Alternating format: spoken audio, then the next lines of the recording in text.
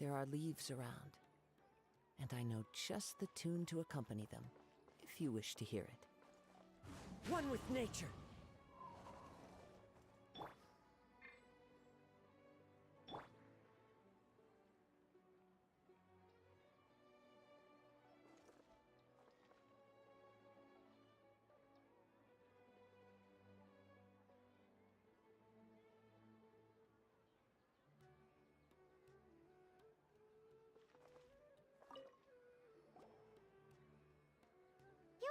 Actually Nahida, aren't you? Paimon felt like Catherine was acting weird when we met at the Sumeru's festival. And Dunyarzad, did you save her? It's a really long story. We shouldn't disturb her. Her consciousness is still weakened. Let's chat somewhere else. How about by the Traveler's favorite bench?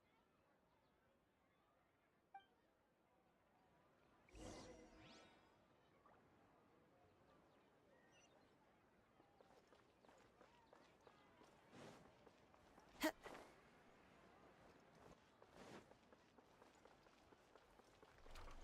will I be able to see Nilu perform again?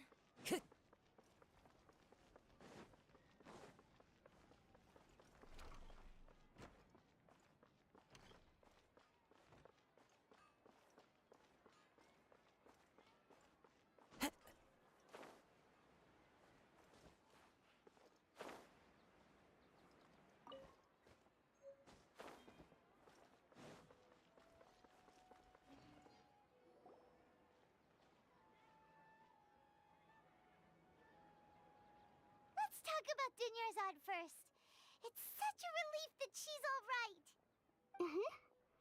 After we parted on the last day of the Sumeru's festival, I left the city and saw what the Traveler had described. Among the countless dreams, I found one that was growing fainter and fainter. This proved my suspicion. Once Dunyarzad could no longer bear the Akasha harvesting her dreams, her consciousness began to dissipate. But this also meant it escaped the Akasha's control. Such a small fragment of consciousness can't last for very long, though.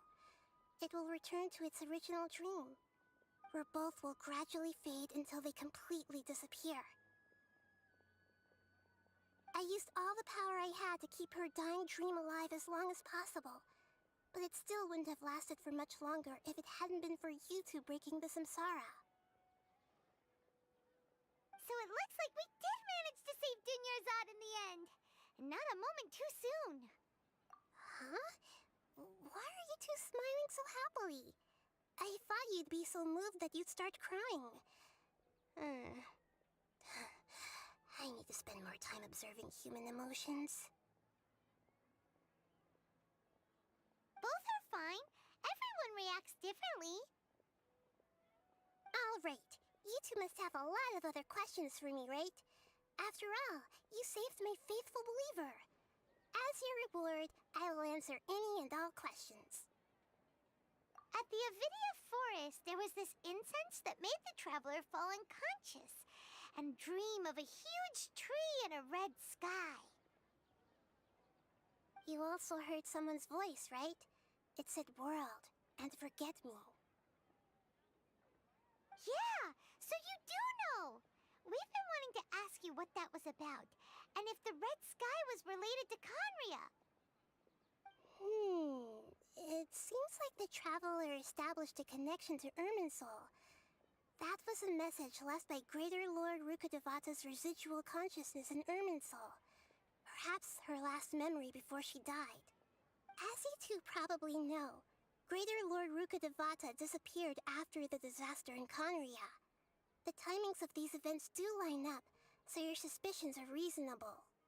A message from Greater Lord Rukkhadevata? We thought it was from King Deshret. King Deshret? That god who died even longer ago? Some present-day desert dwellers still worship him. You probably just heard some of their conspiracies. Okay, so what does the message mean?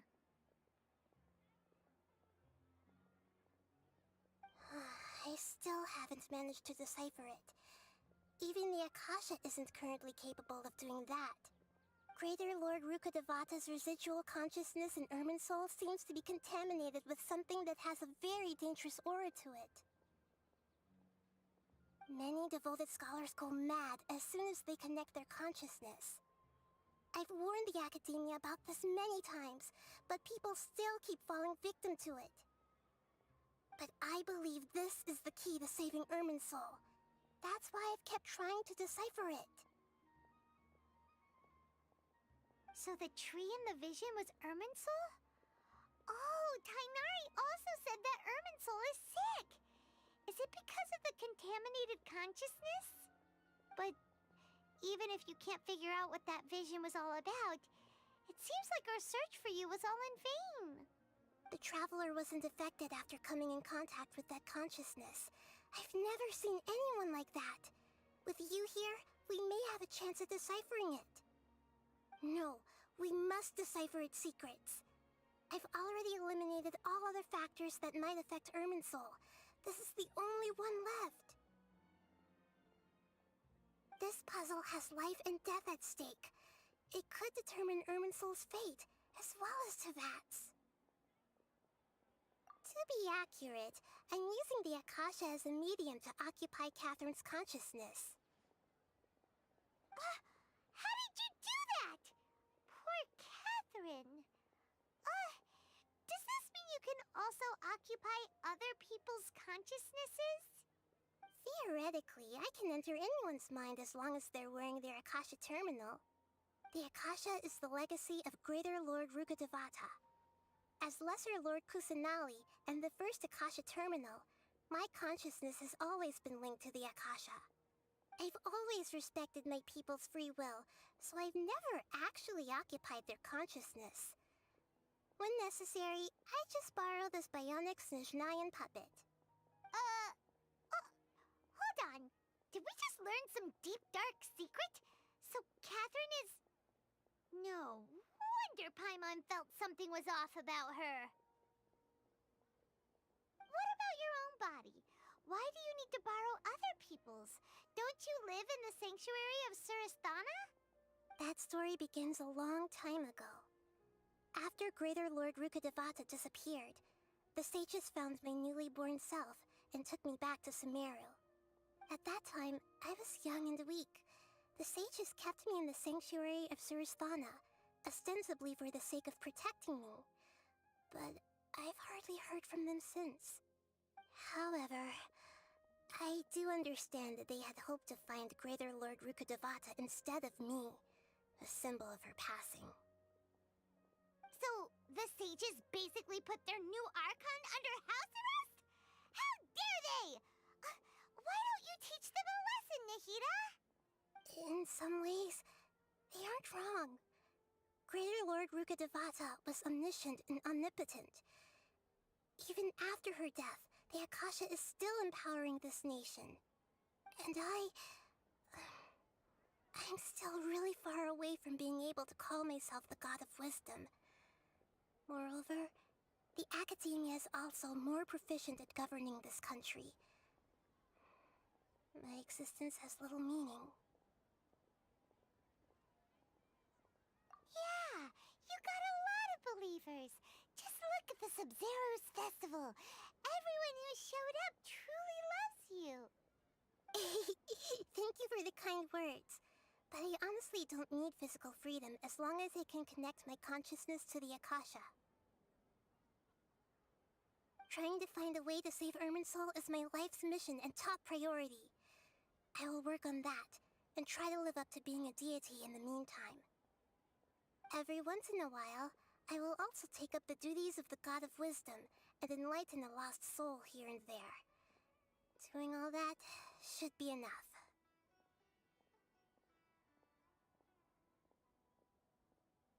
There's never been any big problems with the Academia's governance of Sumeru. This is the first time I've seen them step out of line. I wonder what caused them to go down this path, and what they hope to achieve. Even though the city's residents haven't noticed anything strange, if the Traveler hadn't broken the Sub-Zero's samsara, the situation could have become dire. I tried to do some investigating in the Akasha, but I couldn't find anything suspicious. And all the people of interest seem to purposely avoid wearing their Akasha terminals. I think they're deliberately trying to hide something. Oh, that reminds Paimon. In Gandharvaville, there was a sage who had invited Tainari to join some kind of project. Could it be related? Regardless, I need to first investigate the sage's motives, make things right, and punish them if needed. But I'll have to be discreet, or they'll see me coming. You mean how the Akasha stops you from having dreams? Yeah, it's been such a long time.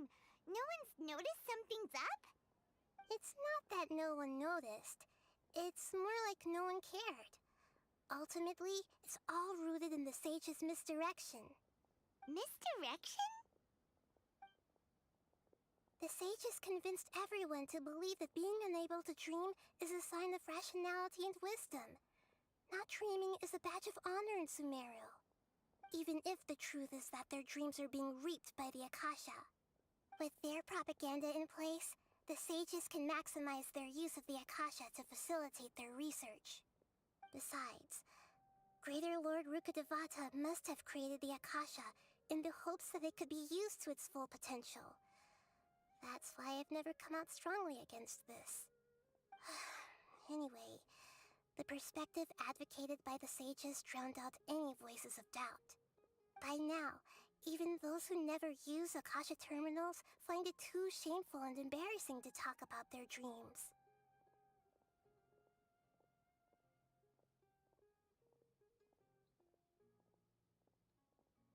Got it! I hope my answers were satisfactory, seekers of knowledge. To be honest, maintaining Dunyarzad's fading dream took a lot of mental energy. I think I may need to rest for a while. Oh, and you don't need to worry too much about the sage's activities for now. The Akasha won't be able to conduct another project on the scale of the Sub-Zero Samsara in the immediate future. Go and get some sleep. Leave everything to us. What a relief. This is truly the most exhausting birthday I've ever had. Traveler? Paimon? Why am I here? Do either of you know?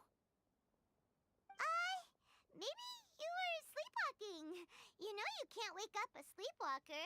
We happened to walk by, so we thought we'd wait for you to wake up. I see. Huh. I should visit my maintenance personnel sometime. Oh, I'm fine. I better go. Thank you.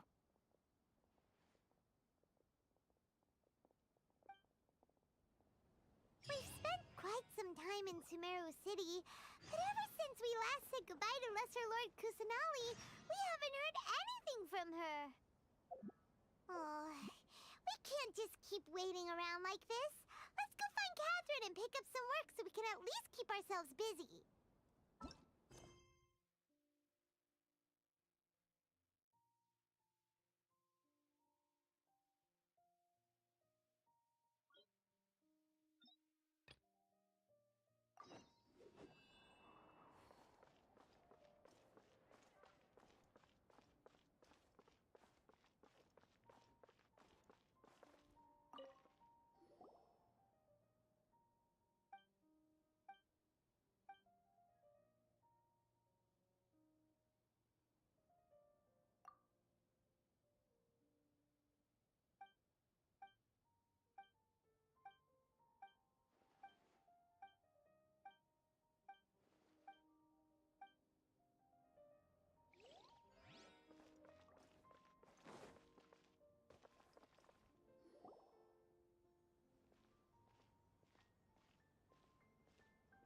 Ad Astra Avisask.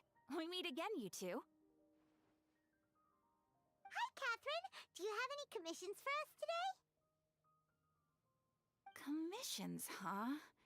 Oh, how about this? please attend the Academia's Academic Symposium this afternoon and recite a love poem on stage. Wait, say what now? And if possible, please also use your camera to capture the reaction of the audience upon finishing the poem. Huh? What kind of commission is that? I see. It appears that you're not interested in this commission. In that case, please go to Port Armos and convince the Eremites there to spend some time volunteering at the local orphanage. Hey, that's not any better. I'm sure the mercenaries will have some interesting reactions as well. Paimon's gotta ask, just who exactly has been submitting these commissions to the Adventurers Guild? Oh, the commissioner? Well, actually, I just wanted to see the two of you in action. Was it so obvious? I was hoping you would actually take one of those commissions. That kind of chance to observe humans doesn't come by often. Ah, so it's Nahida. Paimon just knew Catherine wouldn't crack those kinds of jokes. When did you get into her head? From when she said, Ad Astra Abyssosk? So it's been you this whole time? Are you done resting up, Nahida? Yes. I've been sleeping ever since we parted ways, and I even had a really, really long dream. It was another dream about the Sub-Zero's festival, except it was a happy one. In my dream, I was sitting in the middle of a flower terrace, and everyone in Sumeru City was holding hands as they danced in circles around me.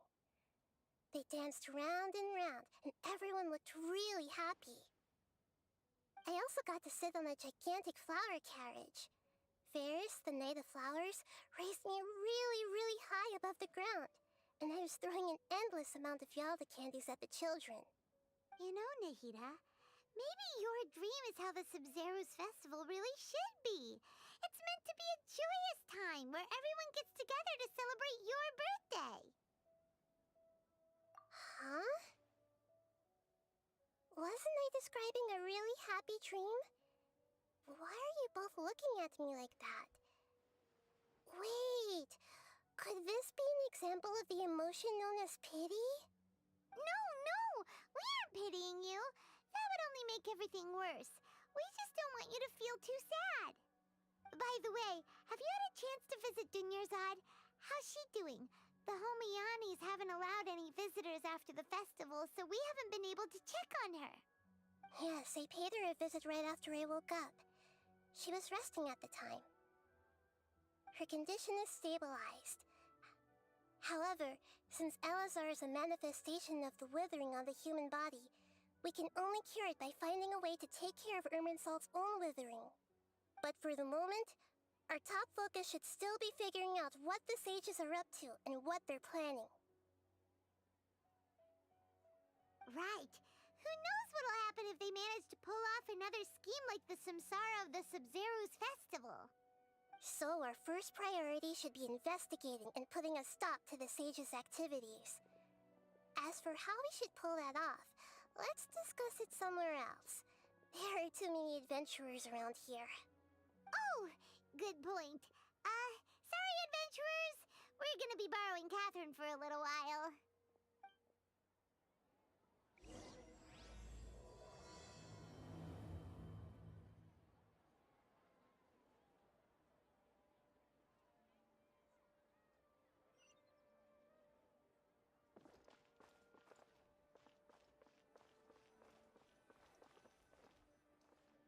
Let's continue our chat here. Okay, so do you have any ideas on how we can investigate the sages, Nahida? Actually, I've already done a little bit of work on that. But for now, I want to hear your thoughts.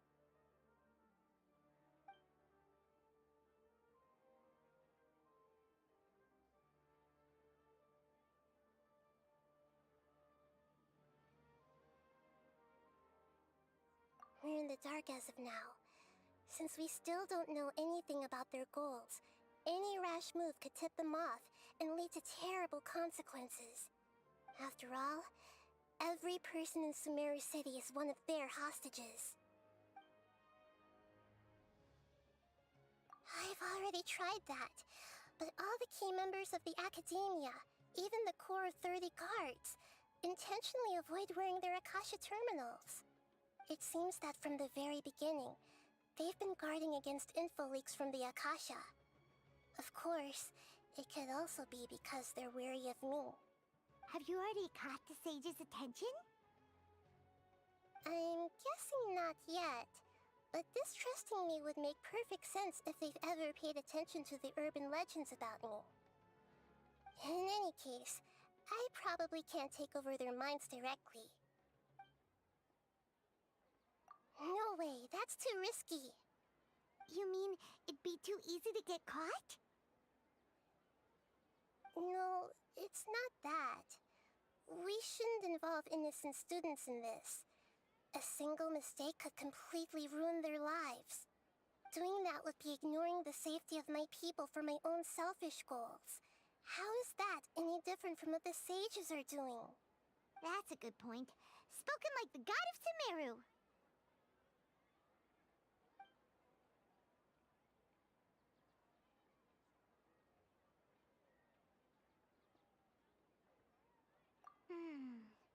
Are we really out of ideas?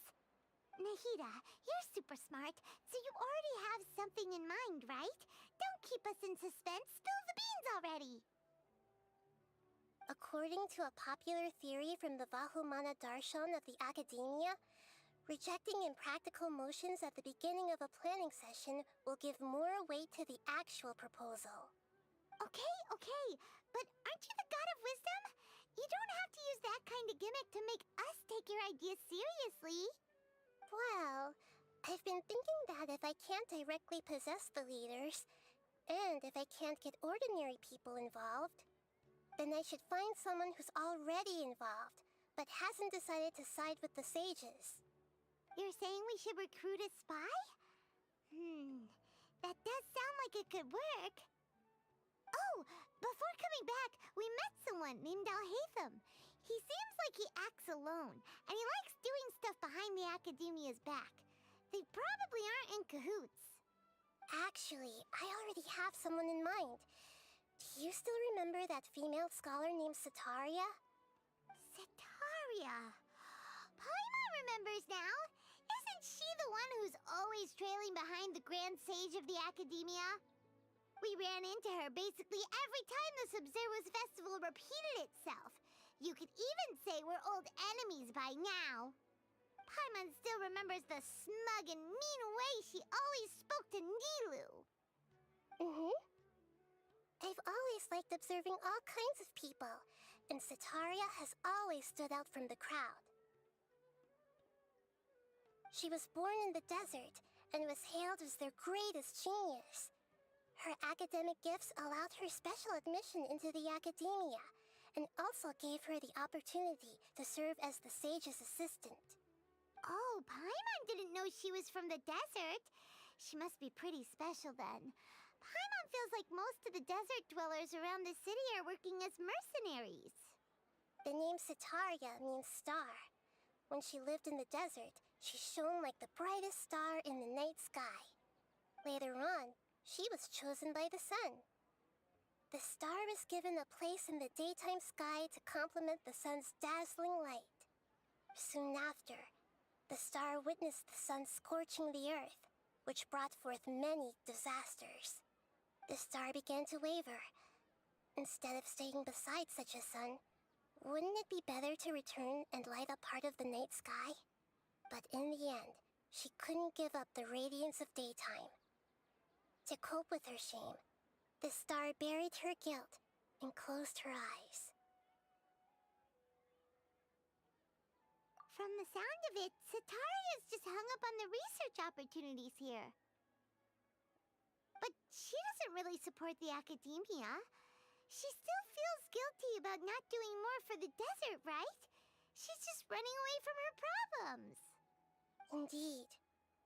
When they are presented with complex moral issues, many people will simply plug their ears and go with the flow until the problem can't be fixed anymore. She's suppressing a lot of guilt, but before she realized it, she had already become the sage's accomplice. She can't deny her part in their schemes anymore.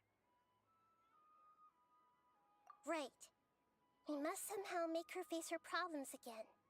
That way, not only can we get useful intel from her, but she can also use it as an opportunity to redeem herself. From my past observations, Setaria will take a day off from the academia every 10 days to do some shopping in the city. Tomorrow afternoon just happens to be a shopping day for her. That'll be our chance. To prepare, let's go check out some of her favorite spots, and have a quick chat with a few of the vendors there.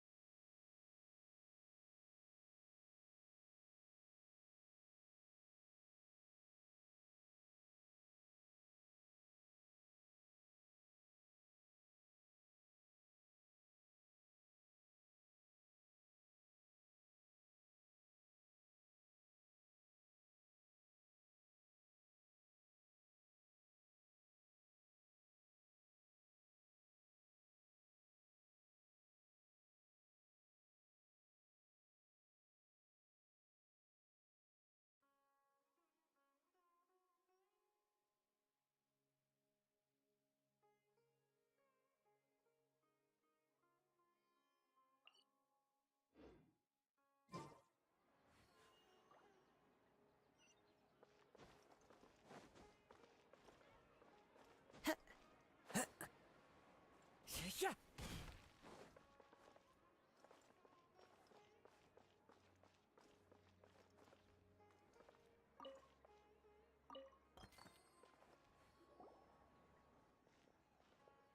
This should be Setaria's favorite fortune-telling spot.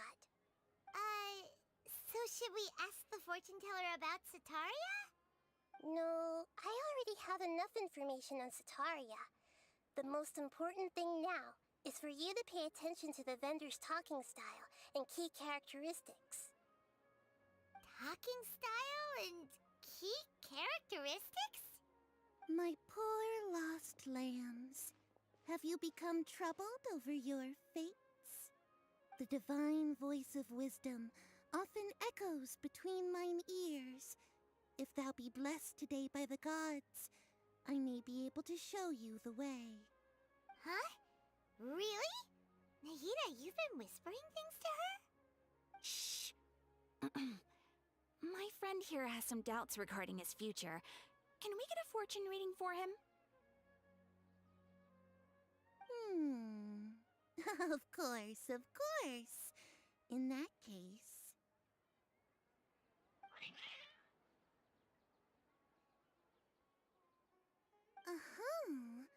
It would seem that Harut and Marut are quite wary of you. Perhaps, at some time in the past, you have somehow offended the gods.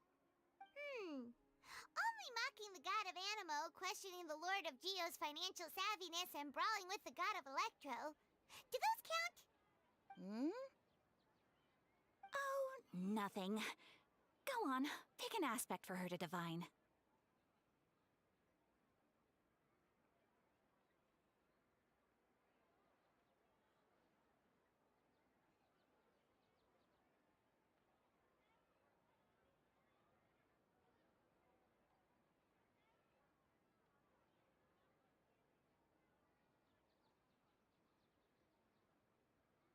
Love prospects? No problem at all.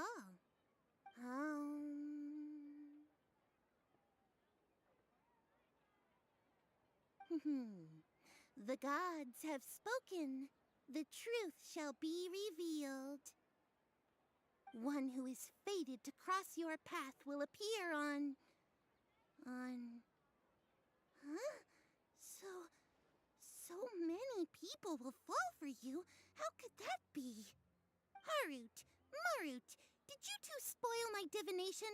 I've never read a fortune so absurd.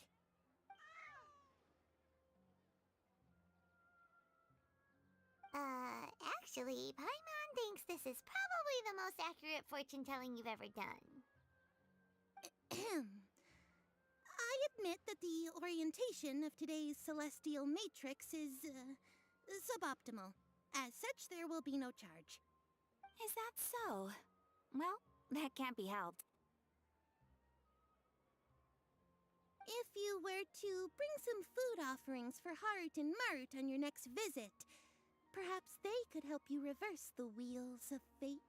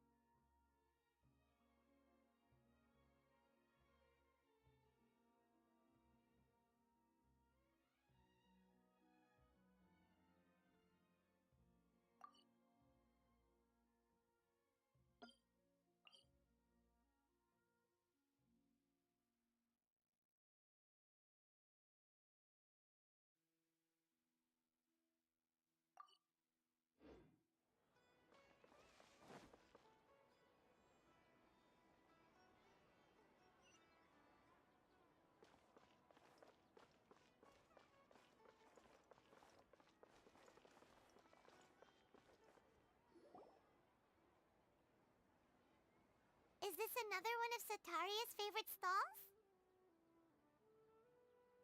Yep, it belongs to a king.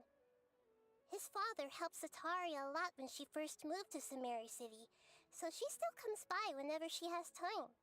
When I start talking with him, listen carefully to the details of our conversation. Ah, dear customers! Would you like to look at some pottery? We caught wind of your great craftsmanship, so we specifically came to take a look. Oh, I recognize you. Aren't you Miss Catherine from the Adventurers Guild? Sounds like I'm in for some big business. Speaking of, where did you learn this trade? I suppose you could say it all started with my dad. He's a mason by trade, but I picked up an interest in clay while apprenticing for him. After that, I began making pottery by myself in secret, and I simply changed trades when my works turned out well. Although it's a pity that I'm no longer making much use of the knowledge provided to me by the Akasha.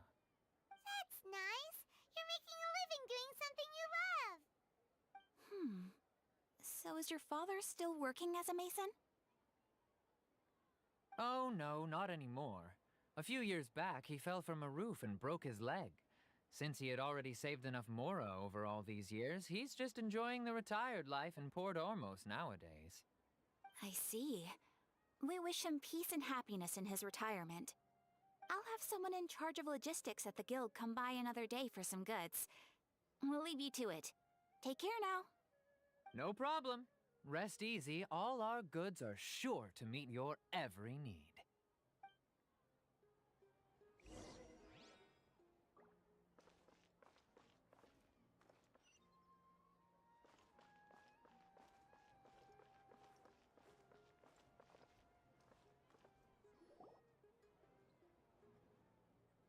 This should be our final stop. Sataria's always thinking of this restaurant when she's working at the academia, so she always comes by whenever she's out in the city. Nahida, you've really thought of everything. It's my duty to protect Sumeru's citizens, after all. Hi there. I feel like I've seen you down by the docks before. Huh? Sorry, I don't quite remember. If I recall, you were having a discussion with someone about shipbuilding at the time. Ah, that's right! I've always been really interested in feats of marine engineering. After all, I grew up in Liyue Harbor and spent my entire childhood staring at the ships going in and out of the port. I came to Sumeru to study, but failed to make it into the academia due to my lack of talent. But I'm still discussing all kinds of problems with different scholars, and I'm continuing to study and perform research from the restaurant's basement. I'm sure I'll get into the academia after their next round of exams. What an admirable spirit for learning! Amazing! Sure, but you'll find hardworking people wherever you go. So this restaurant has a basement as well? Huh.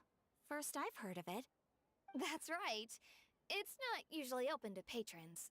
Most of the time, employees use it for breaks or to hold private events. I see. Guess that makes sense. Well, good luck with your studies, Miss Chishan. Thank you so much.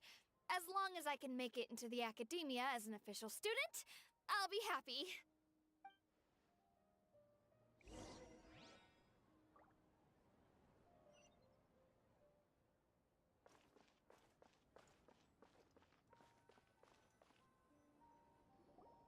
So, was that everybody? Mm-hmm. 3 familiar faces should be enough for Sataria. What's the point of all the information we've collected? Nahida, you still haven't told us how you're planning to make Sataria face her problems. Sataria is already used to avoiding her problems, so we must find a way to break through her usual sensibilities. I remember you mentioned that the Eremites in Port Ormuz are all making a fuss about the upcoming resurrection of King Deshret.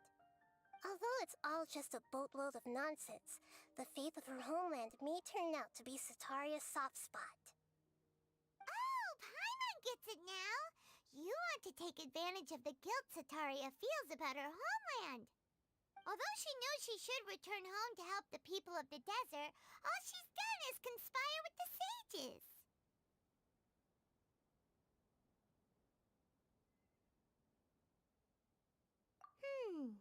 So how do we set that up? Well, King Deshret is long gone, and Sataria is also too smart to fall for any simple tricks. If we simply engaged her under the guise of King Deshret's believers, she would definitely be weary of us, and we may not get anywhere. But if we were to borrow some of her close acquaintances to talk with her, her reaction would probably be very different. So, you mean you're going to possess those people we just talked to? Yep. Possess them through the Akasha. Imply they've already converted to the faith of King Deshret, and then convey our made-up will of King Deshret. As long as everything goes smoothly, we'll get through to Sataria for sure. She'll never guess that we had anything to do with it. So that's how you're going to use all the info we collected on these people. It's so that you won't slip up and break form. Possessing them will only work if you can manage to pass off as them. Exactly. So, best of luck with impersonating them. Huh? Best of luck? But we don't know how to possess anyone. That's no problem at all. I'll just share all their senses with you once I've possessed them. As long as you're also wearing an Akasha terminal, the effect will basically be as if you've possessed them yourself. Huh. That is pretty convenient. But why does he have to do this? Can't you do it yourself? Although I've been observing humans for a while, I've never been good at imitating them. You're not wrong. It's always been painfully obvious whenever you try to pass as Catherine. If it was at all possible, I would have preferred to leave these people alone. But seeing how things are now, I probably should just accept it and push on. Yeah, don't beat yourself up over it. We're only doing this to help everyone, and we'll only be borrowing them for a little while anyway. Alright, then let's give it a go tomorrow afternoon.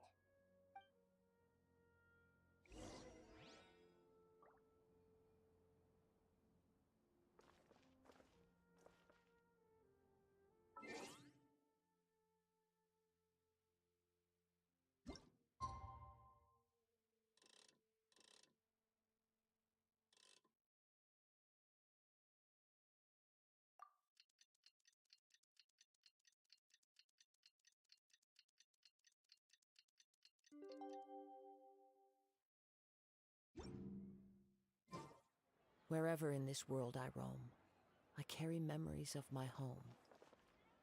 This blade, it is the last link I have to the land of my birth.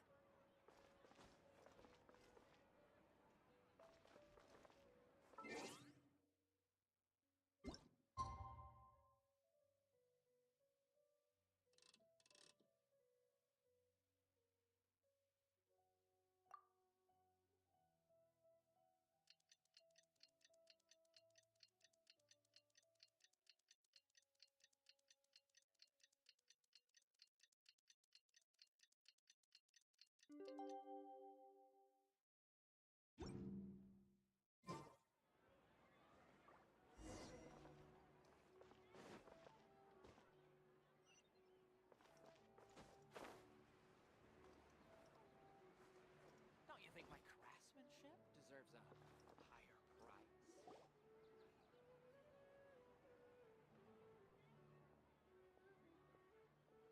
Oh, here she comes. Satori is here. Let's quietly follow her.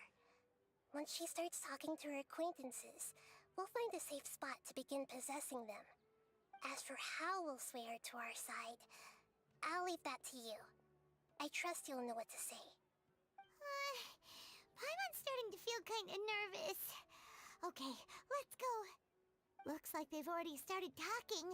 Let's find a hiding spot and get started.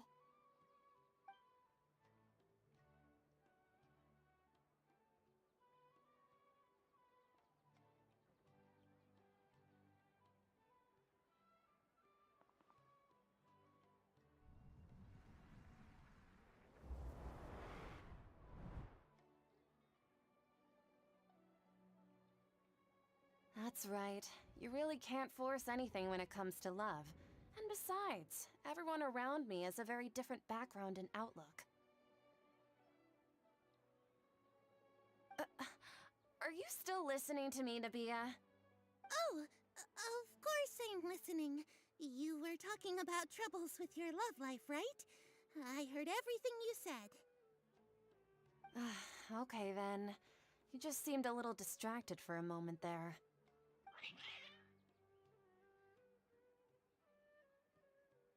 Strange. Your cats seem pretty worked up. Is something wrong? I always thought they were quiet, happy kitties. Oh, what are their names again?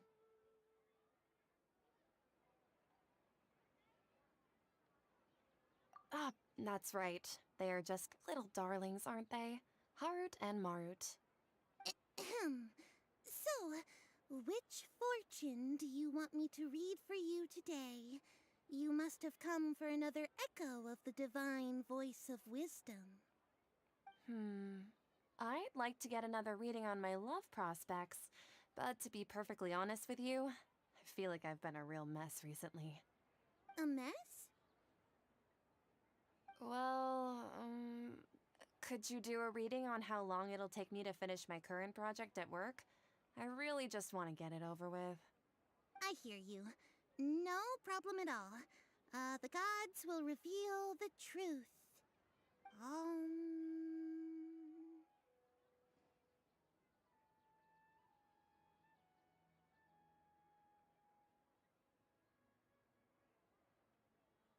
The gods are asking, Setaria, why haven't you gone home? Why haven't I gone home? Do the gods really know everything I've been thinking about? Setaria, why don't you just go home?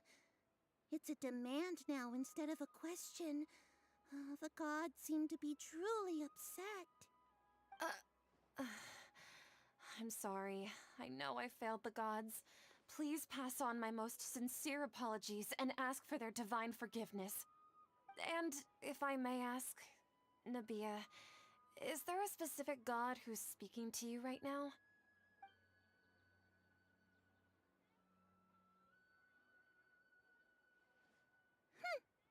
What an inconsiderate and naive question. The god who is speaking to me is, of course, the wisest and mightiest of all, King Deshret. King Deshret? No wonder he would make such a demand of me. Wait a second. King Deshret passed away a long time ago. Even though news of King Deshret's resurrection has been spreading like wildfire, it's all just a misinformation campaign from the Academia. How can King Deshret still exist in real life? What insolence! I am King Deshret's most loyal believer. Do you wish to refute his voice of wisdom? Oh, no. As a child of the desert, I am only reveling in his power upon learning that his divine glory has touched even this city. I will think very carefully about his demand of me. I'm sorry, I must go now. Wait!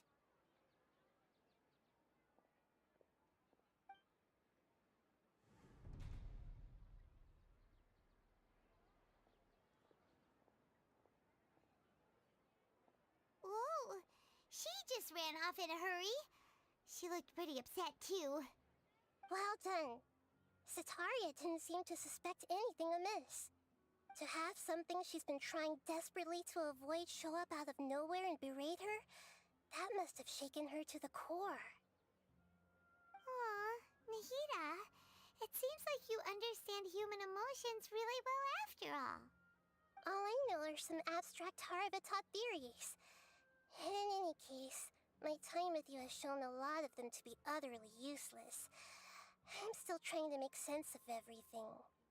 Anyway, enough of that. Let's hurry and catch up to Sataria.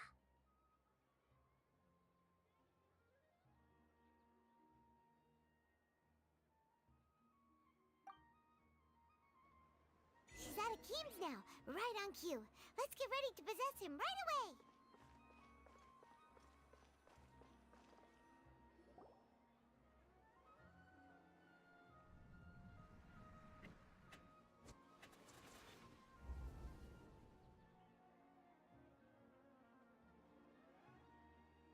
It's okay. I just got caught up in something. Oh, actually, didn't you ask me to help you look for work? What kind of work were you looking for again? Oh, right. Your old man's craft. How could I forget? Speaking of, how's he doing? Is he feeling any better?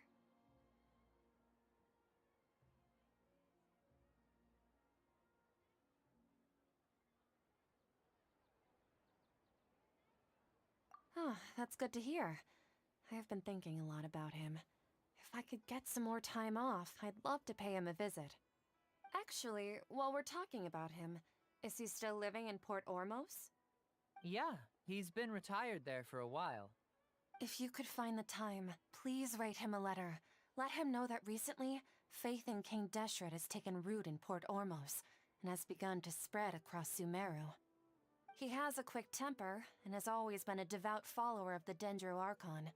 I don't want him to get into a fight with those King Deshret believers because of a difference in beliefs. Oh? So, who are you siding with in all of this? The Academia or King Deshret? I'm so jealous of you. You were born a child of the desert, yet you chose to betray King Deshret, and now you spend all your time with those crooks from the Academia. Akeem, you don't mean... you've also become a believer of King Deshret? What's so strange about becoming a believer of the wise King Deshret? In fact, aren't you the strange one? The one who still can't pick a side? Can't pick a side? Me? Whoa! Paimon had no idea you'd be so good at this!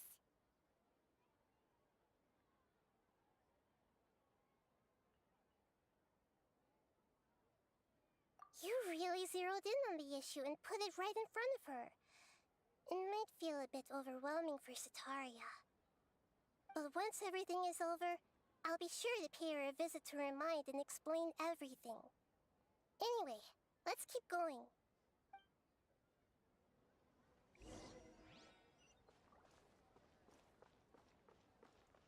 Come on! Sataria's already started talking with Shishan!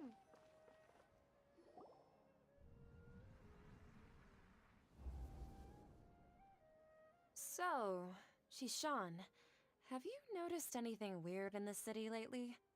Like, as if someone was trying to preach to you about something? Oh, right. Speaking of strange things, I celebrated the Sub-Zerus festival so many times that I lost count. That was really weird. Wait, how could you be aware of that? That should be impossible. Nothing in the report indicated anything like that. Are you still failing to realize that the Academia's lowly tricks could never deceive all of Sumeru's citizens? Shishan, don't tell me that you've converted to King Deshret as well! What an absurd question. You make it sound like I should be ashamed for becoming a believer of King Deshret. In reality, shouldn't you be the one who is ashamed?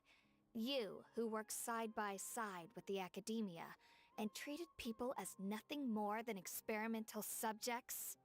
Please, please stop! Even now, Sataria's still trying to run from her problems. She can no longer justify everything to herself. Hey, she's trying to talk to the guards! What should we do? This is the most important part of all. Quick, get ready. Mercenary, you're a member of the Corps of 30, correct? Please help me pass a message to the Matra right away. The situation in the city is getting out of control. Please, try to remain calm, miss. Tell me what's happening in the city. Heretics are infiltrating the city, and they've already converted many residents to their side. Heretics? What kind of heresy are you talking about? King Deshret! Many people I know have suddenly started believing in him, but he's long dead. It's impossible. Miss Sitaria, nothing is impossible. You know my name? King Deshret is immortal, and all who defy him will one day pay the price. You must face the truth, Sitaria. You tread a treacherous path, and the longer you ignore it, the tighter the Academia's grasp on you will become, and the deeper you will be ensnared. Child of King Deshret, never forget that the desert that belongs to you lies elsewhere. What's so strange about becoming a believer of the wise King Deshret? In fact, aren't you the strange one? The one who still can't pick a side? What an absurd question. You make it sound like I should be ashamed for becoming a believer of King Deshret. Sitaria, why haven't you gone home?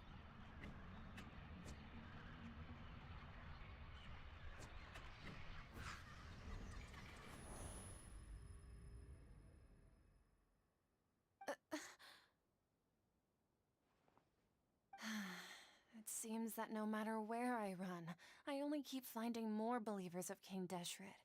I have to say, this is a familiar feeling. I've also been running from my guilt this whole time. Guilt over my part in the sage's plans, and from ignoring the letters from the children of my homeland. But no matter how much I may try to ignore or get rid of it, my guilt always comes back. You won't necessarily lose your research opportunities by facing the truth. Besides, did you really want to conduct your research while carrying such heavy feelings of guilt? How do you know me so well? Are you truly just a believer of King Deshret? Or are you the god himself? That's not important. The important thing is to pass judgment on the Academia and its sages, and to correct their mistakes. If you could provide some assistance in this matter, perhaps it could serve as a form of atonement. I've actually never believed in the gods, but I've always believed in serendipity. Your appearance must be a fated opportunity for me to get out of this wretched situation. Please tell me, what can I do for you? How much do you know about the Sage's current activities? I was just one of the designers for the massed dream harvest scheme, which is what happened around the Sub-Zeru's festival. But I know very little about the full scope of the overall project. I'd assume that only staff with the highest clearance would have access to those confidential documents. I've just been working to meet the Grand Sage's specified requirements. However, there's something that's been really bothering me. I heard that a scholar who was previously expelled has returned to the city, and even the sages are still quite wary of him. To fight against the Academia, we will need to figure out the nature and the purpose of their work. Is there a way for us to get access to the confidential documents you mentioned? It should be possible if we're willing to take some risks. After all, I'm an assistant to the Grand Sage, and I've been working on many tasks outside of the project. One thing, though, I won't be able to transfer the documents to you through the Akasha once I get my hands on them. The sages have always closely monitored all activities within the Akasha. Let me see... let's use the most primitive method. Send someone to pick up the documents tomorrow evening at the Academia entrance. The Academia entrance. Wouldn't that be too conspicuous? Don't worry about that. I assure you, this won't be a trap. I'm only suggesting this location because it'll draw more scrutiny for me to leave the Academia again. It'll be safest for me to distract the guards long enough to hand you the documents. All right, I trust you. So, if I were to successfully complete this task, would it mean I've atoned for my wrongdoings? That'll depend on the judgment of the Dendro Archon. The Dendro Archon. That's right. Her people are the ones we have endangered.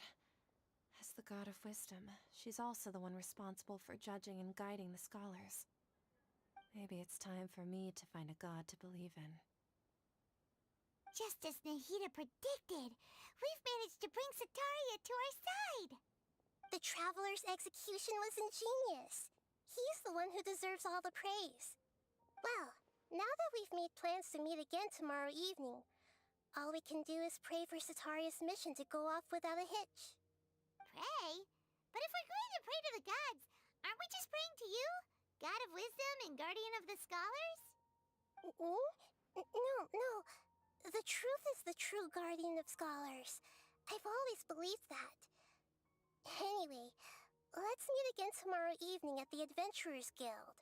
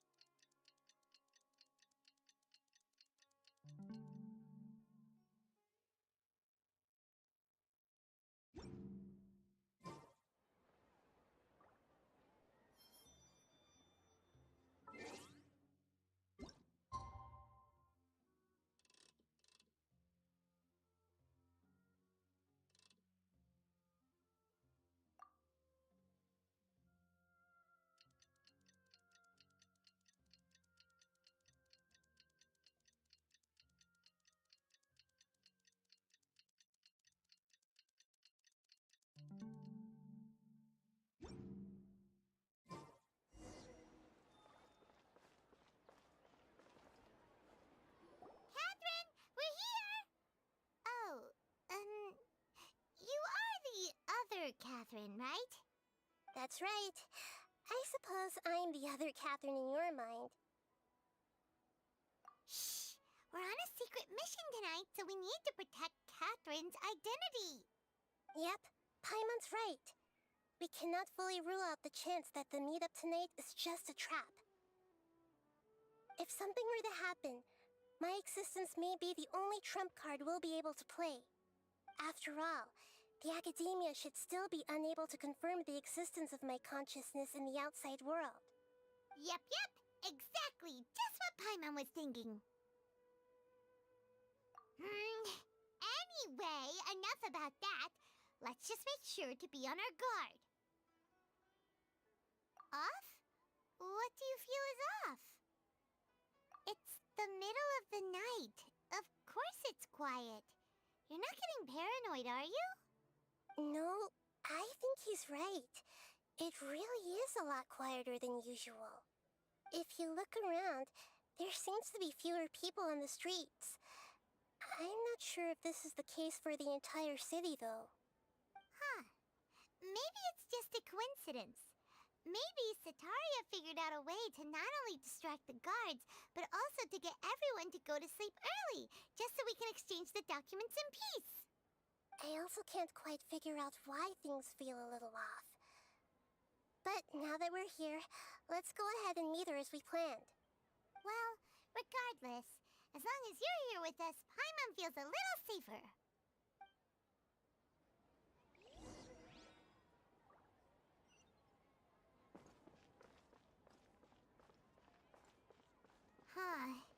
There really aren't many people out right now. Let's hope it'll be this quiet in front of the Academia, and that Sataria managed to distract all the guards.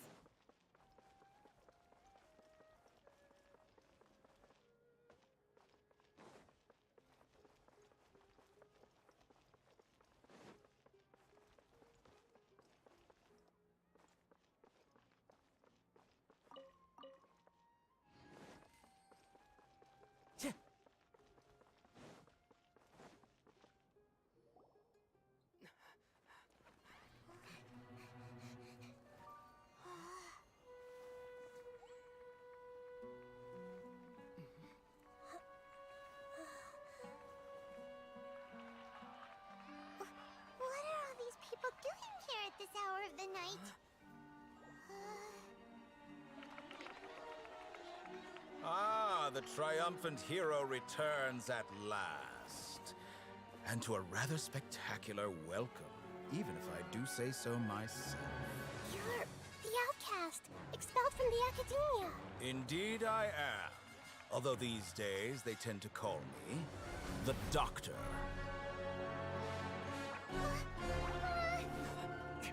If you're looking for your researcher friend, she has already been taken into confinement. With some basic caution, she could have discovered the listening device on her person. Clearly, she lacks the degree of rigor expected of a true scholar.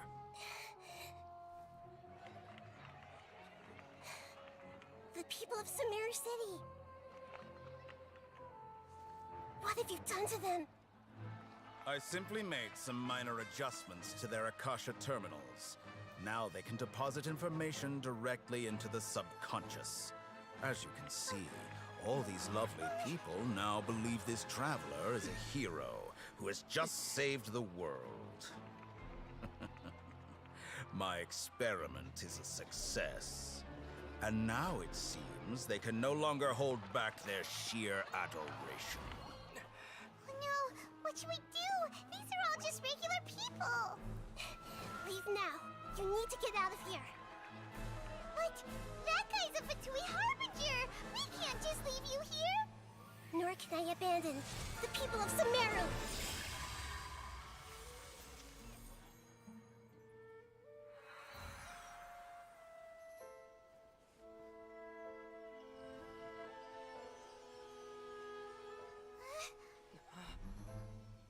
Don't worry. We'll meet again outside of the city.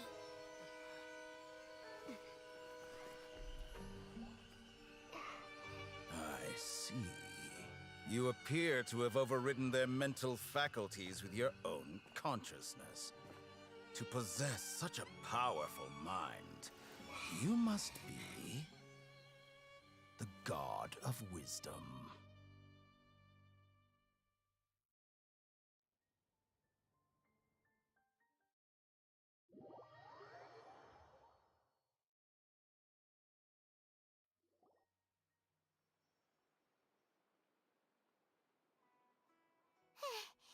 This should be far enough. Whew. Paimon needs to catch her breath first. Is Nahida going to be okay? We only made it out because of her. Paimon wasn't counting on running into a new Harbinger here, let alone such a high-ranking one. That guy was number 2. So scary. He called himself the Doctor. Remember, Tainari told us about him. Sataria did say that someone who once got expelled from the Academia came back recently. And that even the sages are wary of him. Yep, sounds like she must have been talking about the Doctor.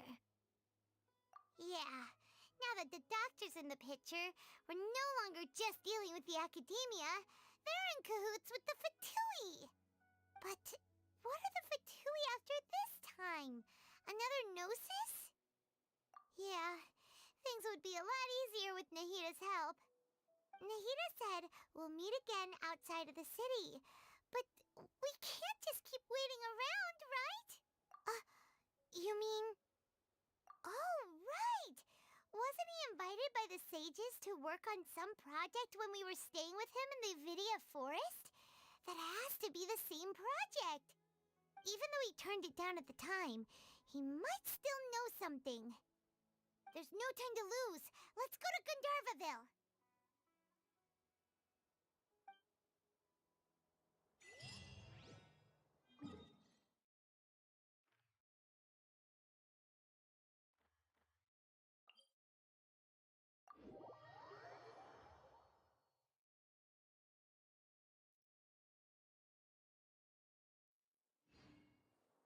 There are leaves around, and I know just the tune to accompany them, if you wish to hear it.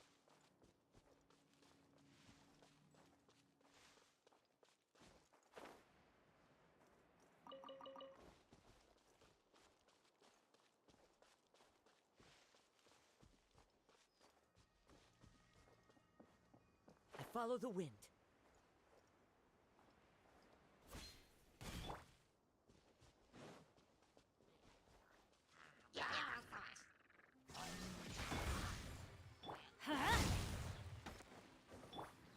The wind knows me.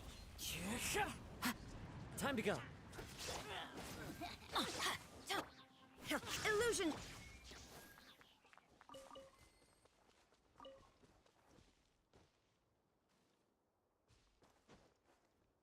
Wind Strider. I'll protect us.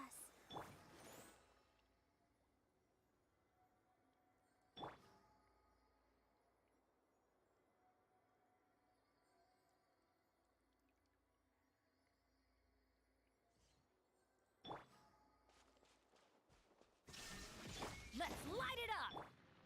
Into the wind.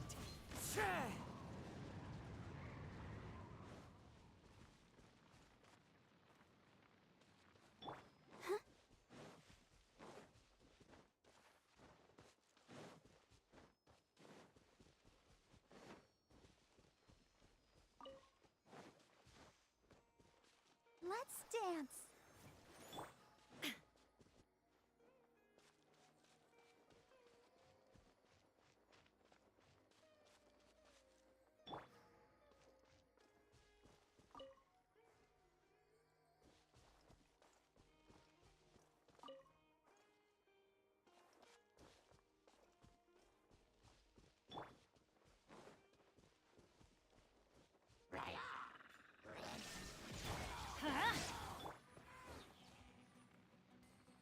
One with nature.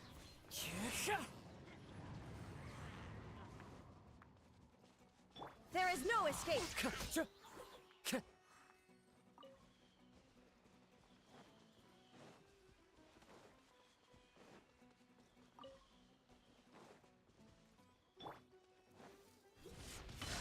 Let's light it up!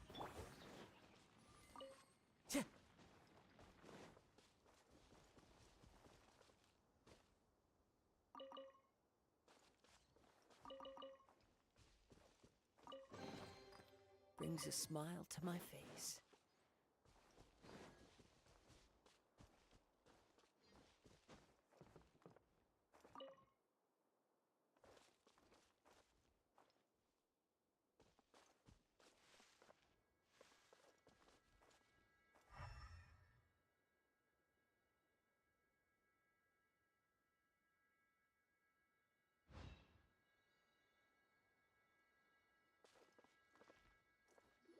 Hold it right there. A blonde-haired traveler and a floating fairy. We've got you all right. Take a look around. You've fallen right into our trap. Are you mercenaries from the Corps of 30? Did you come here to arrest us? Corps of 30? We're nothing like those government lapdogs who don't even get scraps for their work. We are an elite brigade that commands the highest commission rate in all of Sumeru. We're here on the orders of a client known only as the Outcast. The outcast? An outcast from the academia? But why wouldn't the doctor just send the Fatui after us? Still wasting time on idle chit-chat. We'll shut you up soon enough. Get them! You're up, traveler! Shine down!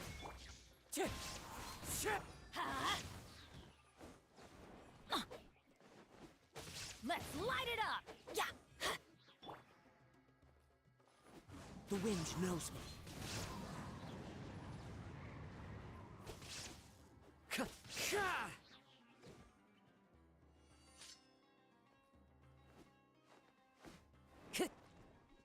Wind Strider. That's close enough, noob.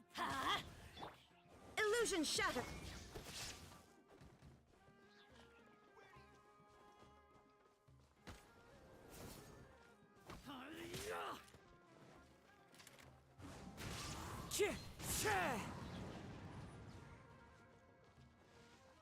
Shine down! Let's light! It isn't over yet! Here comes reinforcements!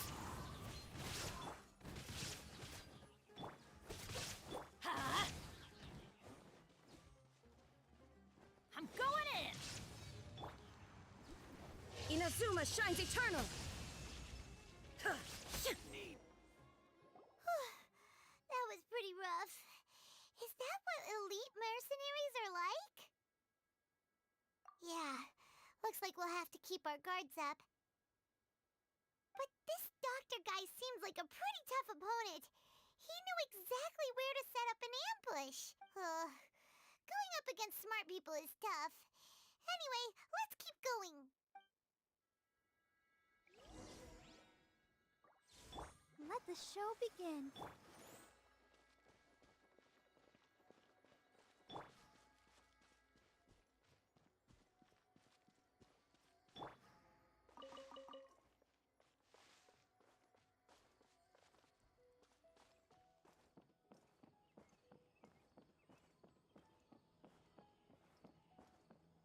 For the next interview, I think I'll start with these questions.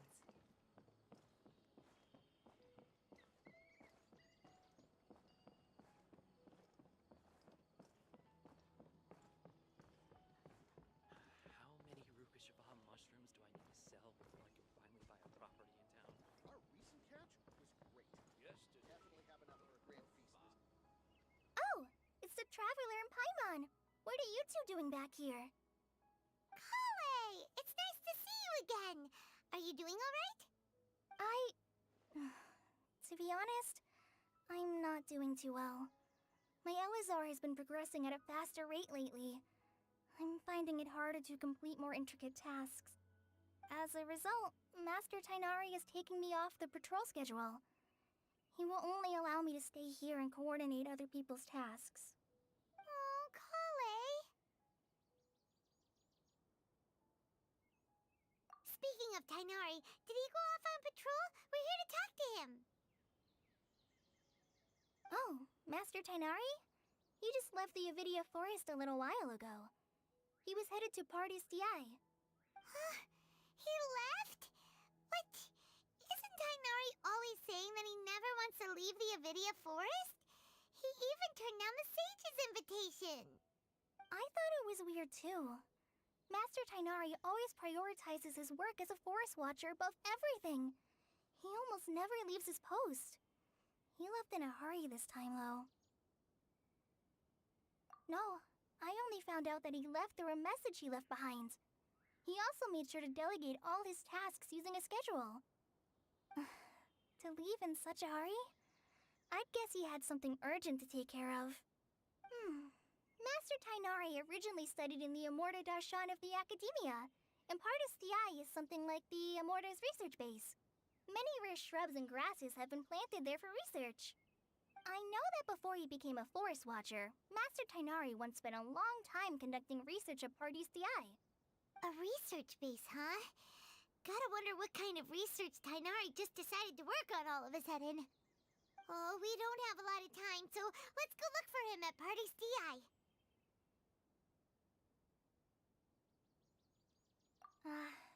Don't worry. I'm fine. I'm used to living with Elazar by now. If you run into Master Tainari, please send him my regards. Got it. Will do. See you later, Kale.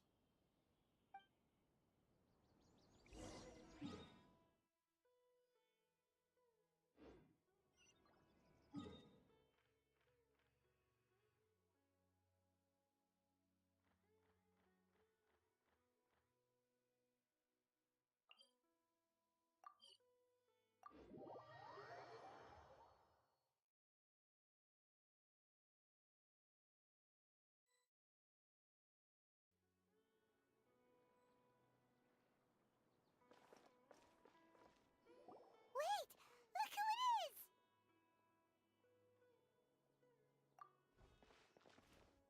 Thank goodness you're okay.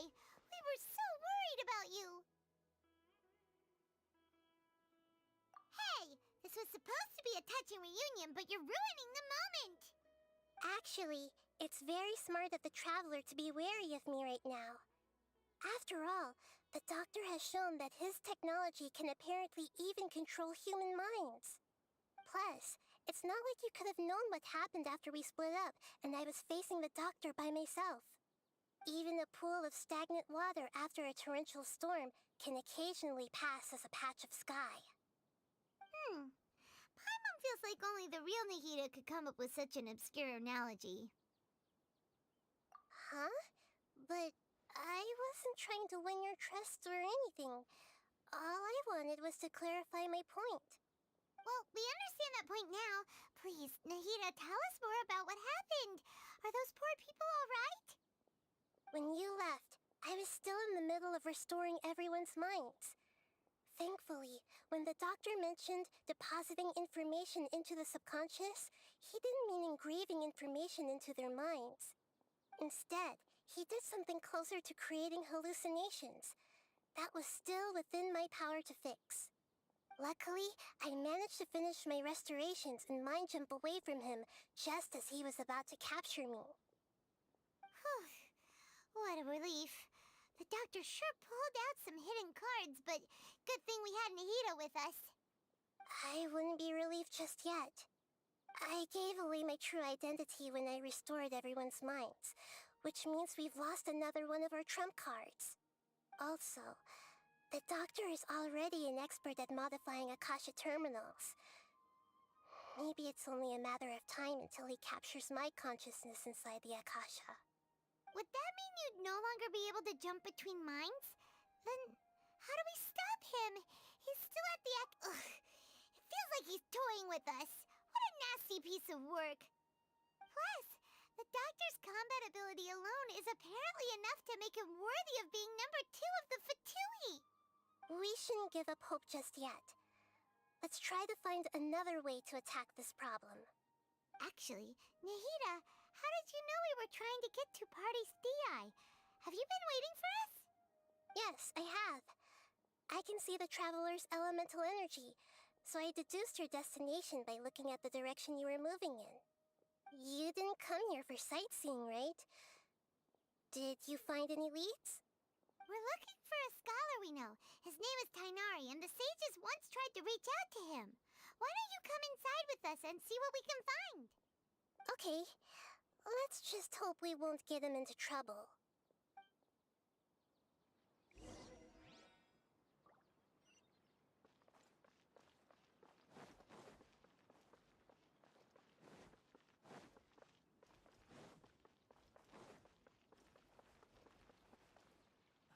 I wish they'd recommend some people with actual competence for once.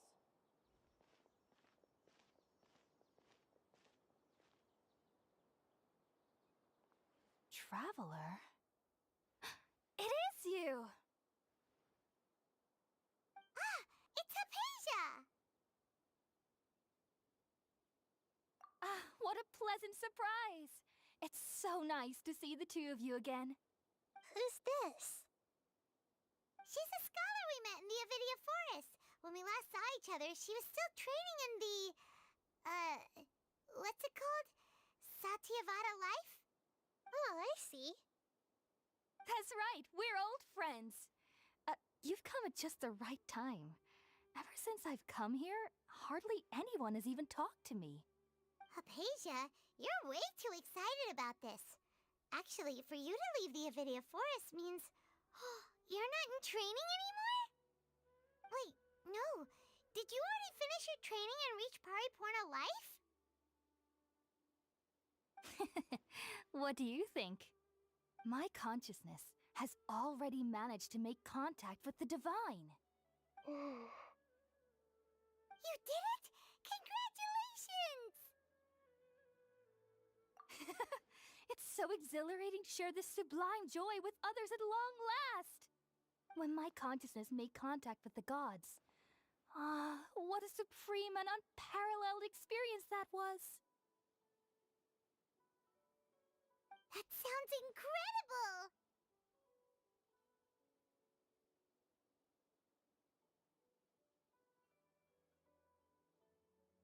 Oh, all right. Actually, please wait. I haven't forgotten my promise to you. Remember? I promised to help you understand what you saw from Irminsul once I gained deeper insights. My current self has not only gained true insight, but I can even help you establish a direct connection to the consciousness of the divine. You can do that?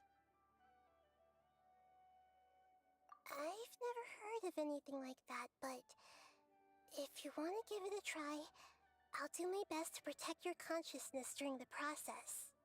Hold on. I brought some spirit borneal with me. This is still a crucial part of the ceremony. We're using that incense again? All right now. Hold my hand. I'll help you establish a pathway to connect your consciousness. Okay. Ready?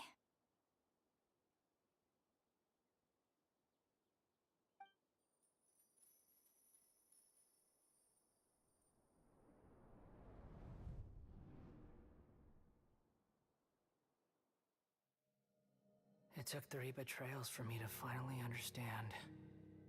The world is just an elaborate tapestry of lies. My fury will never be quelled. The first to betray me was a god. My creator. My mother. Valuing strength above all, she saw no worth in me and I was discarded. The second was a human. My family. My friend. Consumed by fear, he saw me as an abomination. The third was one exactly like me. A hope for the future. A fledgling barely out of the nest. Powerless before his mortality, he broke his promise to me. Humans, they can't be trusted. and the gods fill me with pure loathing. So I said good riddance. I denounce the world and laugh in its face. My chest will never again be defiled by worldly filth. I will scrub away every last trace of human emotion. Then it will be empty, a blank slate, and ready to receive a supreme gnosis, brimming with pure divinity.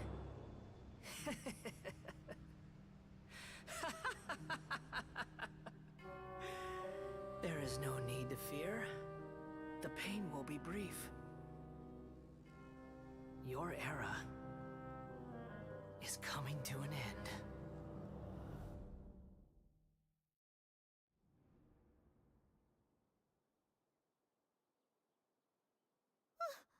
What was that?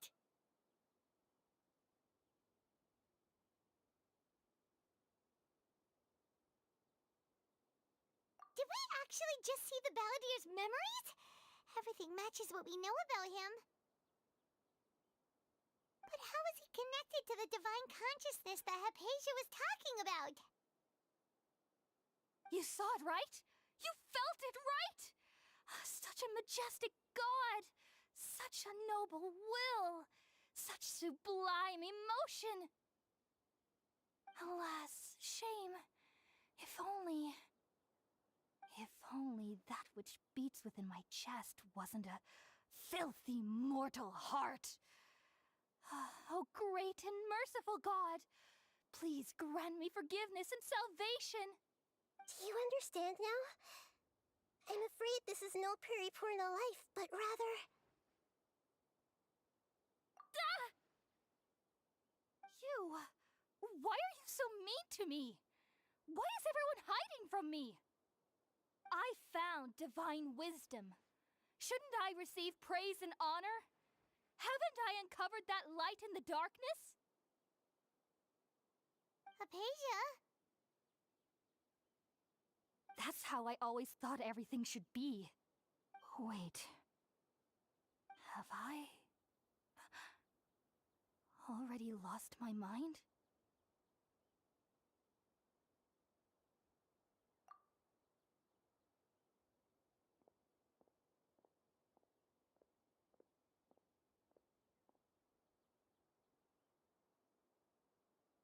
Wait, something isn't right.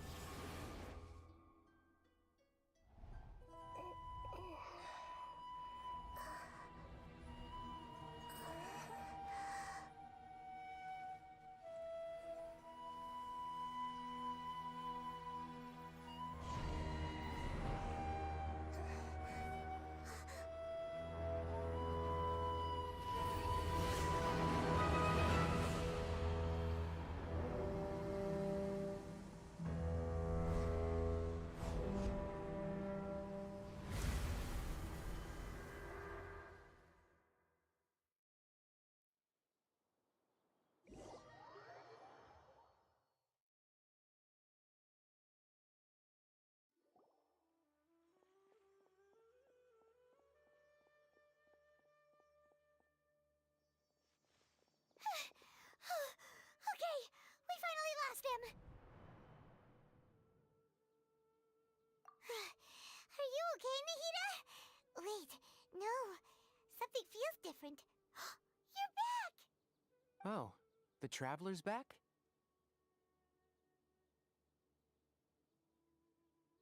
Nahida was controlling your body for a while. It seemed like she jumped over to you as an emergency measure right before the cavern puppet was destroyed. After that, Tainari heard the commotion and came over. He helped us defeat the mercenaries and then he ran with us all the way here.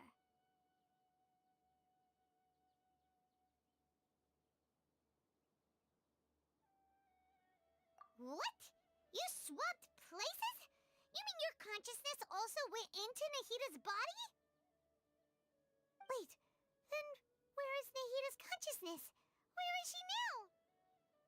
I never imagined that an individual's consciousness could be transferred around like this. Had I not seen it with my own eyes, I would have never believed it. I don't think this can be achieved with current human technology. Also, while we were running, the consciousness in your body told me to pass on a message. She said, "The doctor has found a way to trap my consciousness, so I can't journey with you anymore. But even in a moonless night, a shower of starlight can still drown out illusions and lies." Oh no! Nahida's trapped in the sanctuary of Surasthana for good this time. Was that message all she left for us? It's pretty vague.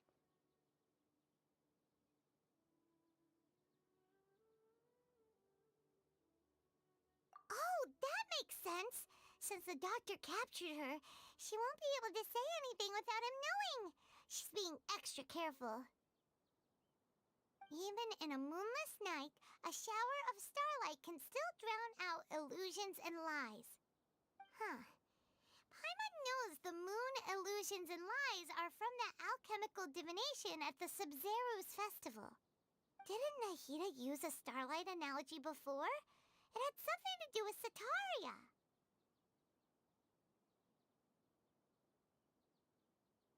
Oh, that makes a lot of sense.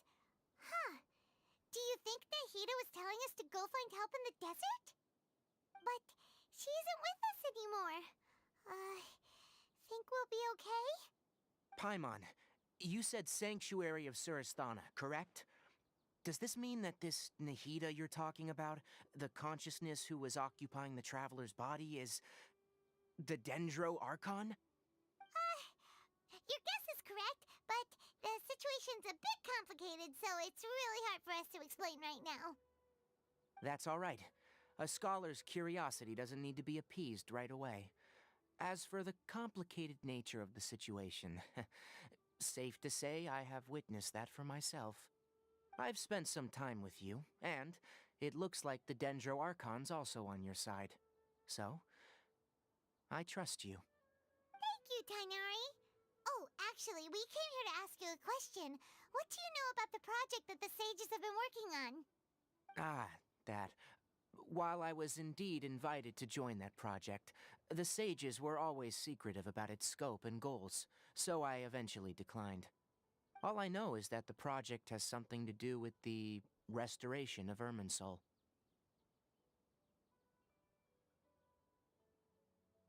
Huh? Did you see something when you were in Nahida's body? What? Do you have any evidence?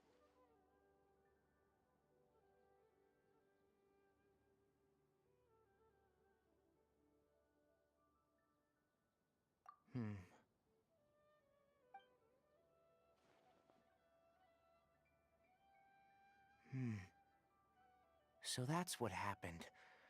That explains why Hypatia's symptoms were different from those of the other scholars who went mad.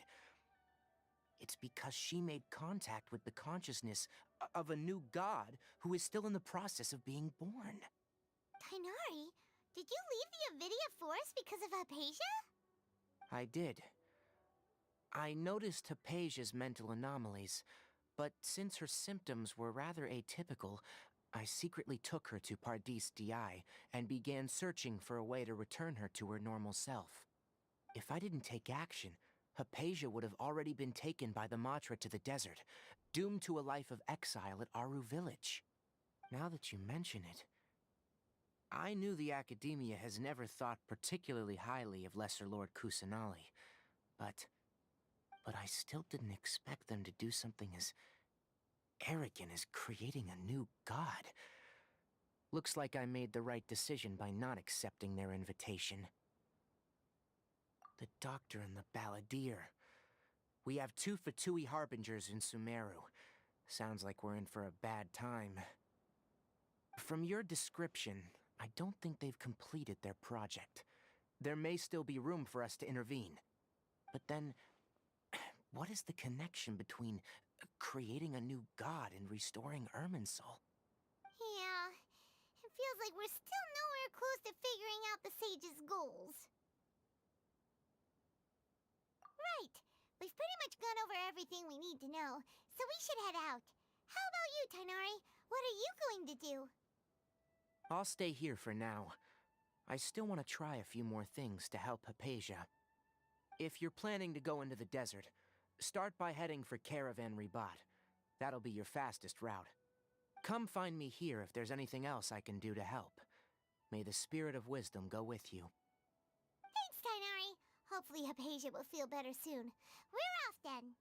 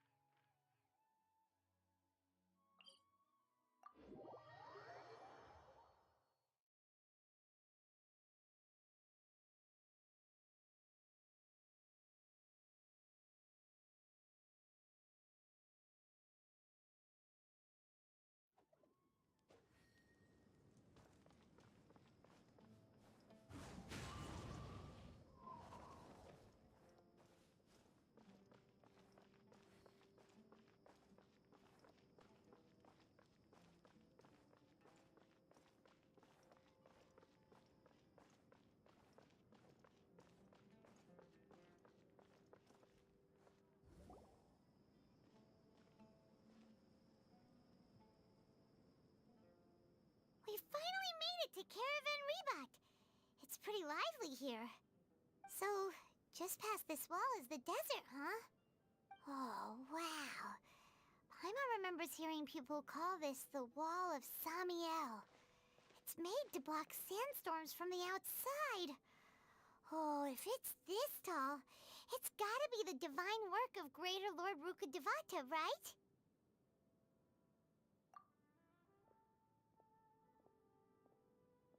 Enough gawking.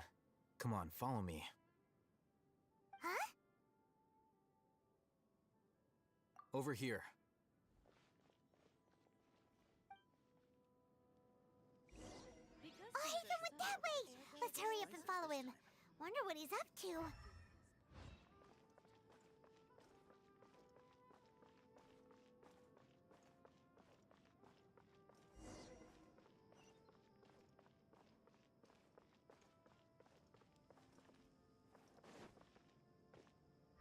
Travelers and visitors, don't miss out! Buy this and that.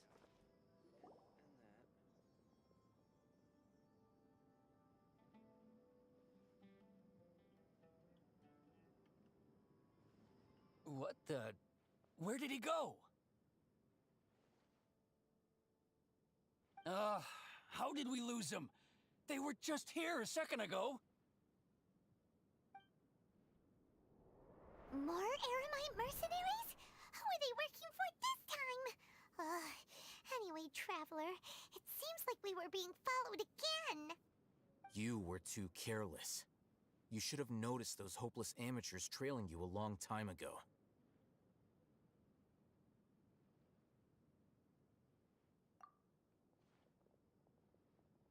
There's no need to thank me. I've never cared to keep track of personal favors. All I did was correct a mistake I happened to come across. It's a habit I developed at the Academia. You really gave Paimon a scare, Alhaitham. We never thought we'd run into you here. Last time we met at Port Ormos, didn't you say you were going back to the Academia? Wait, don't tell Paimon that you're here to take us back on their orders! Oh, so you've already landed yourselves on the Academia's hit list. I can't say that I didn't expect it. However, had I wished to turn you over to the Academia, don't you think you'd already be the Eremites' honored guests by now? Oh, right. You do have a point.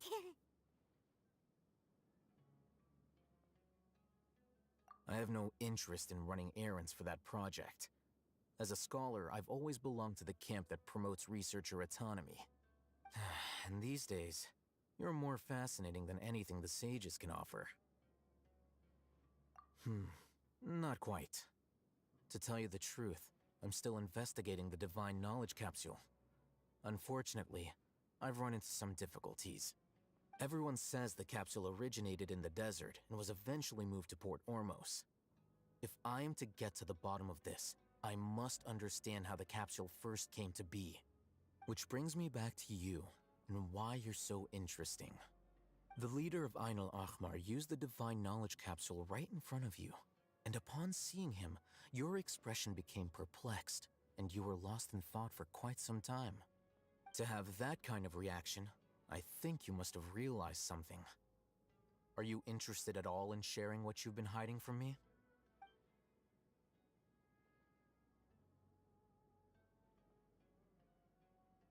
Alhaitham, you really have a ridiculous eye for detail. What kind of person even notices or remembers stuff like that? So that's your answer. Well, I do work for the Academia after all. So considering that, it is indeed wise to keep your cards close to your chest. But that does prove you do have some undisclosed information about the Divine Knowledge Capsule. Am I right? No matter. Rather than simply learning the answers from you, I'd still prefer to investigate on my own. Speaking of, you two are also headed to the desert? That's right! We have the same plan as you! But we don't really have any concrete goals at the moment. Then I'd suggest starting with Aru Village. It's the largest settlement in the desert, so it'll probably have more resources and intel than anywhere else. Well, would you like to head there together? It's always better to travel with someone you know. Let's go!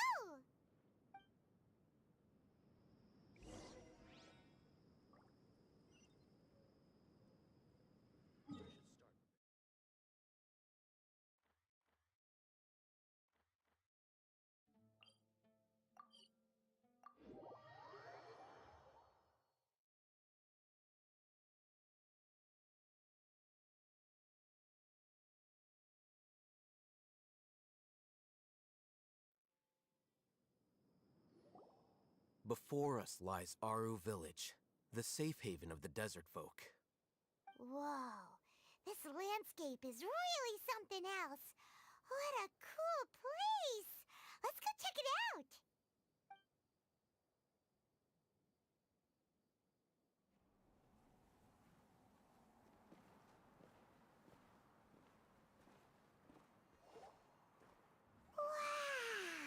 Wow!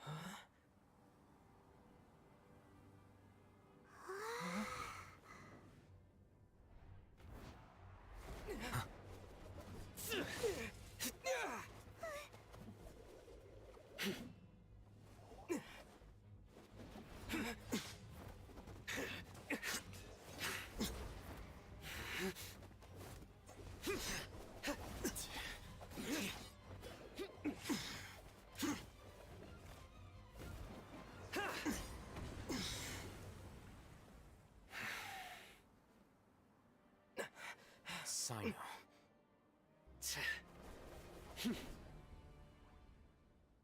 Unless my memory fails me, we have barely spoken 2 words to each other before now at the Academia. Would you care to enlighten me as to when and how I invited the General Mahamatra's wrath? Oh, Hatham.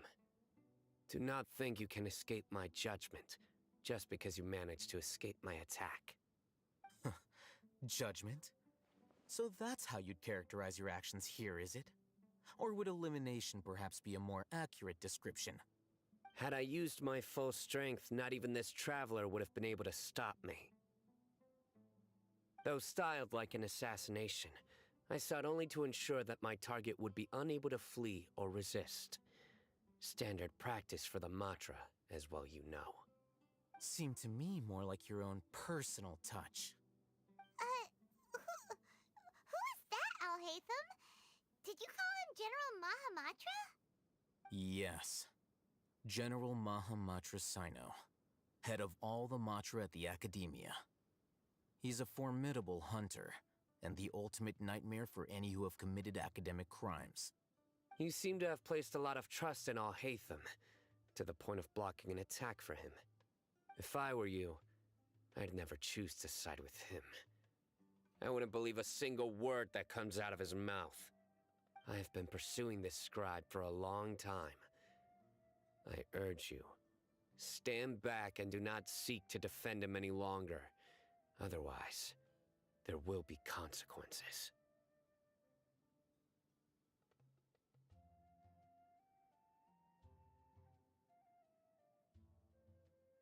Has Alhaitham done something wrong? Paimon doesn't think he's as bad as you've made him out to be. I won't waste my breath explaining things. Alhaitham, I saw it during our fight. Take it out. The divine knowledge capsule you're hiding on your person. Unless you want me to retrieve it for myself. Very perceptive of you. Nothing escapes a Matra's senses. Wait, the divine knowledge capsule? Didn't it fall into the Matra's hands in Port Ormos? No wonder you speak with such confidence, Sino. But I must admit, I'm very curious. What does this capsule mean to you? And why, as General Mahamatra of the Academia, are you all alone in the desert? As far as I'm aware, the other Matra have been speculating about your disappearance. Have you been given a mission that's, let's say, morally dubious? If I was the real target of your mission, what was stopping you from simply using your authority and resources to judge me within the walls of the Academia? I should have known you'd be difficult to deal with. You two? Ugh! What should we do, Traveler? Paimon feels like we can't trust either of them! Ahem. Well, look at you two, acting all tough and self-righteous over there. Wait, Dia?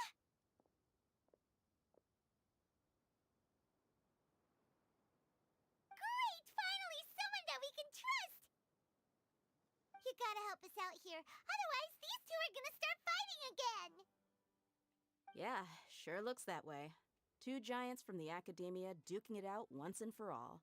Not something you get to see every day, that's for sure.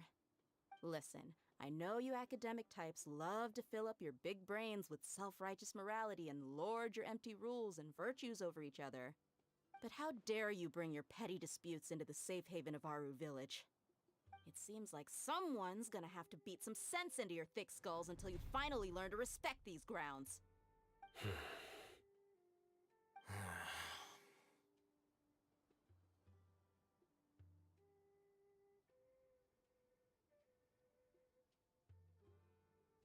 Hey, did either of you hear a word I just said?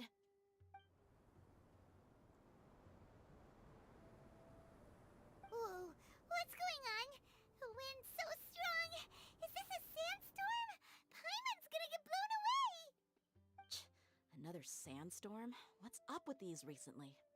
Hey! All of you, over here, quickly! We have to take cover! Someone's calling for us! Oh, this wind is too strong! Let's get over there! That sounded like Candace. Come on, you two. Jeez, are all of you Academia folks such hard work? Move it! All right, stop yelling.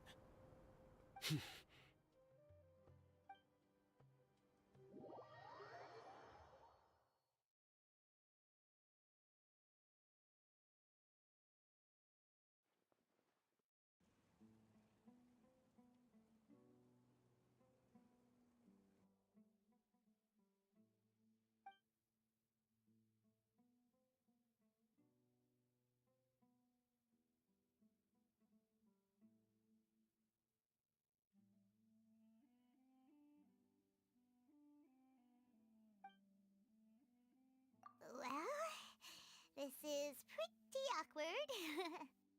Hey, wanna play sardines with 3 people who wanna tear each other limb from limb? Sure, why not? Sounds fun. The air is so thick and heavy. Paimon can hardly keep floating anymore. My sincere apologies, everyone. This is the home of our village chief. I will have to ask you to make do with this small room until the sandstorm dies down. Please, let me introduce myself. I am Candace, protector of Aru Village. Our savior has come at last! Nice to meet you, Candace. The name's Paimon. Thank you so much for helping us.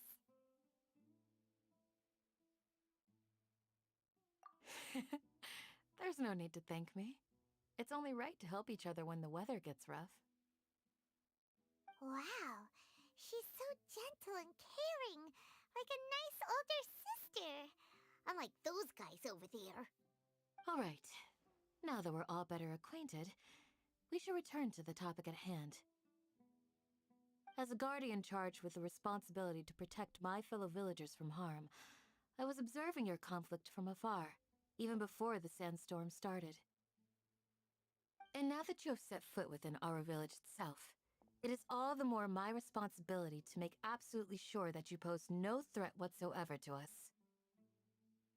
So please, have an honest and sincere conversation with one another, and put your hostile feelings to rest.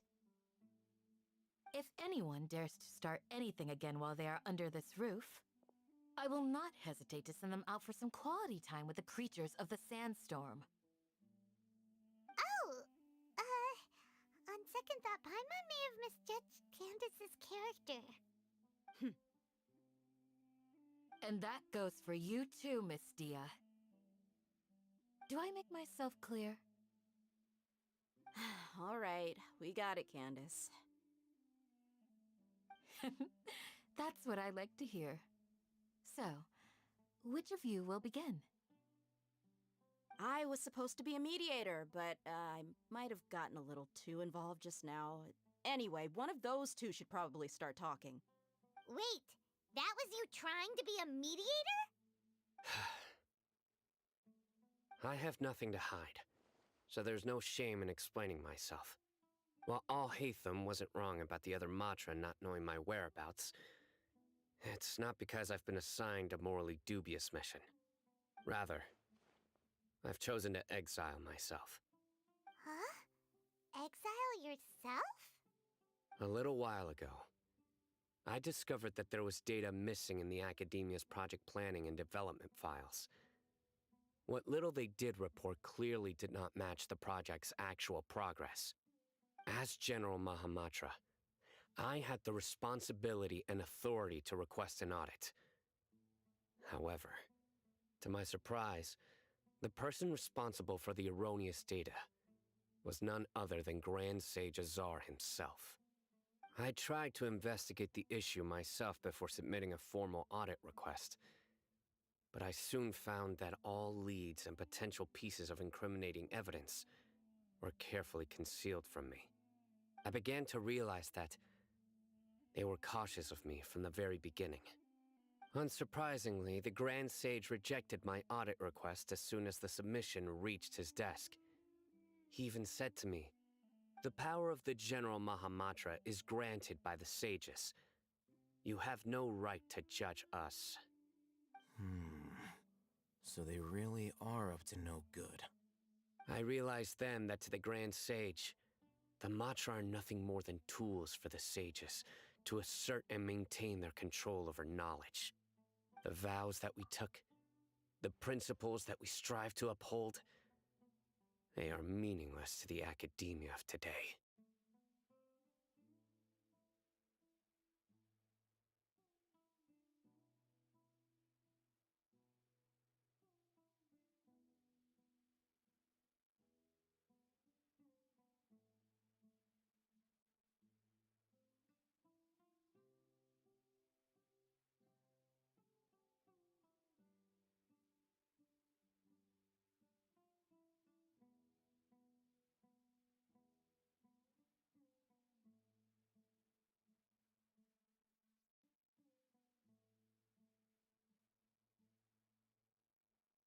I believed it would be wise to flee the academia before the sages had a chance to take action against me.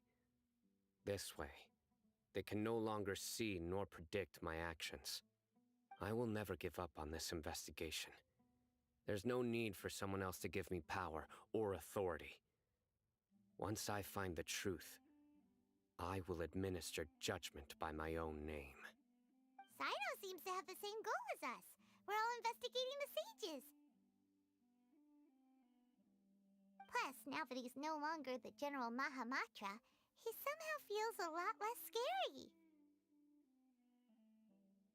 Well, Sino, if that's your story, then why did you see Alhaitham as a target? When I was investigating the matter in the academia, I overheard a conversation between Alhaitham and a sage. The sages asked you to investigate a blonde-haired traveler. Do you dispute this, Alhaitham? What?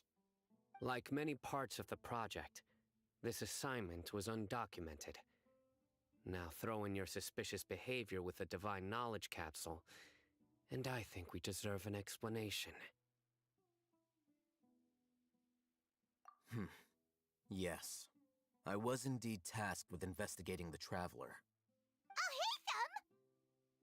After all, the promised reward was so great that hardly any scholar could have refused. The sage told me, once you've completed this assignment, I can give you a glimpse of divine knowledge. A most enticing offer. Unfortunately, those academics don't know me at all. Their words contained one key piece of information, namely that divine knowledge indeed exists. That gave me all I needed to know. From my perspective, the sages are far from trustworthy. Think about it. Isn't it a little strange they're so willing to share divine knowledge with anyone, even as a reward? So, I began my own investigation following the lead of the Divine Knowledge Capsule. In the end, I realized my wisdom in committing to this rather than collaborating with the sages. Had I been less guarded, I probably would have ended up like that Ain al-Ahmar mercenary, incapable of remaining sane for long enough to hold a conversation. You mean that the sages originally planned to dispose of you, using one of those capsules that drive people insane?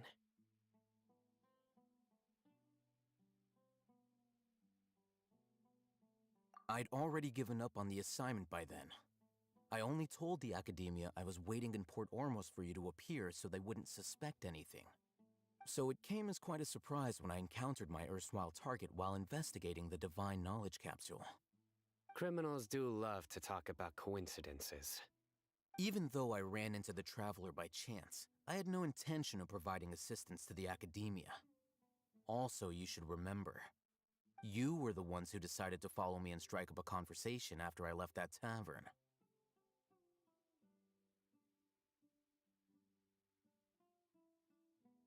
That's true. Alhaitham helped us out at Caravan Rebat as well. Maybe he's telling the truth. I'm willing to apologize, if that's worth anything to you. I took the Divine Knowledge Capsule behind your back because I judged its existence to be a significant risk. I felt that it would be best for no one to interact with it before it had been properly studied. After all, curiosity often proves to be the most dangerous thing in this land. You should be well aware, Scribe Alhaitham, that curiosity can also lead you to danger and suspicion. Answer me this. Did the sages share any information about their project with you? Have I not made myself clear? You and I are both distrusted by the Academia. Do you really think they would tell me anything? Fine. Although you haven't completely proven your innocence, I won't regard you as an enemy, for now. As you wish. Good. I'm glad to see you two clearing up your misunderstandings. And now you, Dia. I believe it's your turn. Oh, sorry. Whatever the boys were talking about must have been so boring that I spaced out. My situation is pretty straightforward. My employer, Dunyarzad of the Homayani family, is friends with the Traveler and is currently recovering from her illness at home. I had nothing going on, so I decided to return to Aru village for a visit. I was actually looking forward to a pretty exciting time getting back together with everyone here. But then I saw these two random guys in the middle of a pointless argument. You ticked me off, and things went downhill from there. Is that all? Well, I will admit that definitely sounds like your style. In that case, welcome back, dear. That's more like it. I missed you all so much, Candace.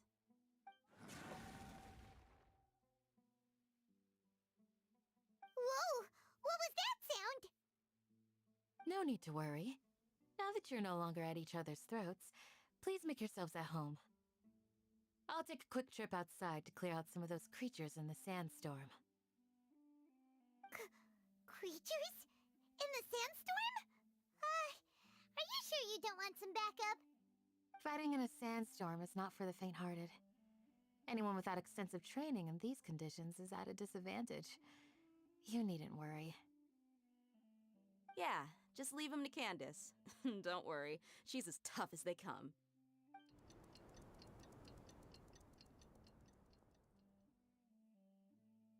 The wind's died down.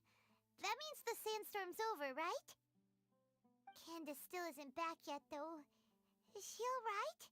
Maybe we should go out and check on her. When you put it that way, even I'm starting to feel a little worried. All right, let's go. We've been here long enough, and the boys are as chatty as the floor.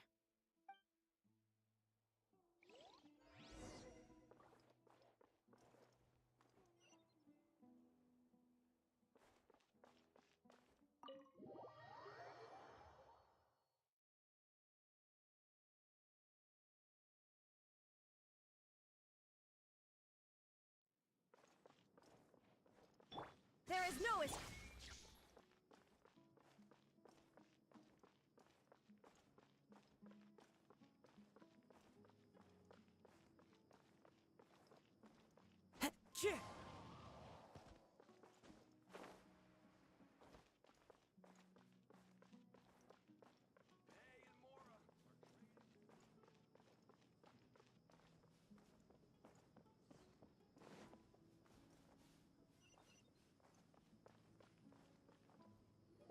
Whoa!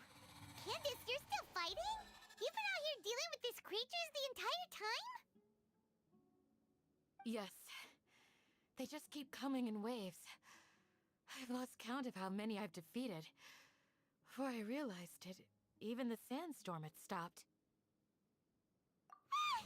Here comes another wave! Leave this round to us. I got interrupted earlier, but now I have something to take my anger out on. It's been quite a while since I've seen the Flame Mane in action. I'll leave these to you then. I'll be sure to put on a good show. Let's go!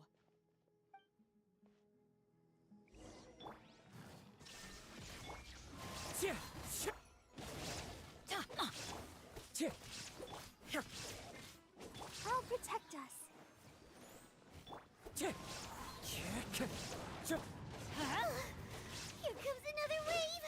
When are they ever gonna let up?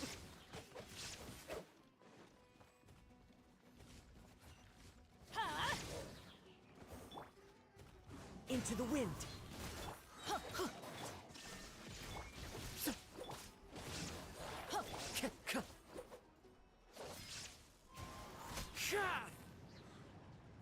The creature stopped appearing. Was that the last of them? What we fought just now was probably the aftermath of the sandstorm. So we should be safe for the time being. Well fought, everyone. No injuries, I hope. Huh? Who are you? Ah, my apologies. I haven't had a chance to greet you yet. I had my hands full taking care of the village's elderly and children. I am the chief of Aru village. Everyone usually calls me Uncle Anpu. Sir, I am also originally from the desert, but I have not been back for some time now.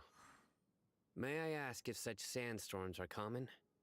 I can't say they've always been common, but recently the storms have become increasingly severe and frequent.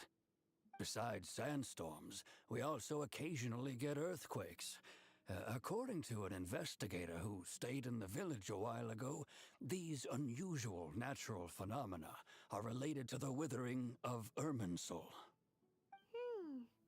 Another effect of Irminsul's withering.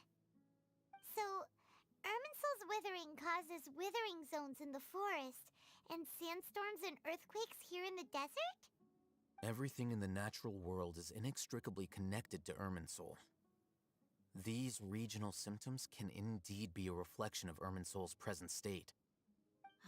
Everyone in Aru village needs to take good care of themselves. Speaking of which, why haven't I seen a single village keeper since I got here? Village keeper? Who are they? Village guards like Candace? Does your curiosity know no bounds? Village Keeper is how Aru Village refers to mad scholars exiled here by the Academia. Most of them are scholars who lost their sanity after a period of training in the Avidia Forest. The Academia believes that their crazed mutterings may have a negative effect on the psyches of other scholars. So, they're forcibly exiled to the desert. Though if you ask me, it's all a boatload of nonsense. Alas, that's exactly what we've been trying to investigate. One by one, the village keepers have been mysteriously disappearing without a trace. But no one in the village has ever seen them leave. If you're planning to stay around the village for the next few days, I'd appreciate it if you could keep an eye out for them. I've had encounters with those people in the past. I'll see what I can do to help.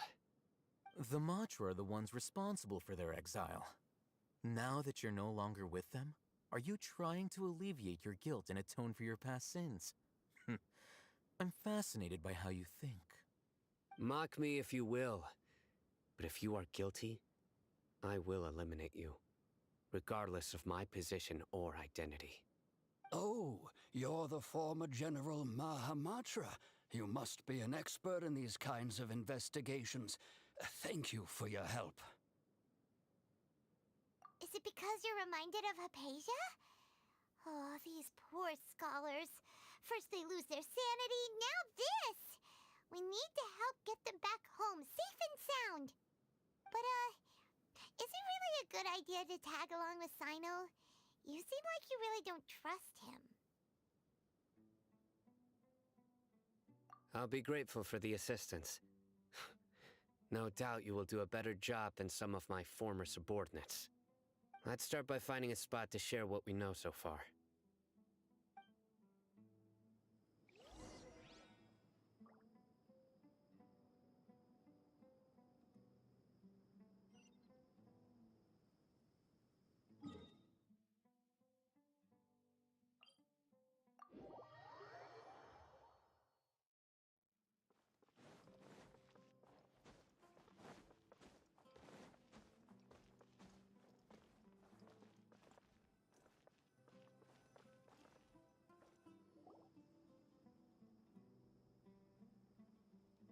Although I've sent myself into exile, I'm still doing essentially the same things as before.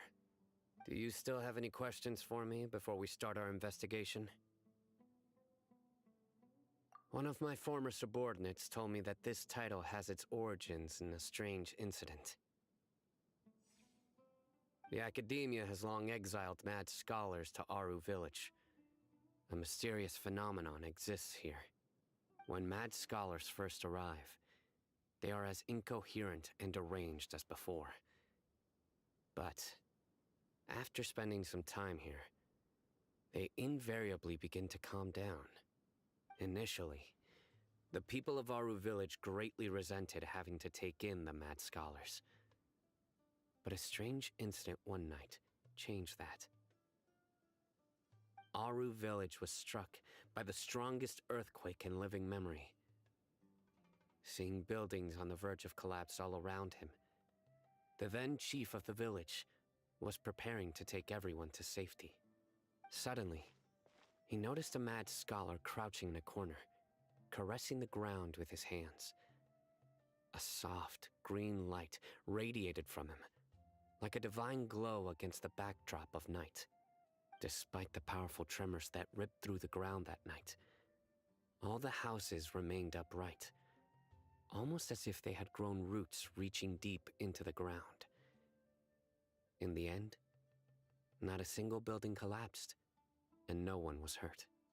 After that, the people of Aru village treated the mad scholars with greater kindness, and began to refer to them as the village keepers.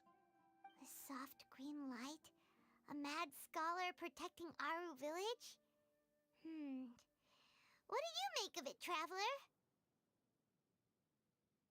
Paimon thinks so too. Actually, Sino, do you know if any of the mad scholars continued to wear their Akasha terminals at Aru village? In theory, they would continue wearing them so the academia could still monitor their activities. With that said, the main Akasha system would no longer have any interaction with them. Oh, no wonder! Everything makes sense then! Add in the fact that they calmed down, it was probably Nahida who calmed them. If you are able to draw a conclusion from this one story alone, then it appears you possess much more information than I do. So, what do you make of the story? Really? Lesser Lord Kusanali. What? You don't believe us? Lesser Lord Kusanali was definitely using the Akasha to give her power to the mad scholars! No, it's not so much that I don't believe you. I'm just struck by your reasoning. Lesser Lord Kusanali, the current Dendro Archon. Is she really active in Sumeru? The Academia has always placed far greater importance on the late Greater Lord Rukkhadevata. They've more or less ignored Lesser Lord Kusanali, and I've never had any reason to doubt their views. In addition, I've never heard any stories about Lesser Lord Kusanali and her deeds. To me, she might as well have been a god that never existed.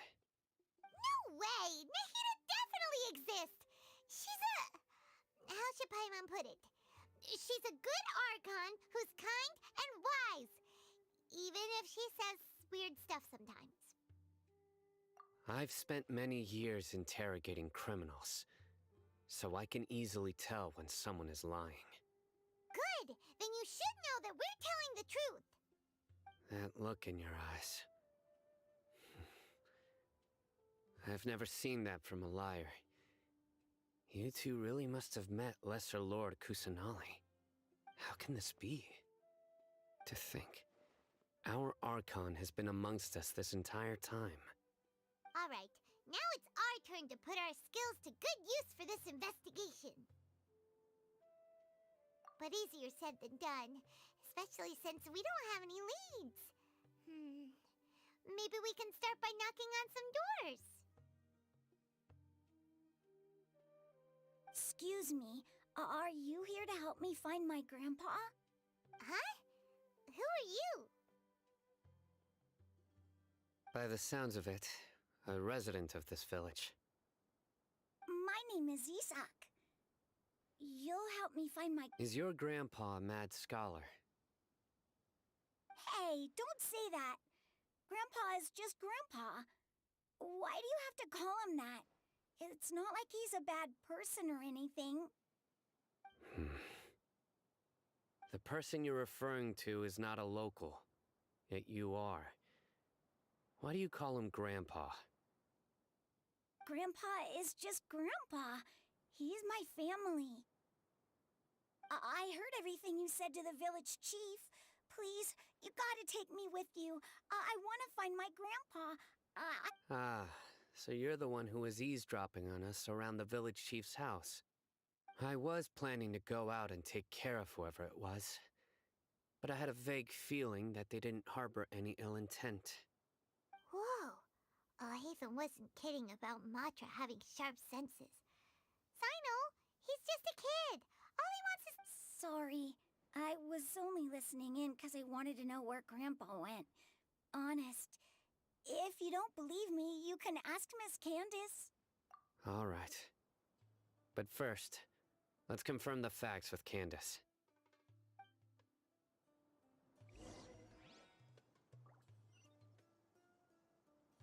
Time to go.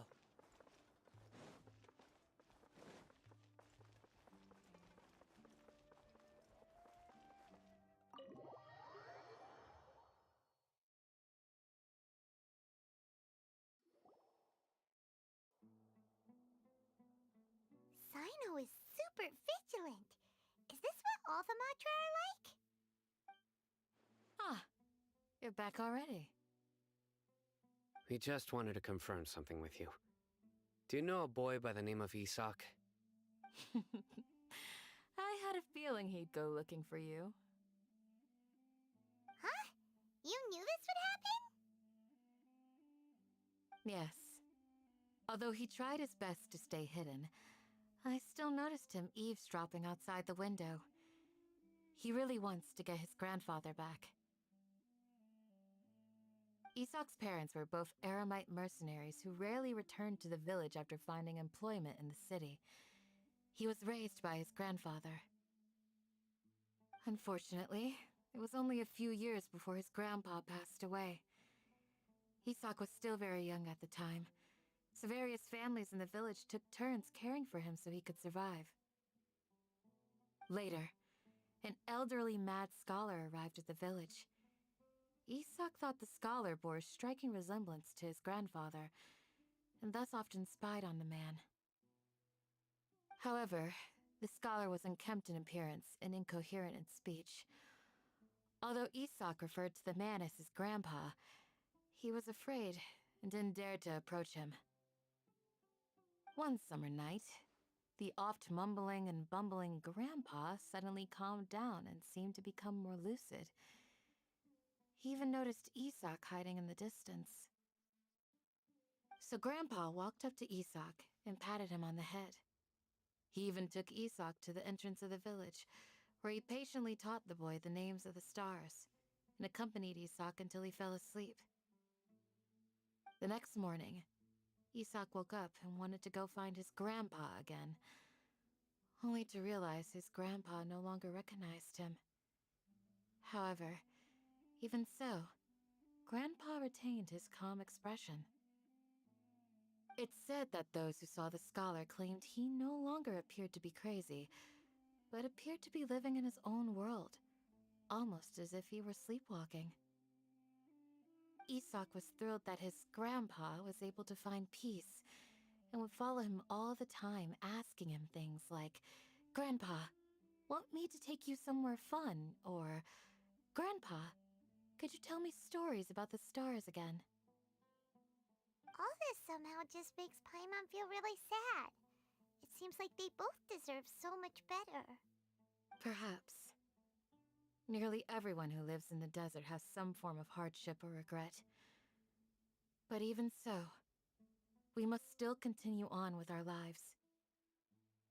It's also my reason for fighting. I must continue to protect this land.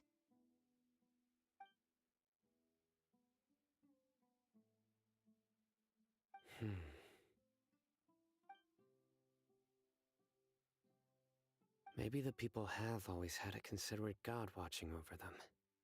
Huh? What did you say, Sino? No, nothing. As long as Isak keeps his word and doesn't get in our way, we can take him along. Perhaps you are more compassionate than I gave you credit for. Please accept my thanks on Isak's behalf, Sino.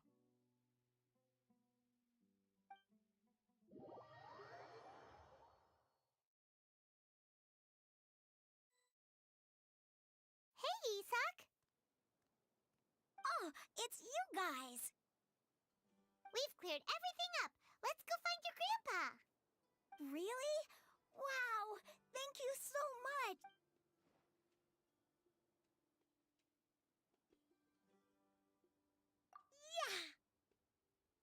All right. Let's ask the local residents some questions first.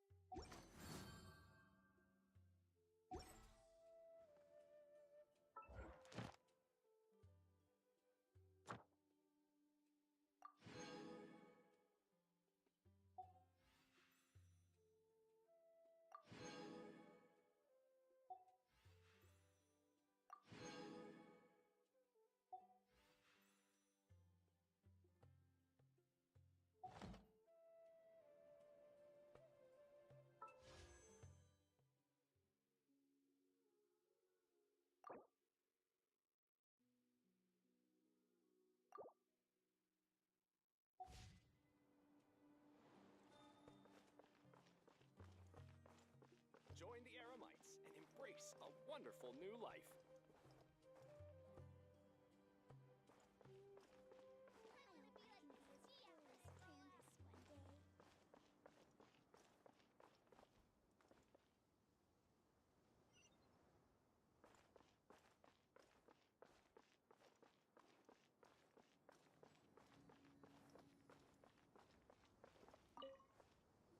Excuse me, did you happen to see where the missing scholars went? You mean the village keepers? Oh, let me think. When I was eating dinner the other day, I saw one of them by the side of the road, muttering away and eating mushrooms and tree roots. They shouldn't go around eating that kind of stuff. Okay. Did you notice anything else? Anything else? No, I think that's all I have to tell you. Sorry.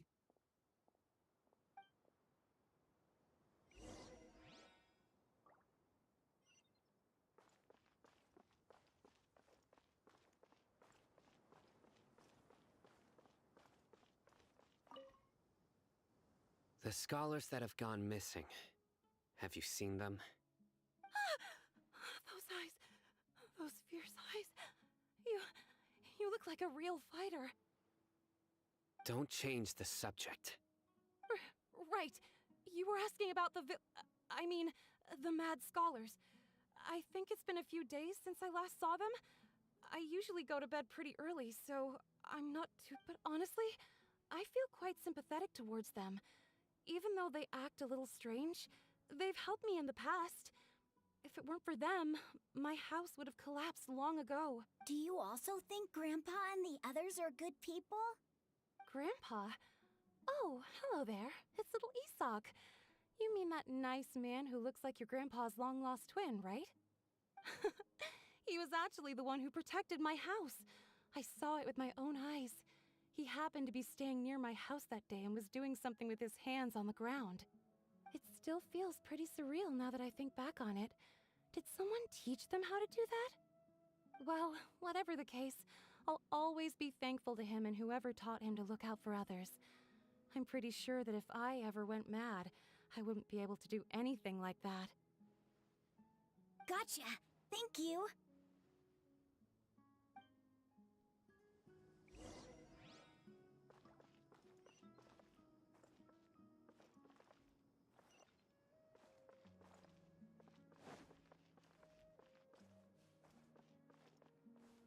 Stay safe and don't get hurt.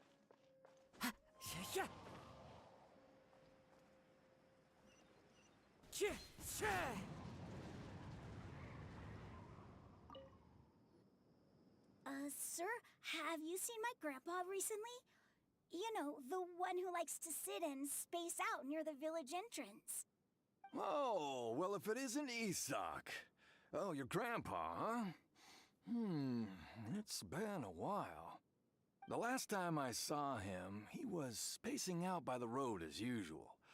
I went and asked him if he'd like any of the food I had prepared, despite my wife's protests. Like many people, she's really quite terrified of them.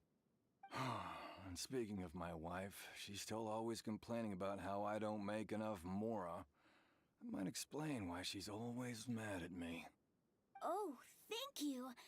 Thank you for taking care of him. It was nothing. You're looking for him, right? Did he go for a walk and get lost? Yeah. That's no good. Well, once you found him, come by my place again and I'll cook a little something for the both of you. I've known you since you were very young, so as far as I'm concerned, you're family. Please feel free to come by anytime. Wow, what a nice guy! Okay, thank you, sir. Huh? Don't say anything for now. Isak, stay here. Let's head over there. Stay quiet as you move.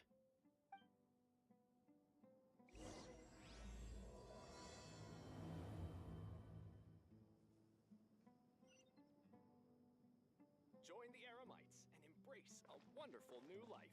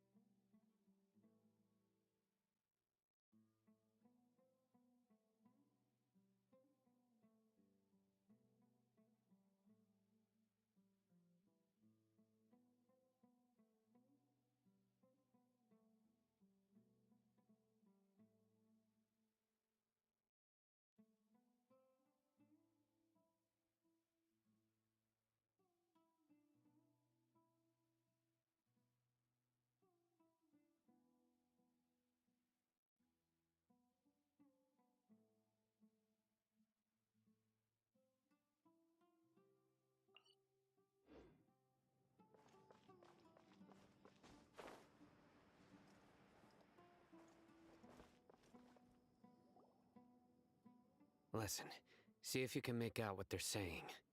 Have you heard? The mighty King Deshret, the sovereign of our faith, will soon return to this world. Yes, of course I have. King Deshret is the one and only true ruler of this land. I've never believed in any other gods. Still, you say he's coming back, but it sure doesn't feel like life's about to change around here anytime soon. What's your proof? Haven't you noticed? The village has been getting more deranged scholars than ever. Delavar was saying that many people also went insane just before the fall of King Deshret's civilization in ancient times. We don't quite know why, but it seems like there's some sort of connection between insanity and King Deshret. Isn't it a sign of King Deshret's power that all the mad scholars have disappeared? If you ask me, they must have been chosen as the final sacrifice for King Deshret's resurrection.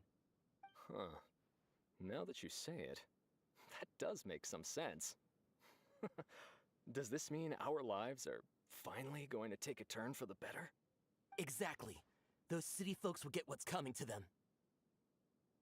Now, repeat everything you've just said from the very beginning.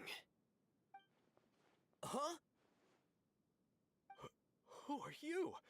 Where did you come from? My patience is running thin. You heard what I asked.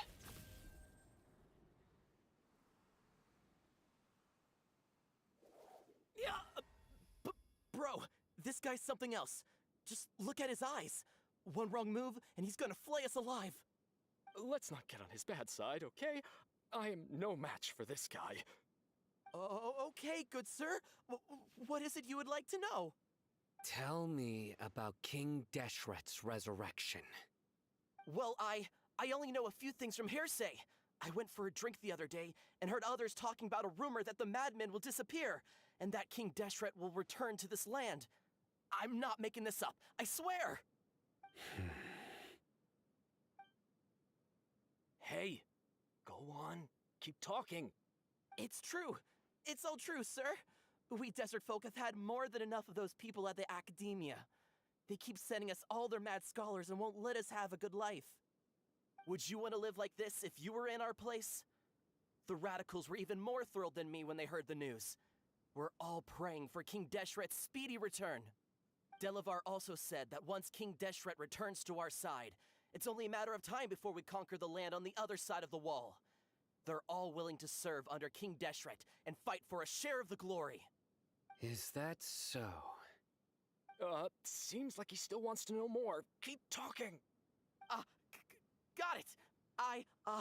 At first, I told myself it was just the drink talking, but then all the mad scholars vanished without a trace, just as the rumors said. Please, don't beat me up just for mentioning these rumors. If I'm guilty, then everyone else around here is also guilty. I'm just saying what the others said.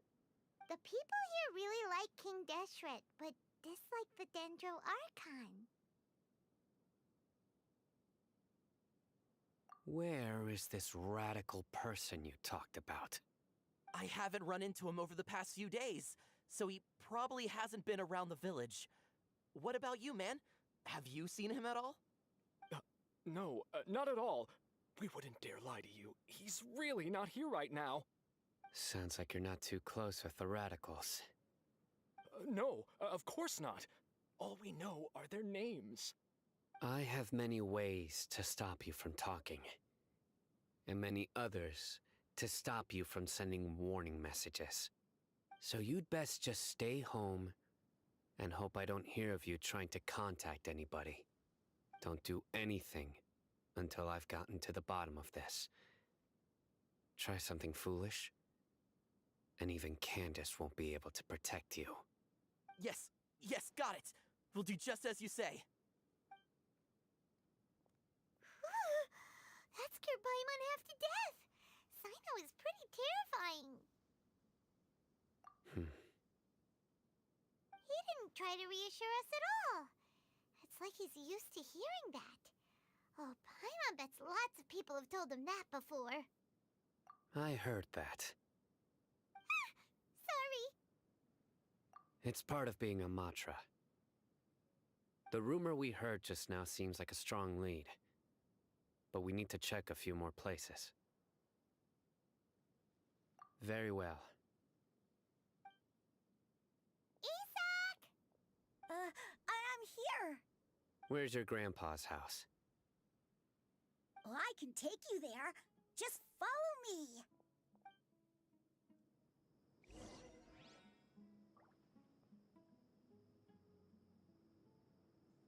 Join the Eremites and embrace a wonderful new life.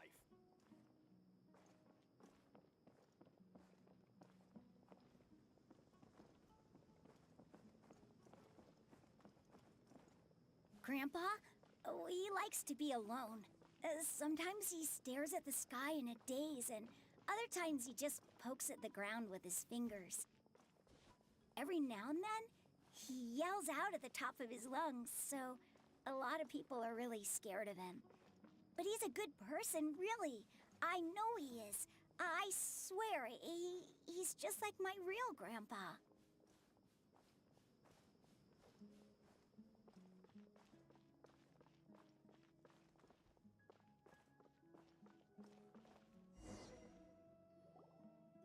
Well, this is where Grandpa usually stays.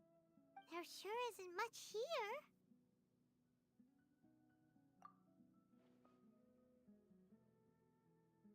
No. Incense? Please don't say it's the same one as before. But are you okay? Are you getting dizzy or need to lie down? There's a scent that you can sense, but I can't. A certain traveler here once passed out from that smell. Thankfully, Tainari saved the day. And then he gave us a long lecture to explain all about how it worked. So, you know Tainari? Huh? You know him too? Are you two friends? Yes. Now that I concentrate, I can also make out the scent of incense. Wait, surely Tainari didn't lecture you too? No, no need. Did you first encounter this scent at Tainari's house? In the forest. From a scholar.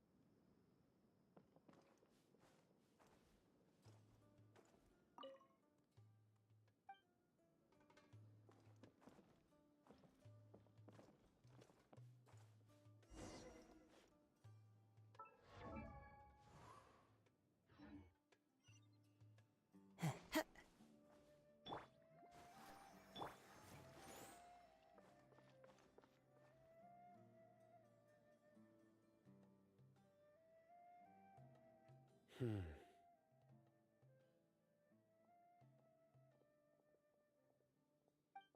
are you looking for, Sino? Here it is. Take a look right here. Paimon doesn't see anything. Although the traces have been completely buried in the sand, there are footprints here. From the size and shape, they belong to an adult male. This pattern is a common one from this area. Local shoes. This was probably someone from the village. The scent is quite faint, but still extant. The footprints head in that direction. But who would come looking for Grandpa? He doesn't have any friends. We'd have to ask whoever lured him away with the incense. Huh? So you can lure someone away with just a scent? Hey! What's wrong with liking good food? Everyone's got something they love in life. Exactly. Most scholars are fond of incense, since the smell supposedly helps them clear their minds and discover new knowledge. Even deep within the clutches of madness, They still yearn for their knowledge-seeking days, and will follow the scent whenever it presents itself. No, Grandpa. So, someone's taking advantage of their weakness? Huh. Still, why would anyone want to abduct all the scholars? Are the rumors really true? Could the disappearance of all the mad scholars have something to do with the radicals? It's highly likely. Please, you have to save my grandpa. Grandpa's never done anything wrong. Please help him. Sounds like we'd better help get him back. Don't you worry, Isak. We won't let whoever took him get away with it. Let's head to Aru Village and inform Candace and the others about what we learned here. After that, we'll set off to find the scholars.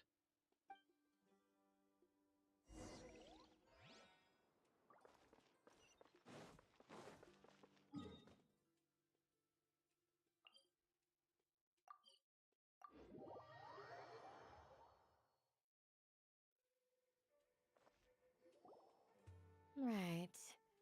The darker fabric definitely looks a lot better.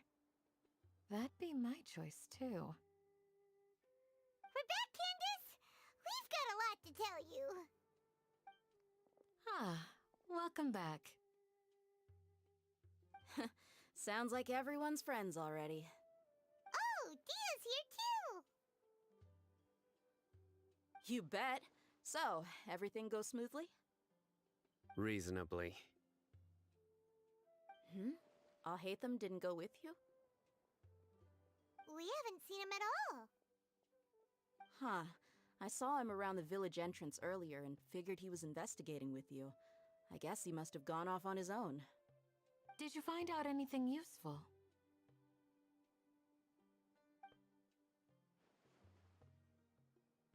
I see.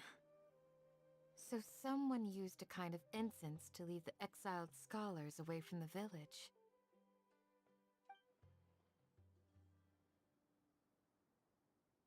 The resurrection of King Deshret? First I've heard of it.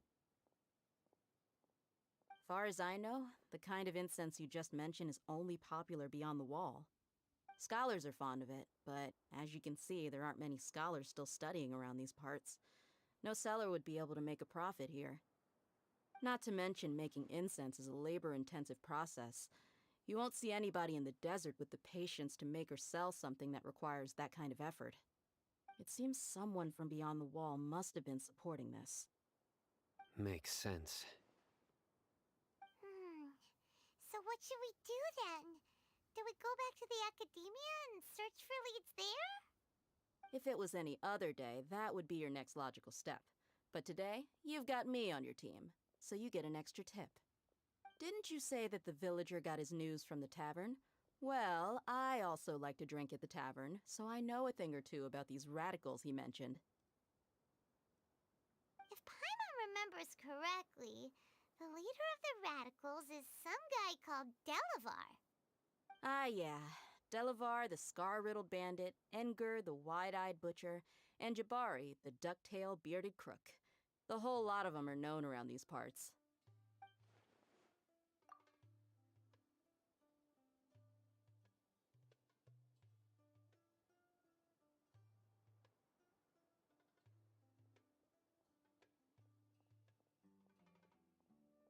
These guys have one thing in common, and that's being broke.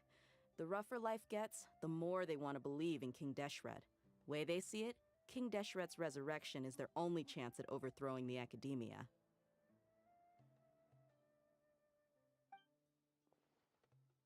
Throwing all of Sumeru into chaos is the only way to change the way of life here in the desert. Anyway, that's my guess why they've chosen to become radicals. Tia! You're amazing! You really know this place inside and out!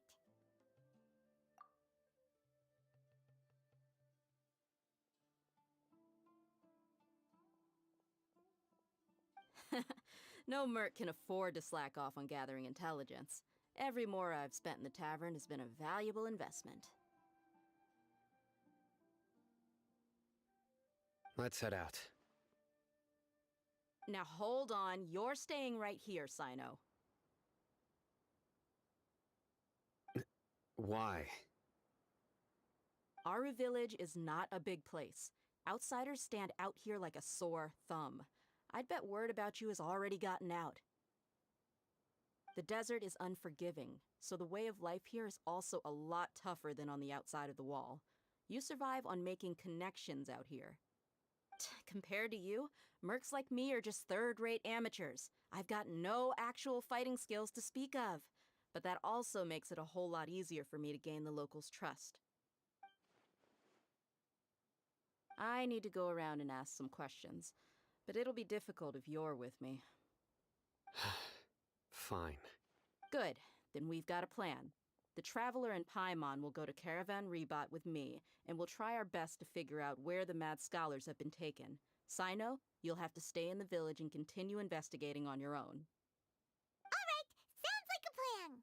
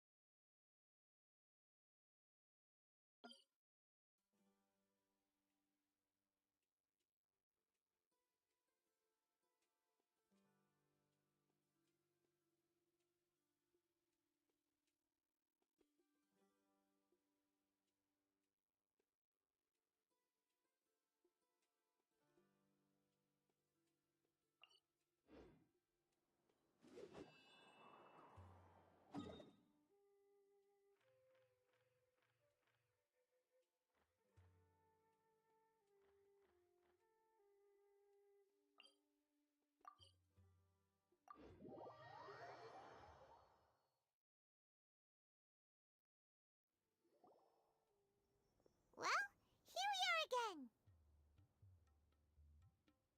Sounds like you're starting to get familiar with the area. Paimon's amazed every time we see the wall of Samiel. How can a wall this tall even exist? It's almost unreal. I know what you mean. I had the same question every time I walked this way when I was a kid. Also, why is this high wall here? And can a wall really block sandstorms? It was only after I grew up that I realized the wall of Samiel isn't just there to keep out the sandstorms. It serves a more important purpose, keeping out people like us. Sumeru is run by wise and mighty sages. To them, us desert dwellers are nothing but tools that can be used and discarded at their whim. We're cheap labor, like livestock, but easier to control. Nothing more. Even if a child from the desert got the chance to obtain an Akasha terminal, almost all their requests for knowledge would be denied. The academia believes we're underserving. Geniuses like Sataria are one in a million. The other children never get a single chance to try and rewrite their fate, even though the academia knows very well that we're humans, just as they are. That's terrible. I would tear down this wall with my own hands if I could.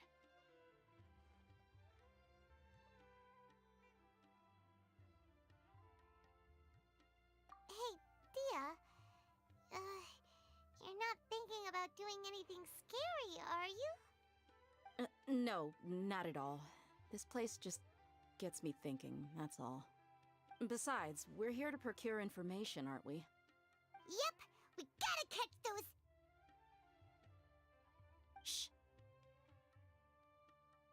Caravan Rebot is crawling with people, so be careful what you say. We don't want anyone to find out what we're here for. Our mission started the moment we arrived here. Let's go check out the tavern. Maybe we'll find someone I know.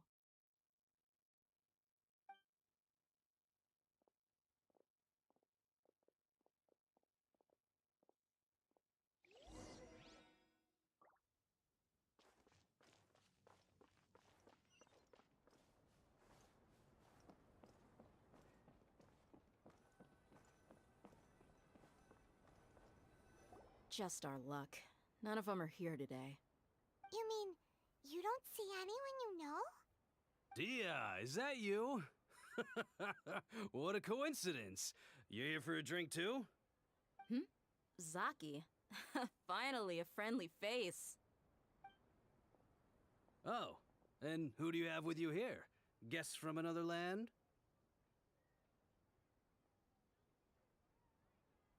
Hello, hello. I'm Zaki. Dia's, how would you put it? Drinking buddy? We've had drinks together a few times. You could say we go back a ways. Anyway, as far as my friends here, they aren't too shabby, are they? You rarely see any Outlanders so friendly and respectful nowadays. Absolutely. Much better than those people on the other side of the wall. So, Dia, are you looking for someone? Yeah. Have you seen Enger, Delavar, or Jabari recently? Of course I have. Matter of fact, we were all here drinking together just a few days ago. I've got a spice trading deal from another nation. I thought maybe Delavar and his friends might be interested. Know where I could find him? Ah, how thoughtful of you. Then I assume you also know that Delavar's been having a hard time making ends meet these days, so you came here to help him out? Hey, keep it down. Let's just say I prefer to keep this deal a secret. Y'all at Caravan Rebot are like family. If there's more to be made, why not do it together? Besides, Delavar and his friends have muscle. They'd be a good fit for escorting the goods. Yes, how considerate of you. Delavar's my friend too, so of course I can take you to him. Come with me.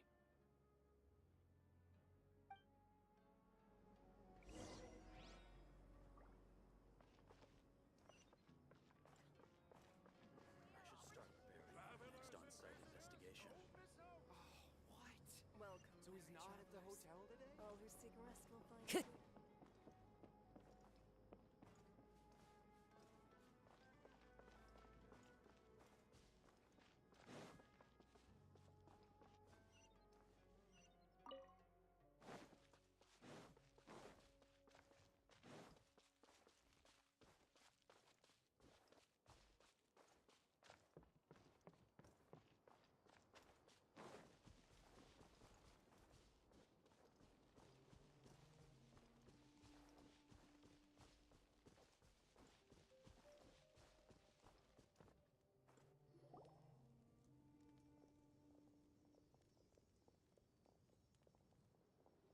Are we there yet? Yep, this is the place. This place is practically deserted. What are they doing in a place like this?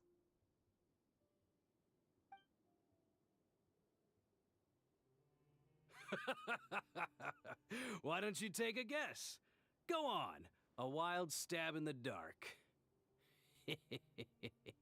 You're like lambs to the slaughter. Oh no! It's an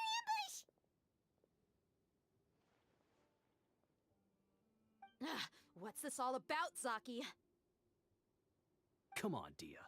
You really think we didn't hear about what you said back in Aru village? The boys have kept a close eye on you from the moment you set foot there. Not only do I know that you're looking for Delavar, I also know that you've teamed up with people from the Academia to look for the missing scholars. So, you've been watching us from the very beginning? Uh-oh. Paimon knew leaving Sino behind was a mistake! And you left the strongest one in the village, didn't ya? Who do you think you are? You really thought we'd fall for your little business deal nonsense? So you and Delavar have been partners all along. Dia, I guess it's only natural for a traveling mercenary like you to be out of the loop. Those of us who hang around the tavern have stronger bonds than you think. But you got one thing right. We're all looking forward to an uprising in Sumeru. There's nothing more we'd like to see than the desert folk overthrowing the Academia. If that's the case, then I'm sure Delavar wouldn't miss a second of it. I'll be honest with you. If it weren't for what you said in the village, your little monologue about the Wall of Samiel would have convinced me that you're one of us. Delavar. And Enger, you're here too, huh? Long time no see, Miss Mercenary. You should have known the traitors are what us followers of King Deshret despise the most. Dia, I thought that you, a fellow desert dweller, would understand why King Deshret is greater than the Dendro Archon. Little did I know, you don't deserve to join us. Yeah, gee, what a missed opportunity. Adopting radical views and kidnapping innocent scholars, all because of some baseless rumors. Anything else I'm missing out on? See? There you have it. Mercenaries are just a bunch of faithless scum with only one thing on their minds. Mora. Pathetic. You're all like a pack of street rats. You're not wrong. Mercenaries are driven by Mora, and my faith lies with whoever's paying me. As long as there's a profit to be made, anyone can become my friend. Enough talking! Get him! Just as I expected. Let's teach him a lesson, traveler.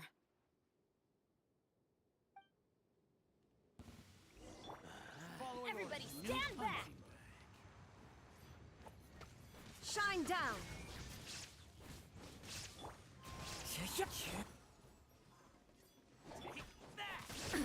Absurd! Now you shall perish!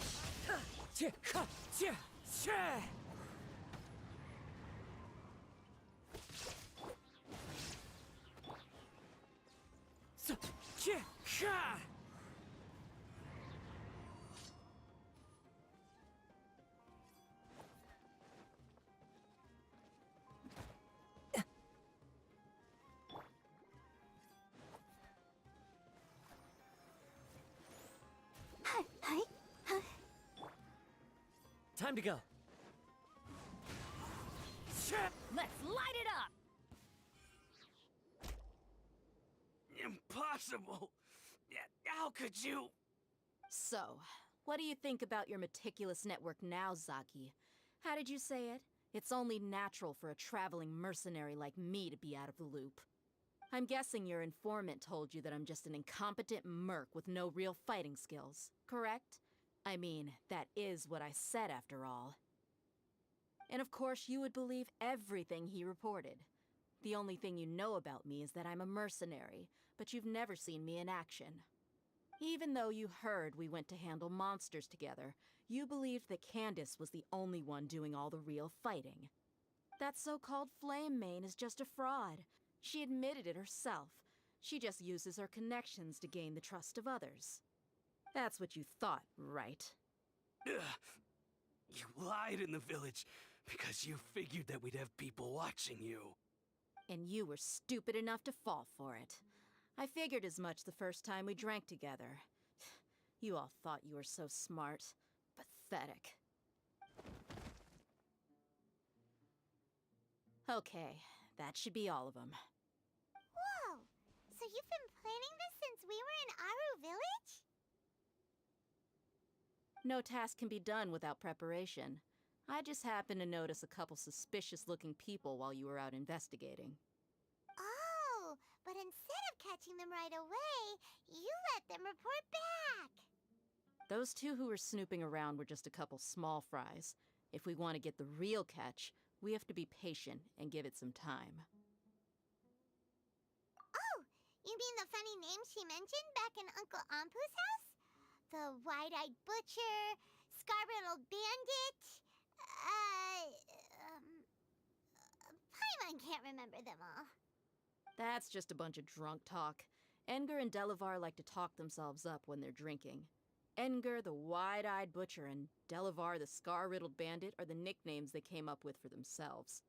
Alcohol has a way of making people share what they really think, so Edgar and Delavar are always rambling in the tavern about how King Deshret is a superior deity. What about Zaki? He's just a numbskull who fell right into our trap. Zaki was probably the best hidden of them all. My initial plan was to find Delavar first, and then try to track him down. That's what you wanted to ask when we were at Uncle Anpu's house, right? Jabari is one of the villagers you talked to. You know, the one who wanted to treat Isak and his grandpa to some food. Wait, so he's a radical too? No, he isn't. I just needed to tack on a random villager name to make the eavesdropper think that I was making some wild guesses based on my impressions. Wow! What a genius idea! Well, that's an expert mercenary for ya. Ah, you're too kind. It was straight from the usual playbook, if I'm honest. So, that thing you were saying before, is it really true? About what?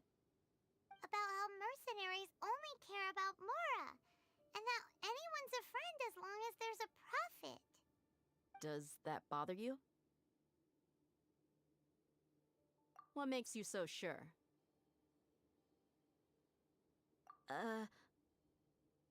Dia, do you dislike the Dendro Archon like the other desert folk? You two are pretty sharp. No, I don't have anything against the Dendro Archon. I've heard a lot of nice things about the Lesser Lord from Dunyarzad. I can understand her devotion and gratitude. Dunyarzad's just an ordinary person. There's no way a god would be so involved in the lives of everyday people, unless they were truly compassionate. I've begun to realize that the sages are behind everything that's happened recently. The radicals' blind belief in King Deshret, making the Dendro Archon out to be an enemy. It's all the Academia's trickery. But I see through it all. And unlike them, I can never be hostile towards anyone who's never done anything wrong. Dia.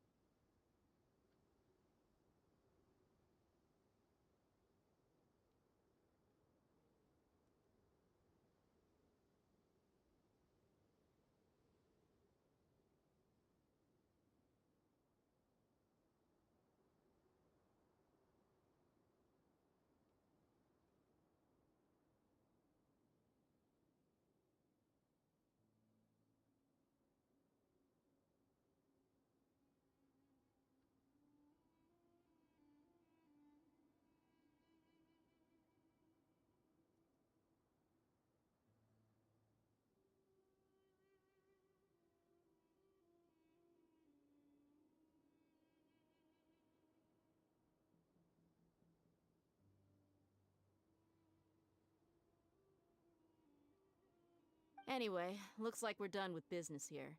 Traveler, lend me a hand. Let's tie him up and bring him to the village.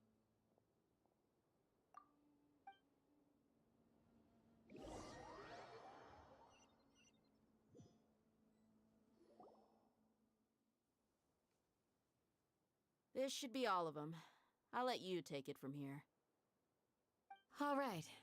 I'll be in touch. Until then, please stand by. Candace, do you need any help? Candace will be okay on her own. I trust her, so you can too. She's been guarding Aru village for quite some time now. If anyone is qualified to question the offenders, it's her. While I'm questioning them, why don't you pass some time by exploring the area? I'll meet you back here tomorrow morning, Traveler. As for these idiots, let's just hope they live to see another day.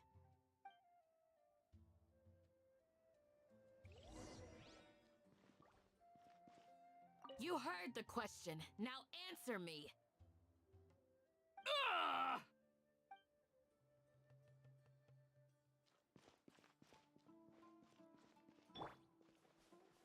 Let the show begin.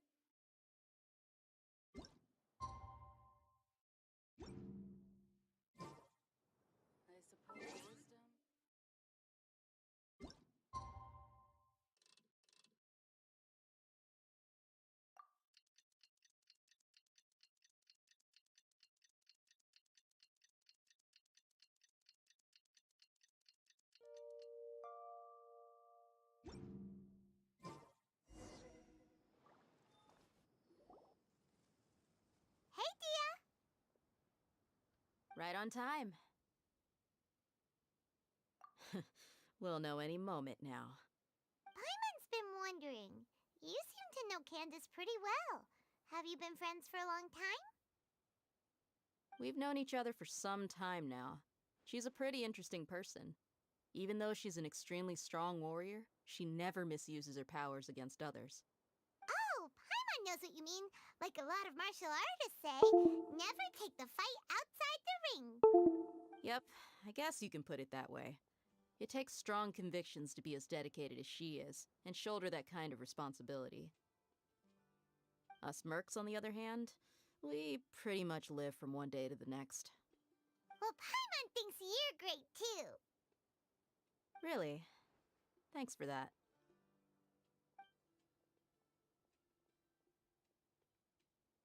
Oh, Sino's here, and he's pretty early too. Yes, I was here yesterday to help out a little. To help out? By doing what? Sharing some interrogation techniques.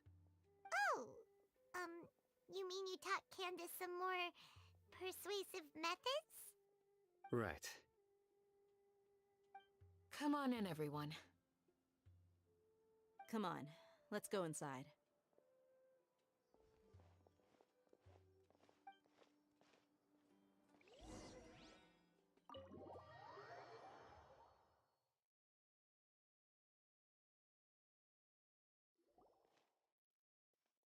Candace, where?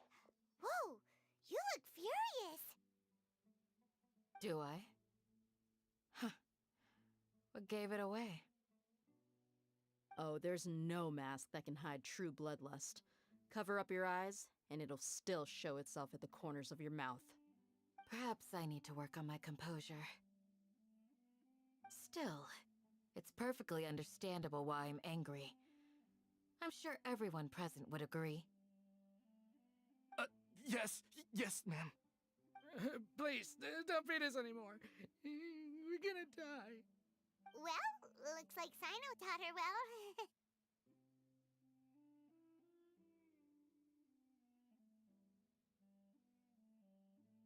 You fear death yourselves, yet you do not hesitate to place the lives of others at risk.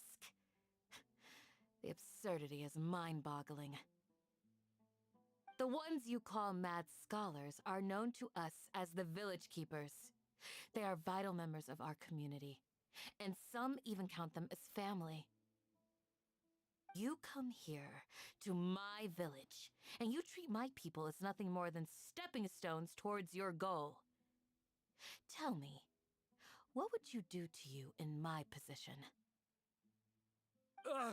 Mercy! Please have mercy! You've made your bed. We may all be desert dwellers, but there's one thing that I understand better than you. The resurrection of King Deshret will only result in war. And war serves no one. The people of Aru Village care little about which god is in power. Life may be tough and tiring, but we wish to preserve our way of life. A war would only cause us to lose all that we have. And that is not a responsibility that you can afford to shoulder.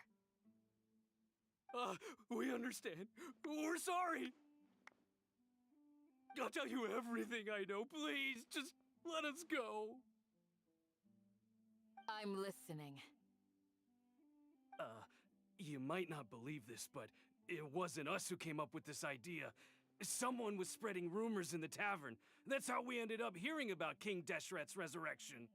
Some mystery man told us that mad scholars will make the perfect sacrifice to usher in King Deshret's resurrection. They give their lives, and we can get anything we wish for. They're called Village Keepers.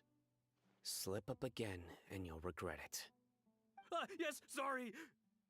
It was all that mystery man's doing. He told us to spread the word about King Deshret's resurrection, and talked us into helping him. In return, he said he'll help facilitate the resurrection process.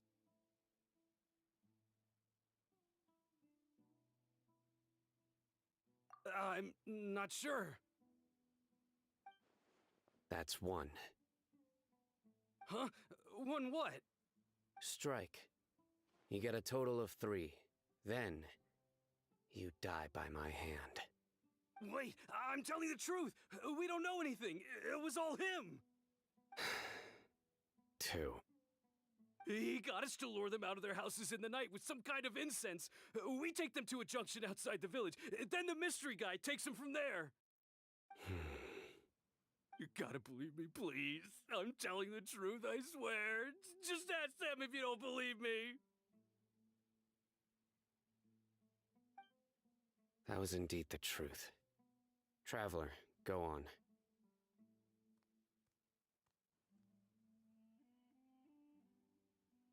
You have to believe me. If I knew that, I would have told you his name right away. I'm not risking another beating to keep his secrets. No way. That guy, he wears a cloak, and he's always careful to cover his face. He calls himself King Deshret's envoy. I believe I may know what's going on. Uncle Anpu? What do you mean?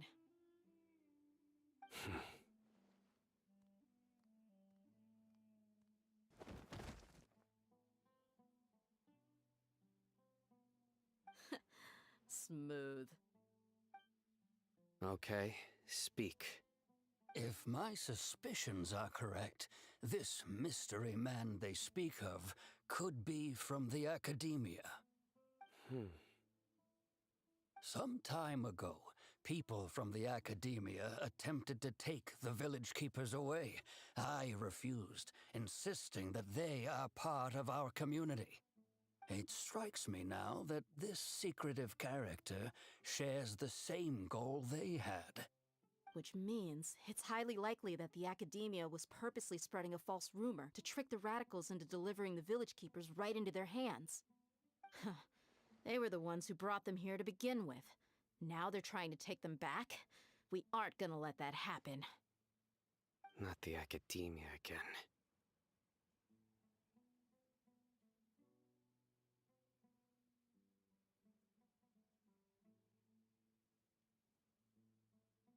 Just as I thought. But what could they want with the Village Keepers? People are nothing but tools in the eyes of the academia. A change in their plans likely means they found another way to exploit the scholars. Regardless, our top priority now is locating the village keepers. You're right. Isak is still waiting for news on his grandpa. Time to go. Let's leave the village and try to track them down. Yes. Pack up and get ready to leave. You got it. Candace, I'll let you deal with the radicals. Leave everything outside the village to us. All right. Let's meet back here once everyone's ready.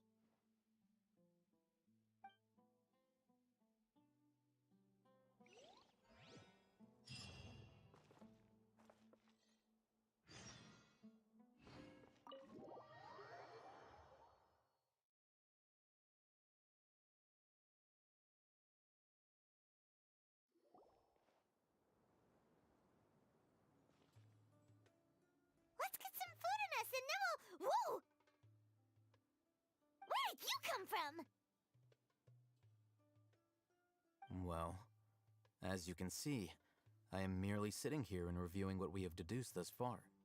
You were gone for ages! And now you're suddenly sitting here musing to yourself? Hey, what's with the silence? You never think things through before asking questions. I'm giving you some time to make up for that. Paimon's so mad! Paimon's gonna give you an ugly nickname!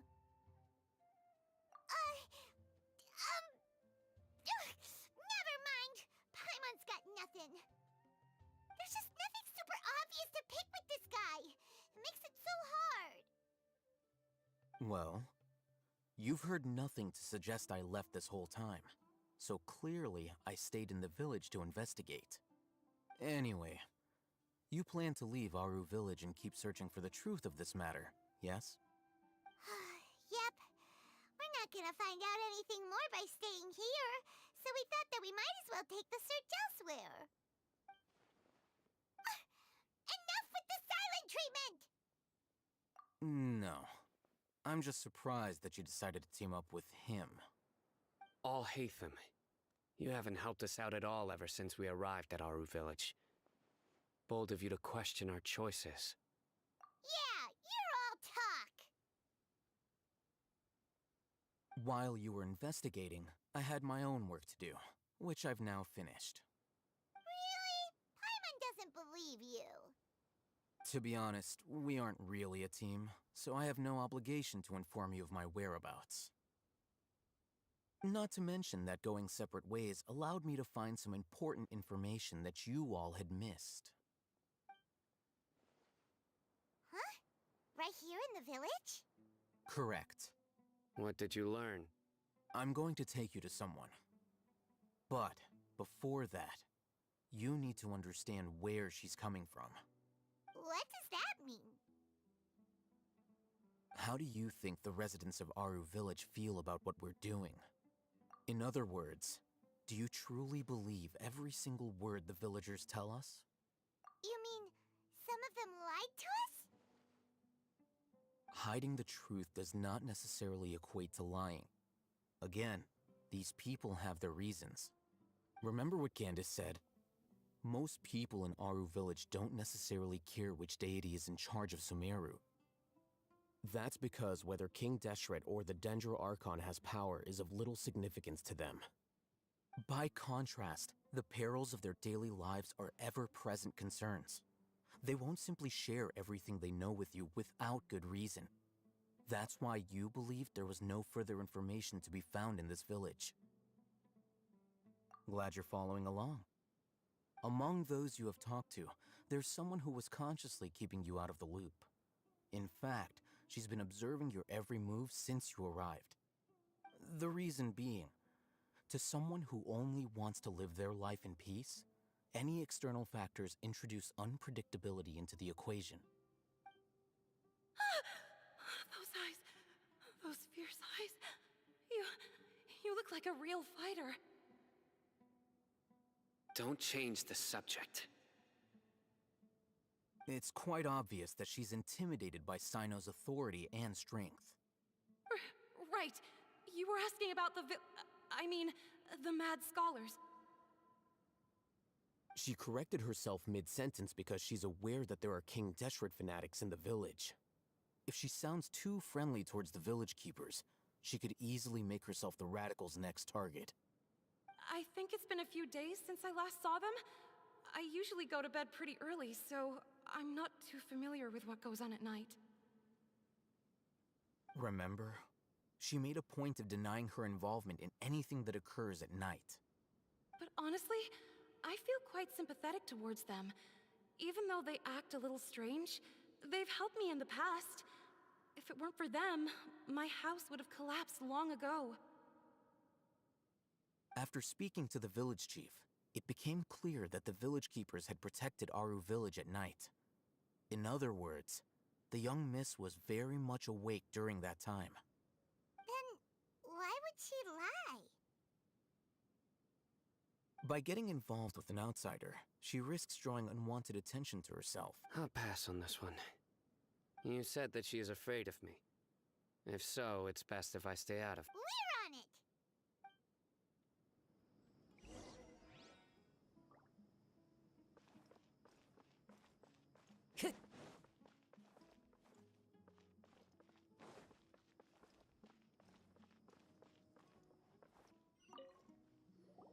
Miss Shawnee, as we discussed earlier, I've brought someone with me.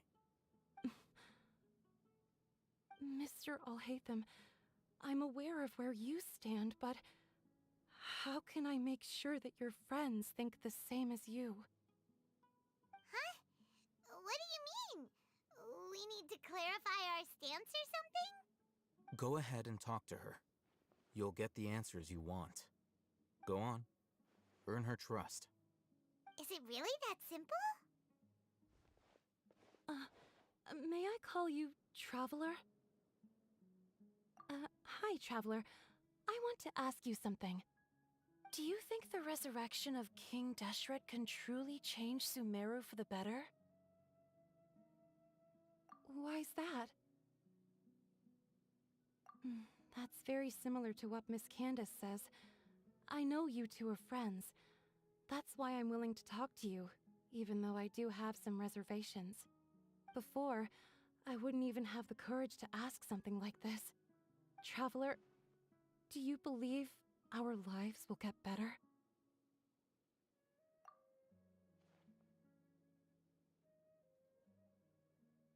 Yeah!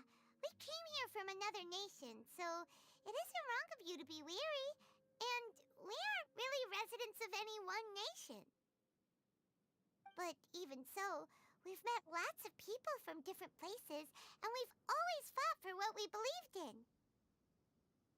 We have friends in Sumeru, and we want to help them. That's why we decided to stay here for a while.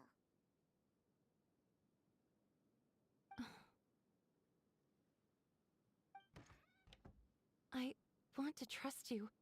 My apologies for posing my questions like that. To be honest, I didn't expect you to come back for more information. Alhaitham told us you have your reasons. It's okay. We understand. The fact is that only one side of my family is desert folk. I don't really fit in anywhere in Sumeru. Some believe in the Dendro Archon, while others believe in King Deshret. I don't belong to either side, and neither side would want me. Speaking of which, the Radicals mentioned that they despise traitors. Do they just think that anyone who's different from them is a traitor? Yeah. Some people can be so narrow-minded when it comes to bloodline and beliefs. It makes no difference what I say or how I behave. I'll always be suspected of having ulterior motives. Slowly, I just stopped talking to people. I pretended not to hear or see anything. All I want is to live my life in peace. And then it happened. The village keepers who had helped me disappeared with no explanation, and I didn't dare breathe a word about it to anyone. Until now. You can tell them. I'm sure he'll keep your secret. All right. I'll tell you what I told Alhaitham. I actually have a sharper sense of hearing than most. Sometimes, I hear strange crying sounds in the night. There are ghosts? Perhaps. I'm not sure. It's faint, but it's definitely the sound of crying. It comes from far away in the distance, and always carries very raw emotion.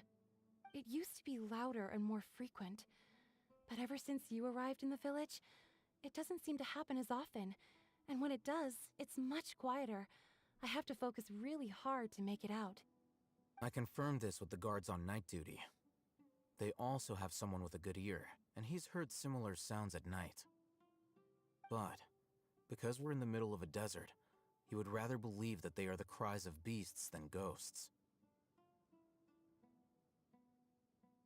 There's really nothing around these parts, except for an old hospital not far from the village.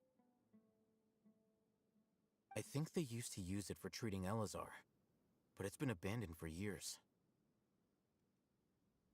Yeah, let's go!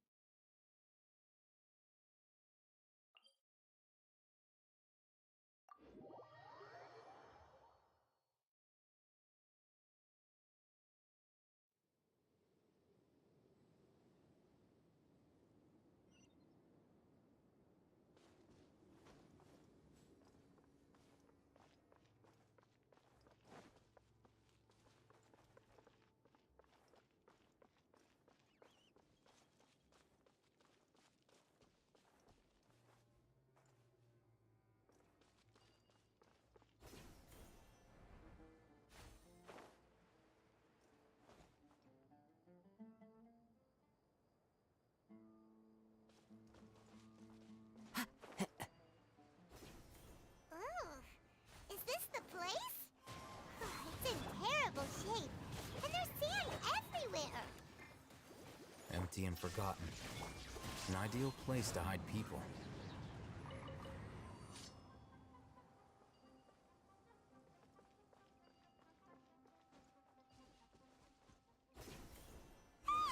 Monsters, watch out!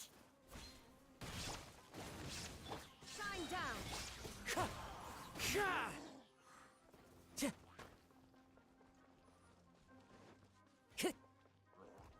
The wind knows me.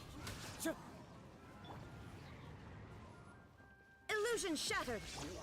Let's light it up!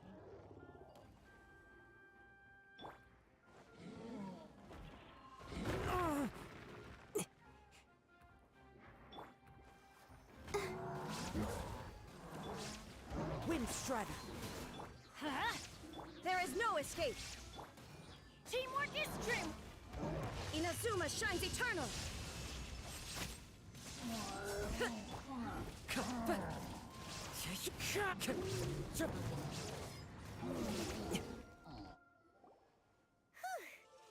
were easier to deal with than Paimon had expected. Super strong bandits? Or monsters taller than buildings dropping out of the sky? He looks super serious. We gotta stay on our A game too. This is the one.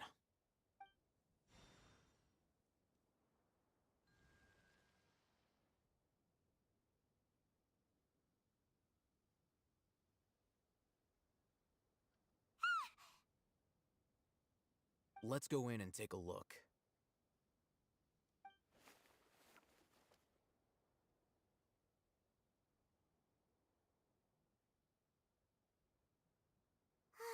Hey,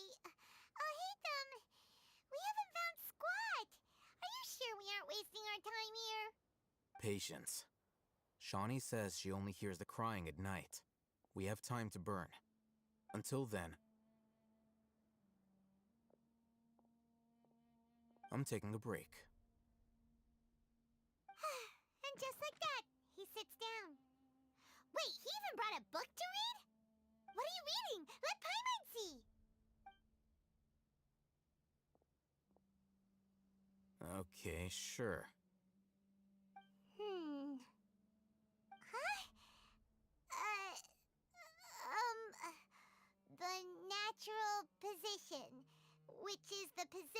propensity of an entity in natural motion in contrast with an object in forced motion? Huh? When free from external influences, every entity displays the tendency to follow its natural trajectory?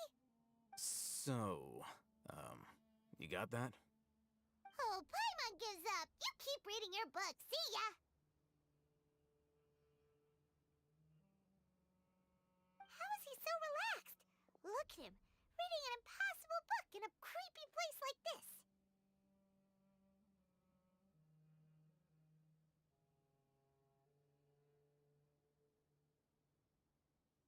Hey, what good is that gonna do for you? You're acting like one of those annoying grown-ups who go around nagging people to focus on their studies. Hey, what gives?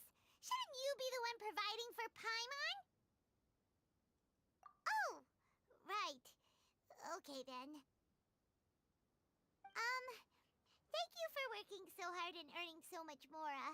If it weren't for you, Paimon would probably still be floating around in the ocean somewhere. Thank you.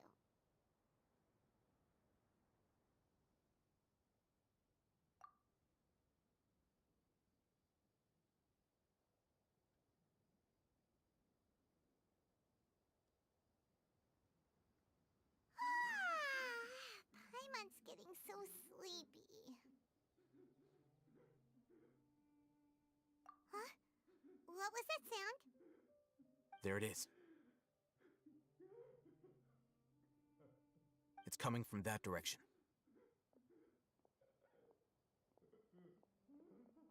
Is the sound coming from here? Huh. Paimon's not seeing anything.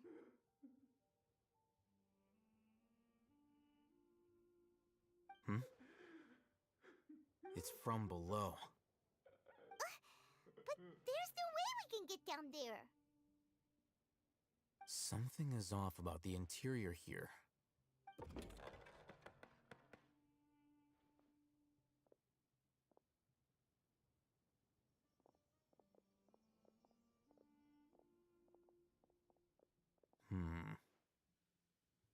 As I thought, there's a hidden structure.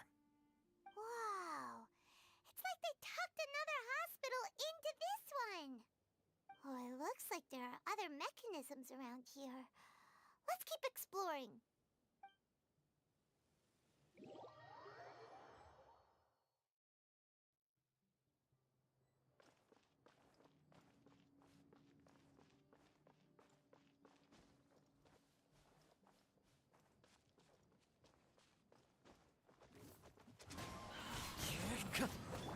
Illusion shattered!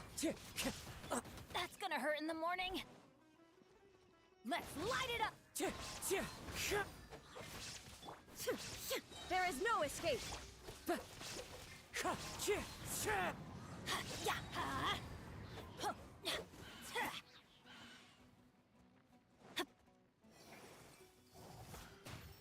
out of here! Ow! Illusion shattered! Off we go!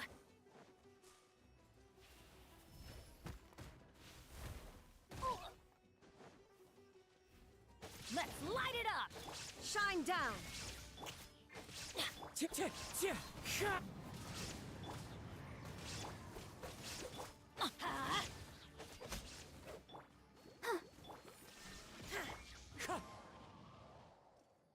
Time to go.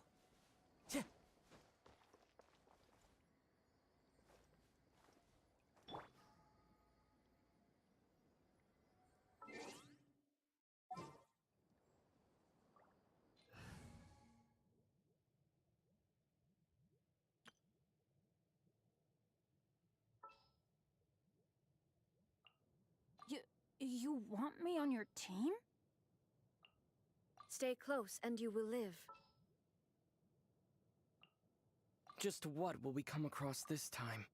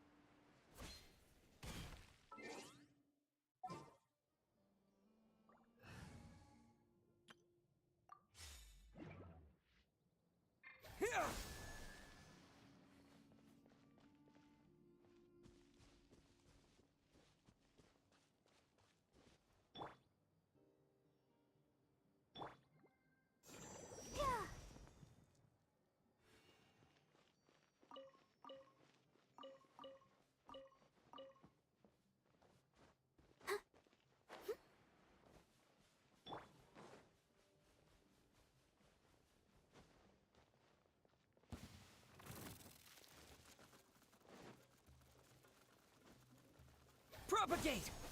Huh? Huh. I'm going in! Yeah! There is no escape! Now you shall perish! Huh. Scatter!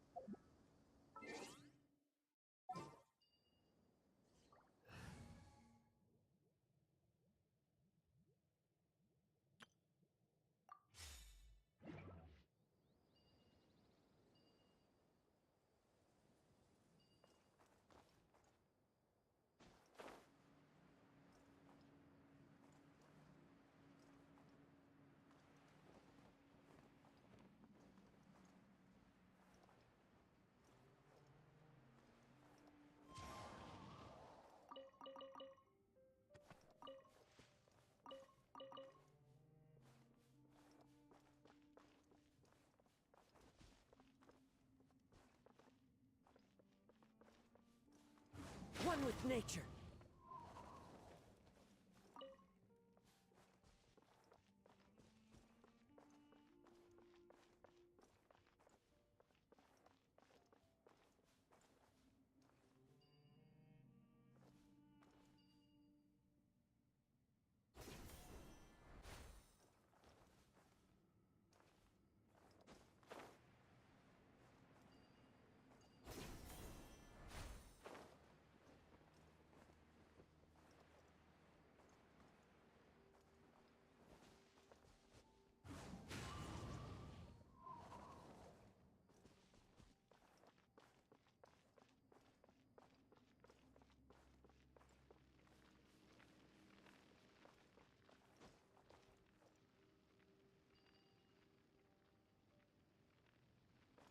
Time to go.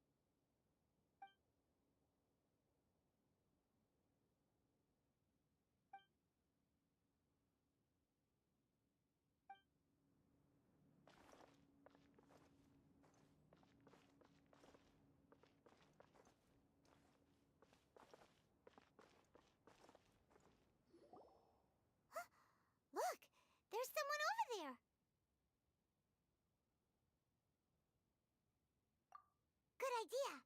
Let's approach him slowly without alarming him.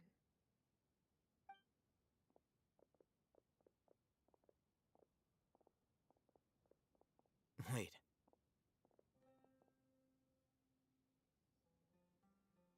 You're...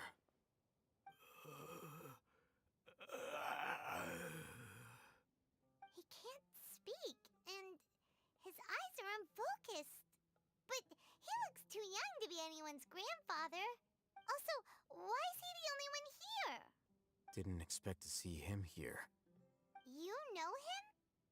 He's Razak, a senior of mine at the Academia. He's a scholar too? Is he the kind that holes up in a forest and mumbles stuff about training? No. And that's the problem. Razak was never involved in any of those things. He never trained in the forest, let alone reach Satyavada life. Leaving that question aside for the moment, him being here alone means that we might be too late. Looks like they've already taken everyone away. For whatever reason, they left Razak here. Perhaps they simply didn't have time to come back for him. There are drag marks on the ground. They're clearer by the doorway. Someone was forcefully drawing a cart that was loaded with something heavy. Loaded with people? That is one possibility. It looks like they were in a hurry, as if they were afraid of being caught. In their haste, they failed to notice Razak hiding in a corner.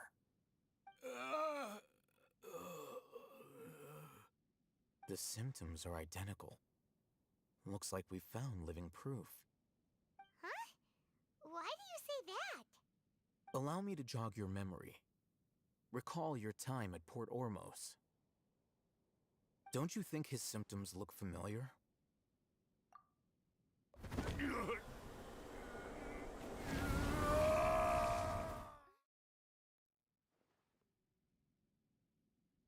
Oh, now that you mention it, they're acting the same way. Correct. The Academia is behind all of this. It isn't difficult to deduce their rationale. First, the Academia spread a false rumor of King Deshret's resurrection, emphasizing the role of the village keepers, the mad scholars who were exiled to Aru village. These rumors were all the persuasion that the radicals needed, and those based in Aru village leapt into action.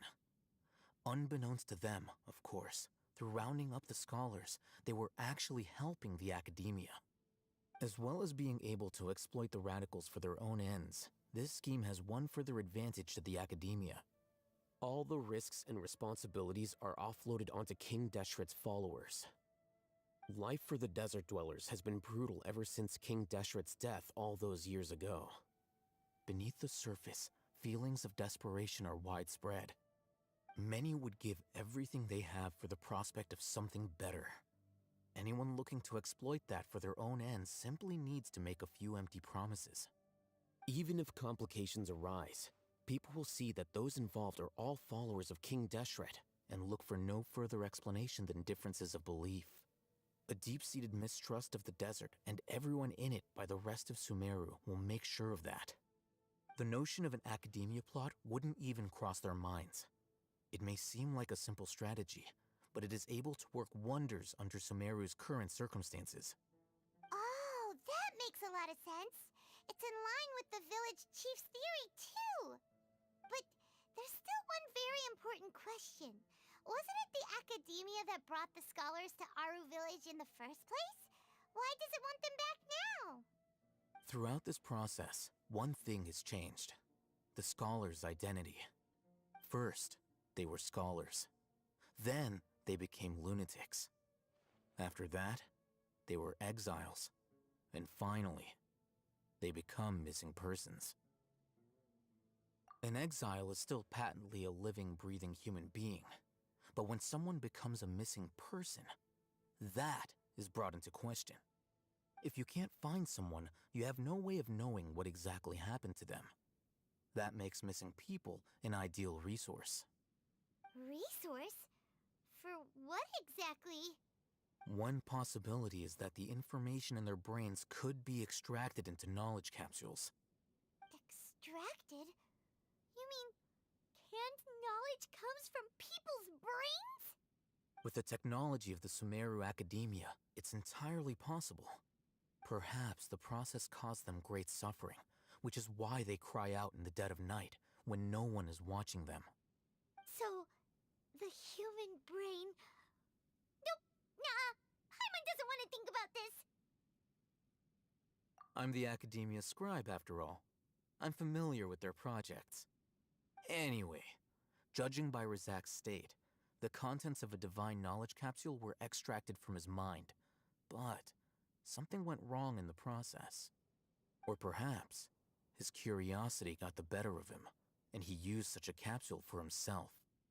Paimon's a little confused. Can they just use anyone's brain?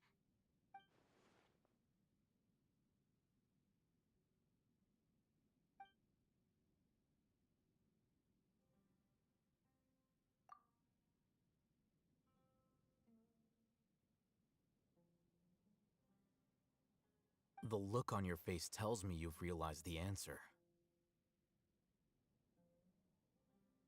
That's right. To some scholars, gaining knowledge about the gods is their entire life's pursuit. Extracting canned knowledge is just one of the extreme measures they turn to. However, I can't help but wonder, what do they seek to gain from divine knowledge? The Academia is going out of their way to look for forbidden knowledge, but what is their ultimate goal? I've spent quite some time trying to analyze the contents of the divine knowledge capsule, but to no avail. It seems like my way of thinking is too different from theirs. You mean you're not even slightly interested in getting your hands on this forbidden stuff? All scholars seek to expand the horizons of knowledge, but I'm not particularly interested in gods, so I don't share their degree of zealotry. Extracting information from people as if they were lifeless objects? If this is the direction of academic progress, then the Academia may as well shut its doors. Sounds like you're really against all this. Of course. The Academia's actions run contrary to their rules. Whether it be academics or knowledge, everything has its boundaries. If those lines are crossed, the rules and order that govern everything in the world will be destroyed. This matter needs to be corrected, just like fixing a typo in a book. Wait, didn't you step in to help because you felt sympathy for those poor people? Not to be callous, but no. My criteria are a little more restrictive than that. There is no shortage of suffering in Sumeru, and the same can be said for the rest of Teyvat as well. What do you plan to do about that? Save every last person? Probably not. Paimon's not sure. You can say that. Simply put, I don't blindly place my faith into strength or heroism. I do what I want. The divine knowledge capsule is something I want to investigate in full. That doesn't mean I'm willing to take action for the sake of a few strangers.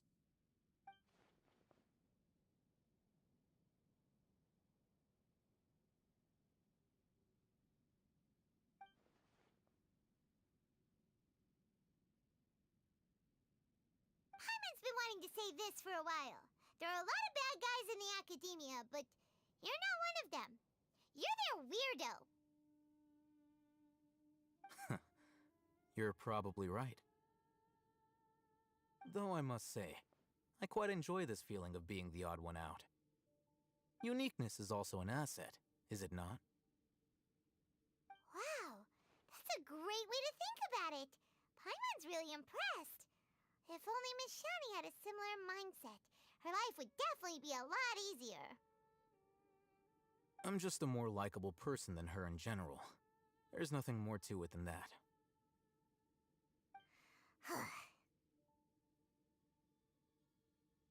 He won't last long if we leave him here. Let's take him with us. We'll work out our next step after we return to Aru Village.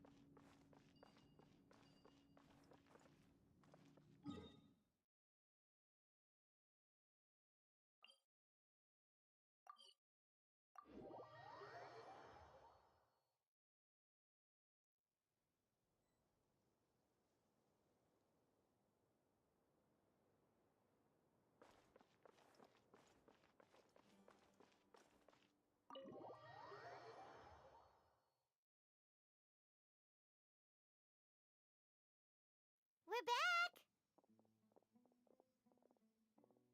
You must be tired. You should rest and take some water. What's the situation? Who's this? Unfortunately, somebody who's too young to take on the role of Isak's grandfather. Nevertheless, he's one of the people we're trying to find.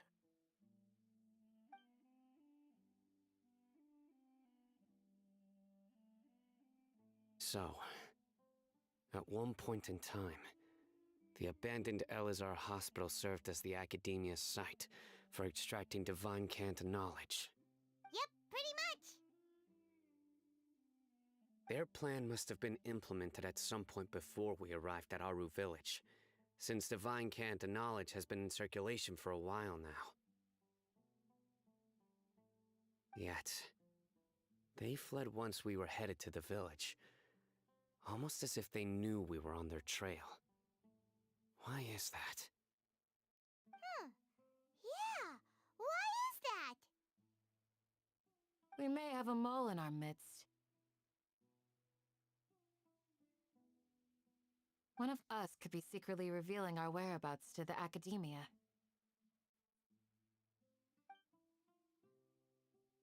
Huh? Are our friendships that shallow? Looks like none of you have realized wherein lies the issue. Sino, you're the reason why they can predict our movements. Wait, what's that supposed to mean? Choose your next words very carefully. It is simply a logical inference. I have my reasons. So what you're saying is, Sino's the mole. Interesting. And here I thought you were the most suspicious one, Alhaitham, since you were always acting alone. I know. You have a point. But I realized something as we were returning from the hospital. Sino isn't like any of us. What are you trying to say? Do you still remember who you are, General Mahamatra? As a Matra, you are no doubt privy to certain kinds of information. Before you can take action against someone, you are required to have all the facts available, including the less than savory details. Simply put, the Academia has traditionally allowed you access to a wealth of sensitive information. Knowing their modus operandi, wouldn't you expect them to take precautions against you? If you want to raise a vicious wolf, you need to make sure that you can avoid its bite. The Academia is monitoring me? It's not that simple. The Academia has eyes all over Sumeru, but they have a special protocol for dealing with you. Every so often comes a Nyagarbaha Day. On this day, the Academia enters new information into the Akasha through knowledge capsules. I remember seeing the thick notebook next to the control panel once. Its contents were all about the General Mahamatra, his activities throughout the day, preferred methods of enacting judgment, everything. You're saying that the Academia entered my information into the Akasha too? But what's the point in doing that? My actions aren't important enough to be added into the Akasha. The Akasha is capable of computation. The Akasha's algorithms are entirely capable of predicting your movements using the data entered. When you would depart, the route you would follow, your destination. It knew all of this. It predicted my every move. The Academia has been watching you longer than you think. However, the fact that you resigned is proof that their suspicions were well-founded. So that's how it is. Sino adheres to his principles so strongly that he's actually a thorn in their side. Tenacity of will and steadfast faith are worthless to the Academia. They need scholars who are easily pliable and mindlessly go after anything they can profit from. Sino, don't take it to heart. This just proves how much of a trustworthy ally you are. They escaped because of me. Don't blame yourself. It's not like any of us would have known. I have an idea. If they predicted my movements, then I might be able to guess where they went. Whoa, you bounced back fast. There is always an opportunity for safety after danger passes. Oh, so that's how it is! Paimon gets it now. If the Academia is trying to avoid Cyno, then the safest place would be... Yep, that's right! They'll want to proceed in the direction opposite of where I'm going.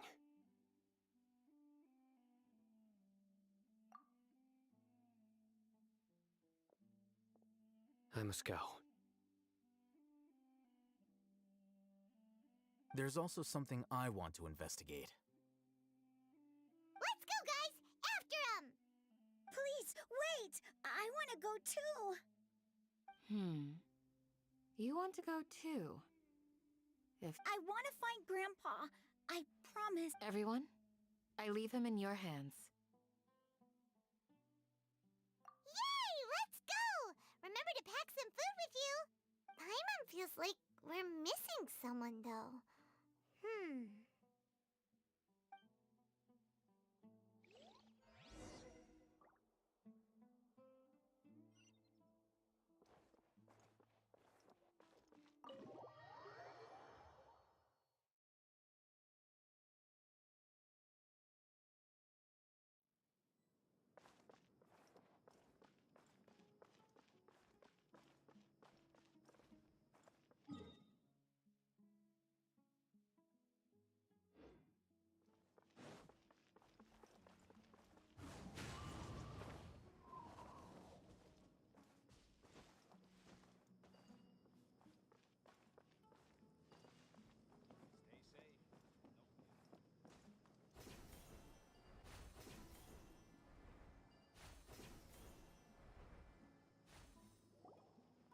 So, where do we go from here?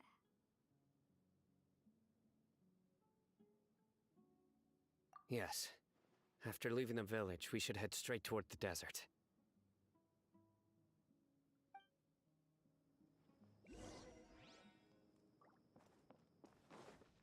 I know the desert like the back of my hand.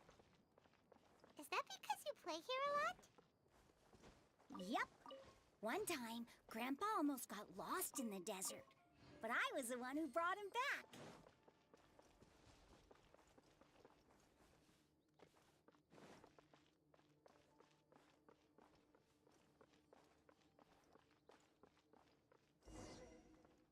There's something here. What's this? It's buried in the sand. Looks like we'll need to roll up our sleeves and do some work. And Paimon thought running around everywhere was already enough work. Okay. So, we have to dig it out? Whatever's down there looks like it's buried really deep. These are likely fragments of an Academia-developed device, something akin to a headset. Looks like there were more than one village keeper. They must have been escorted this way, because there are device fragments scattered around here. Let's split up and search the area. Chances are that we'll find other things nearby.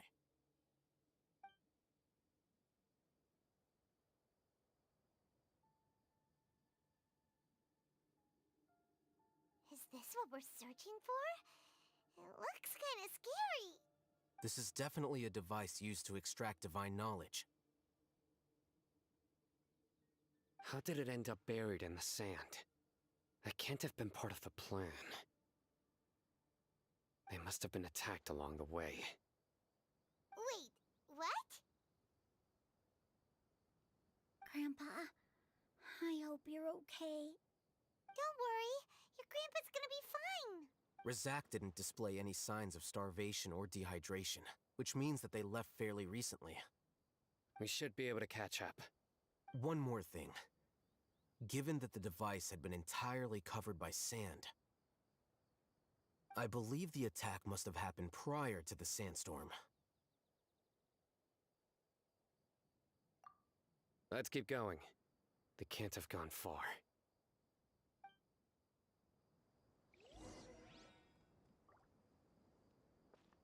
Ugh, but running on sand is so tiring.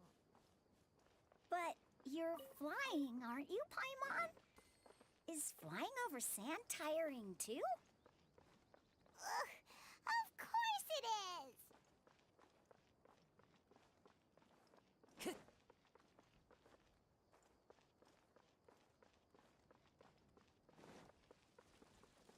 Wind strategy.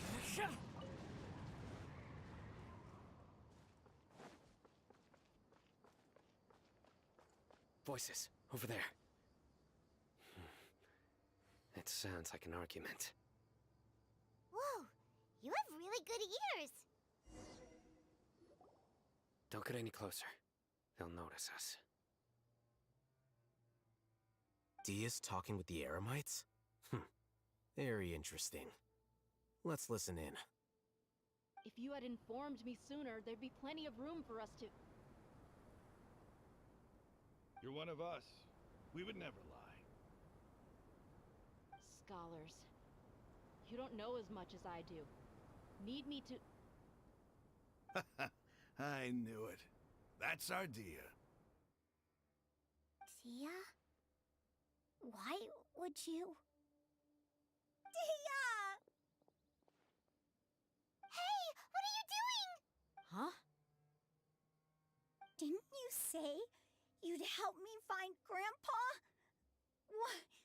Why are you on their side? Well, look who's here. Ain't that something? This complicates things.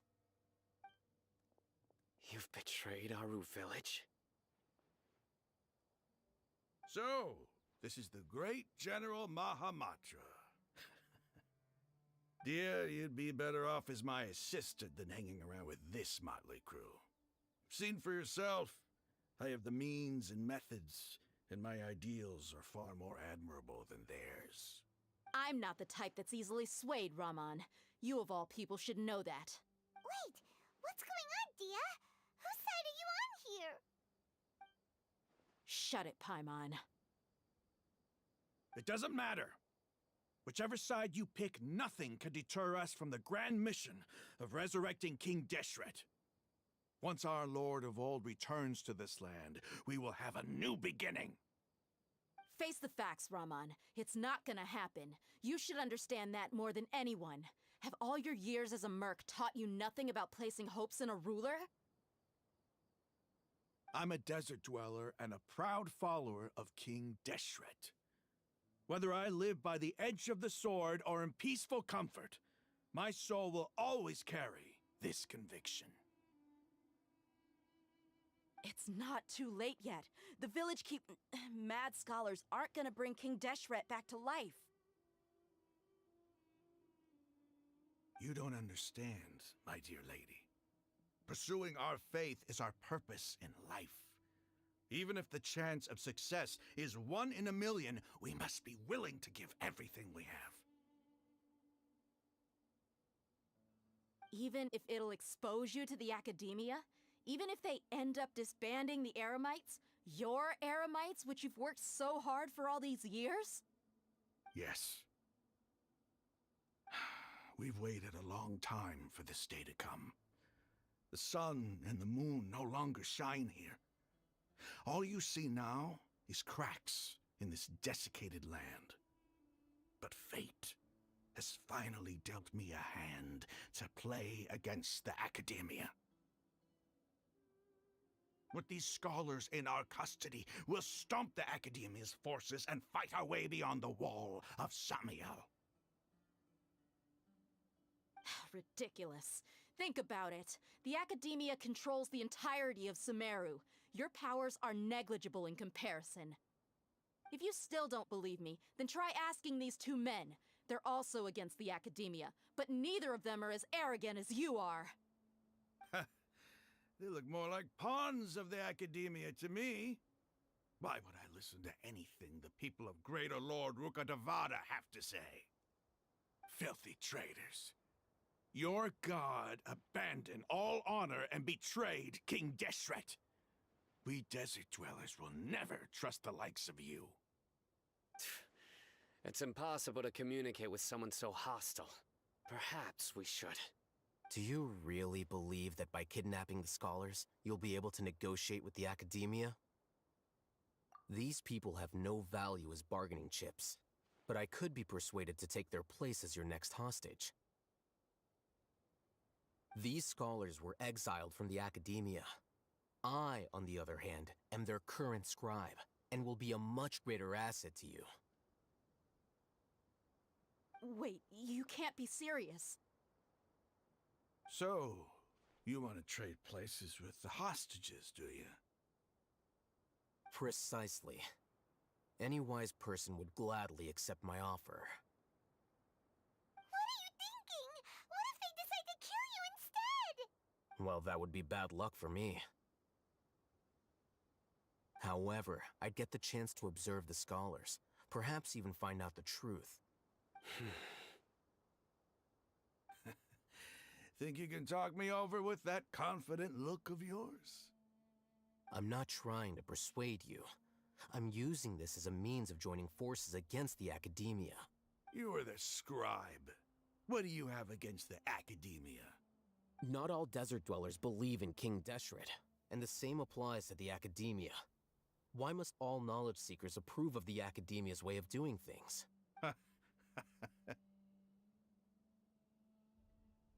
You Academia scum. Every last one of you is nothing but a hypocrite, just like everyone else on the other side of that wall. I've made myself clear enough. I won't listen to another... Not so fast. I'll hate them. Do you stand by everything you just said? I never make empty promises. You know you're making a dangerous decision, right? I do. Good. Raman, hear me out. These people are my friends. Maybe you can't take the followers of the Dendro Archon at their word, but what about me? Do you trust me? We've known each other for years. Of course I do.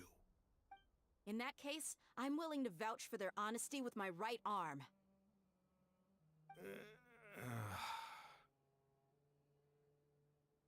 Come on, Raman, don't be a coward. If you're serious about taking on the Academia, you need to steel yourself. You can't be afraid. An arm from the Flame Mane. You've piqued my interest. But what if you refuse to oblige? What should I do then? No one's a fool here, Dia. We're mercs. And mercs don't tend to live long unless they have their wits about them. You're not wrong, but this is different. I promised my friends that we'd bring back the village keepers together. Let's do it right here then. Give me your right arm as proof of your resolve. Don't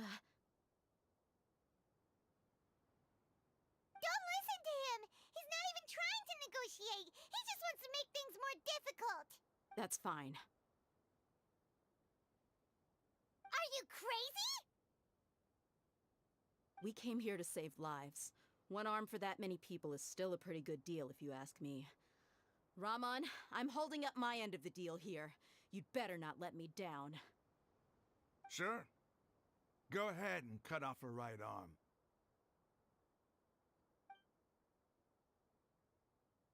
No! Dia! What are you gonna do? Think of something! You don't have to go this far. That's not for you to decide. Do it!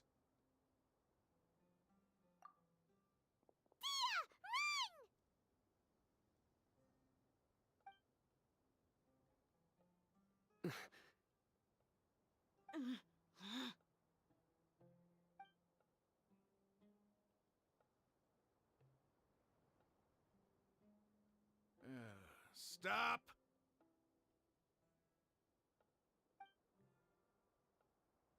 What's wrong? Can't do it? Flame Mane, you are and I are both desert folk. Cutting off your arm is no different than cutting off my own fingers. Where's the sense in cutting my own kin to pieces? You've shown me that you're serious.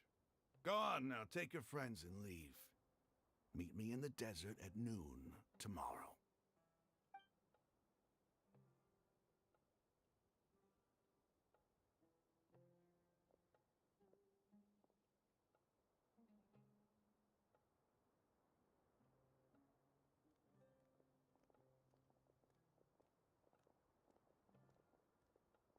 Phew. I was really counting on him not going through with it. Dia! That was crazy! Have you all lost your minds? What if he'd actually cut your arm off? Then I just have to hold my claymore with my left arm.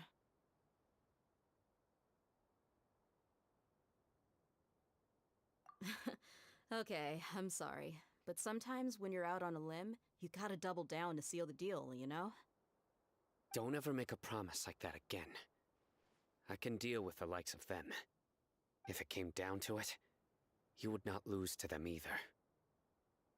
I don't doubt it, Sino. But this is about more than me and them. There's a lot more where they came from.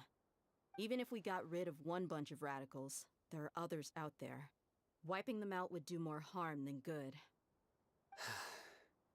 As you wish. I'm sorry, Dia. I should have stayed put and listened. I should have trusted you.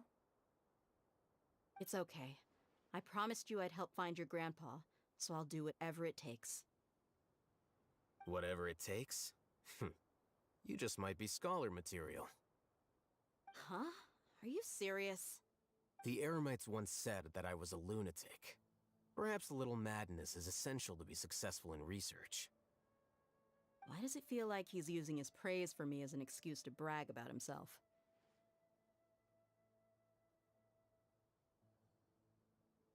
Okay, let's get moving. We should head back to the village and rest up. Today was just a trial run. Noon tomorrow,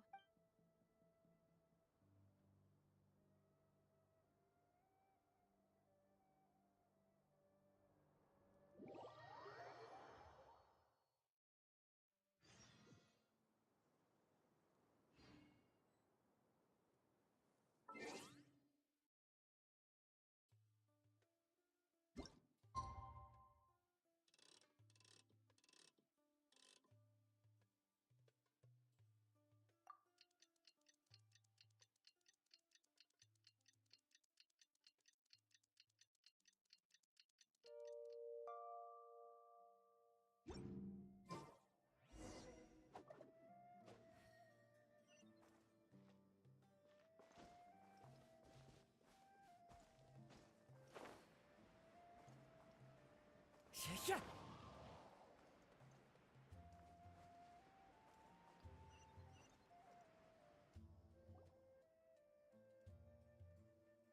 You're all here so early.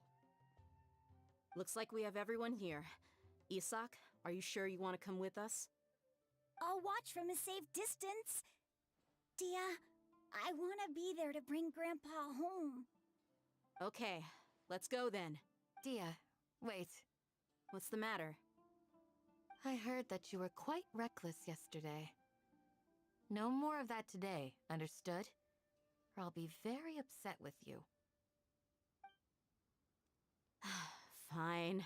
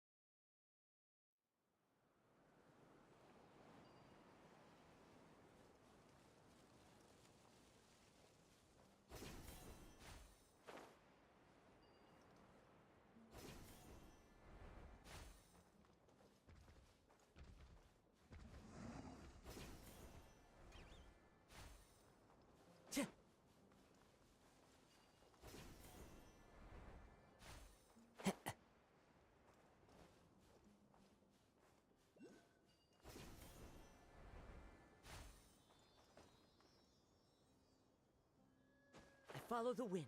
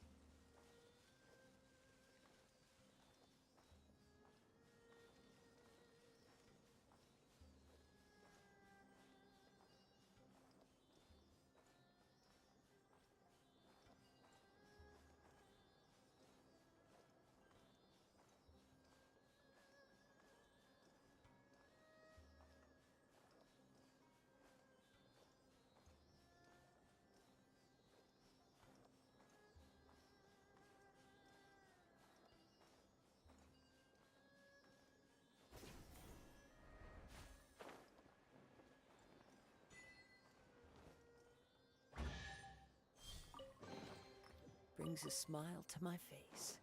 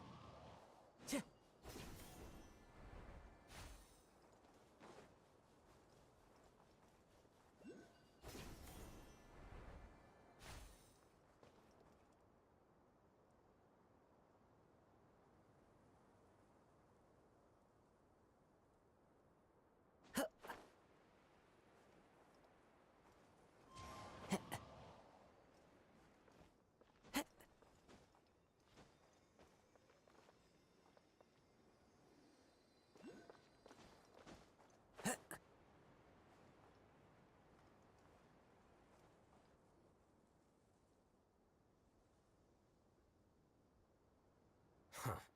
They got here before us. Uh-oh. Is it because Paimon overslept by 5 minutes and held everyone up? Is everything ready? Absolutely. Although, you brought fewer people than I imagined. Bring him over.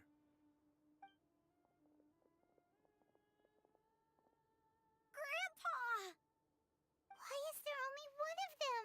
Raman, I've always thought of you as a man of his word. What's this about? It's a one-for-one exchange. Sounds fair, don't you think? And let me put it this way. Agreeing to any kind of deal with the Dendro Archon's people is already a huge compromise on my part. Don't you think you've asked enough?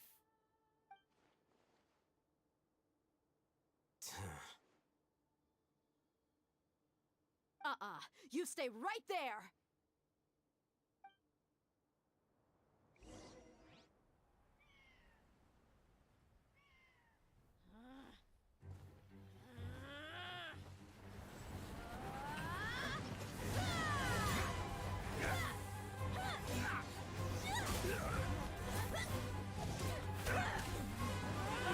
Playmate! What do you think you're doing?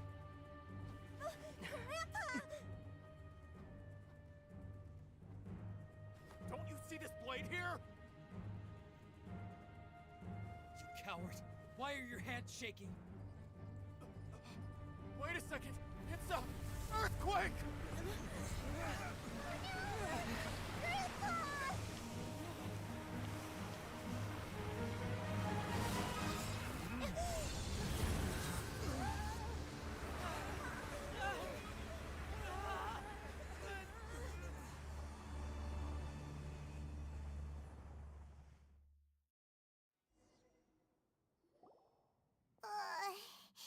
Paimon's dizzy.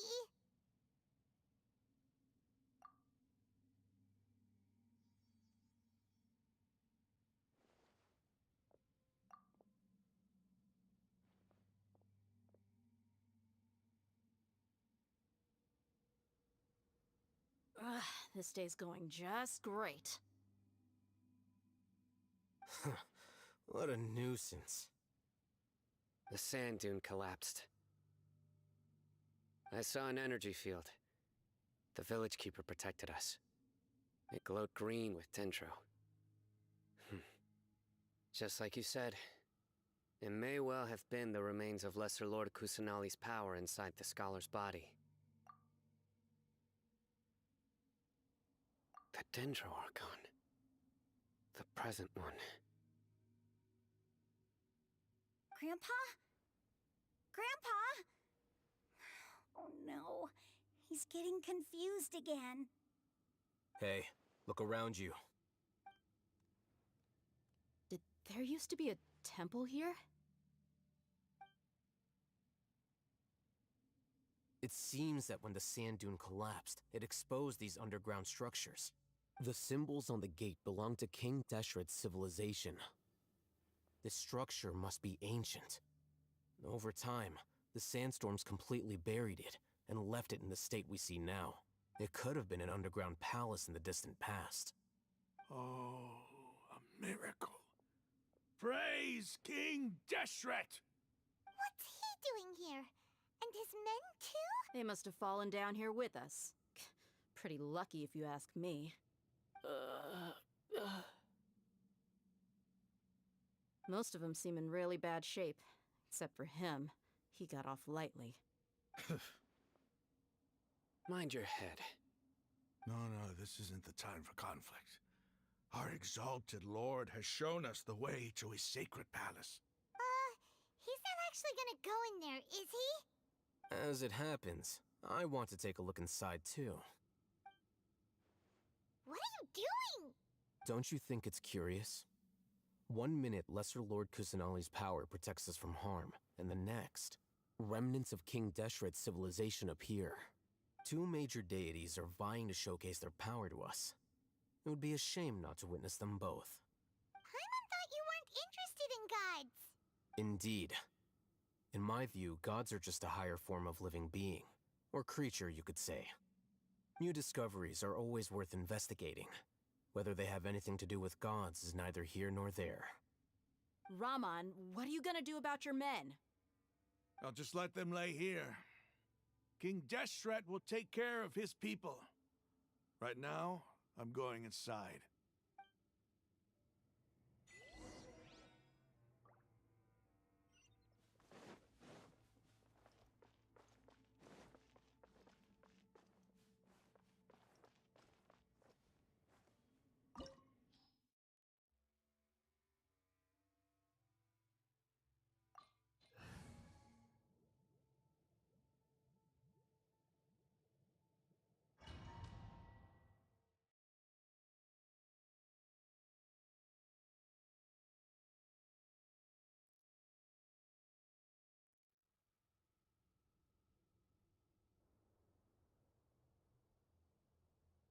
It's full of life here. This defies comprehension. It looked completely desolate. Yeah, and there's so many plants. It's so pretty. Sir Raman. Huh? Me? Do you see another Raman here? Are you mocking me? What do you mean? Interpret it however you want. But there's something I'd like to draw your attention to. While this structure is clearly left over from King Deshret's civilization, the energy that flows in here is that... Whatever you say. It's not... There's nothing to be angry about. It does seem kinda strange. If that's true, then we might have to explore this...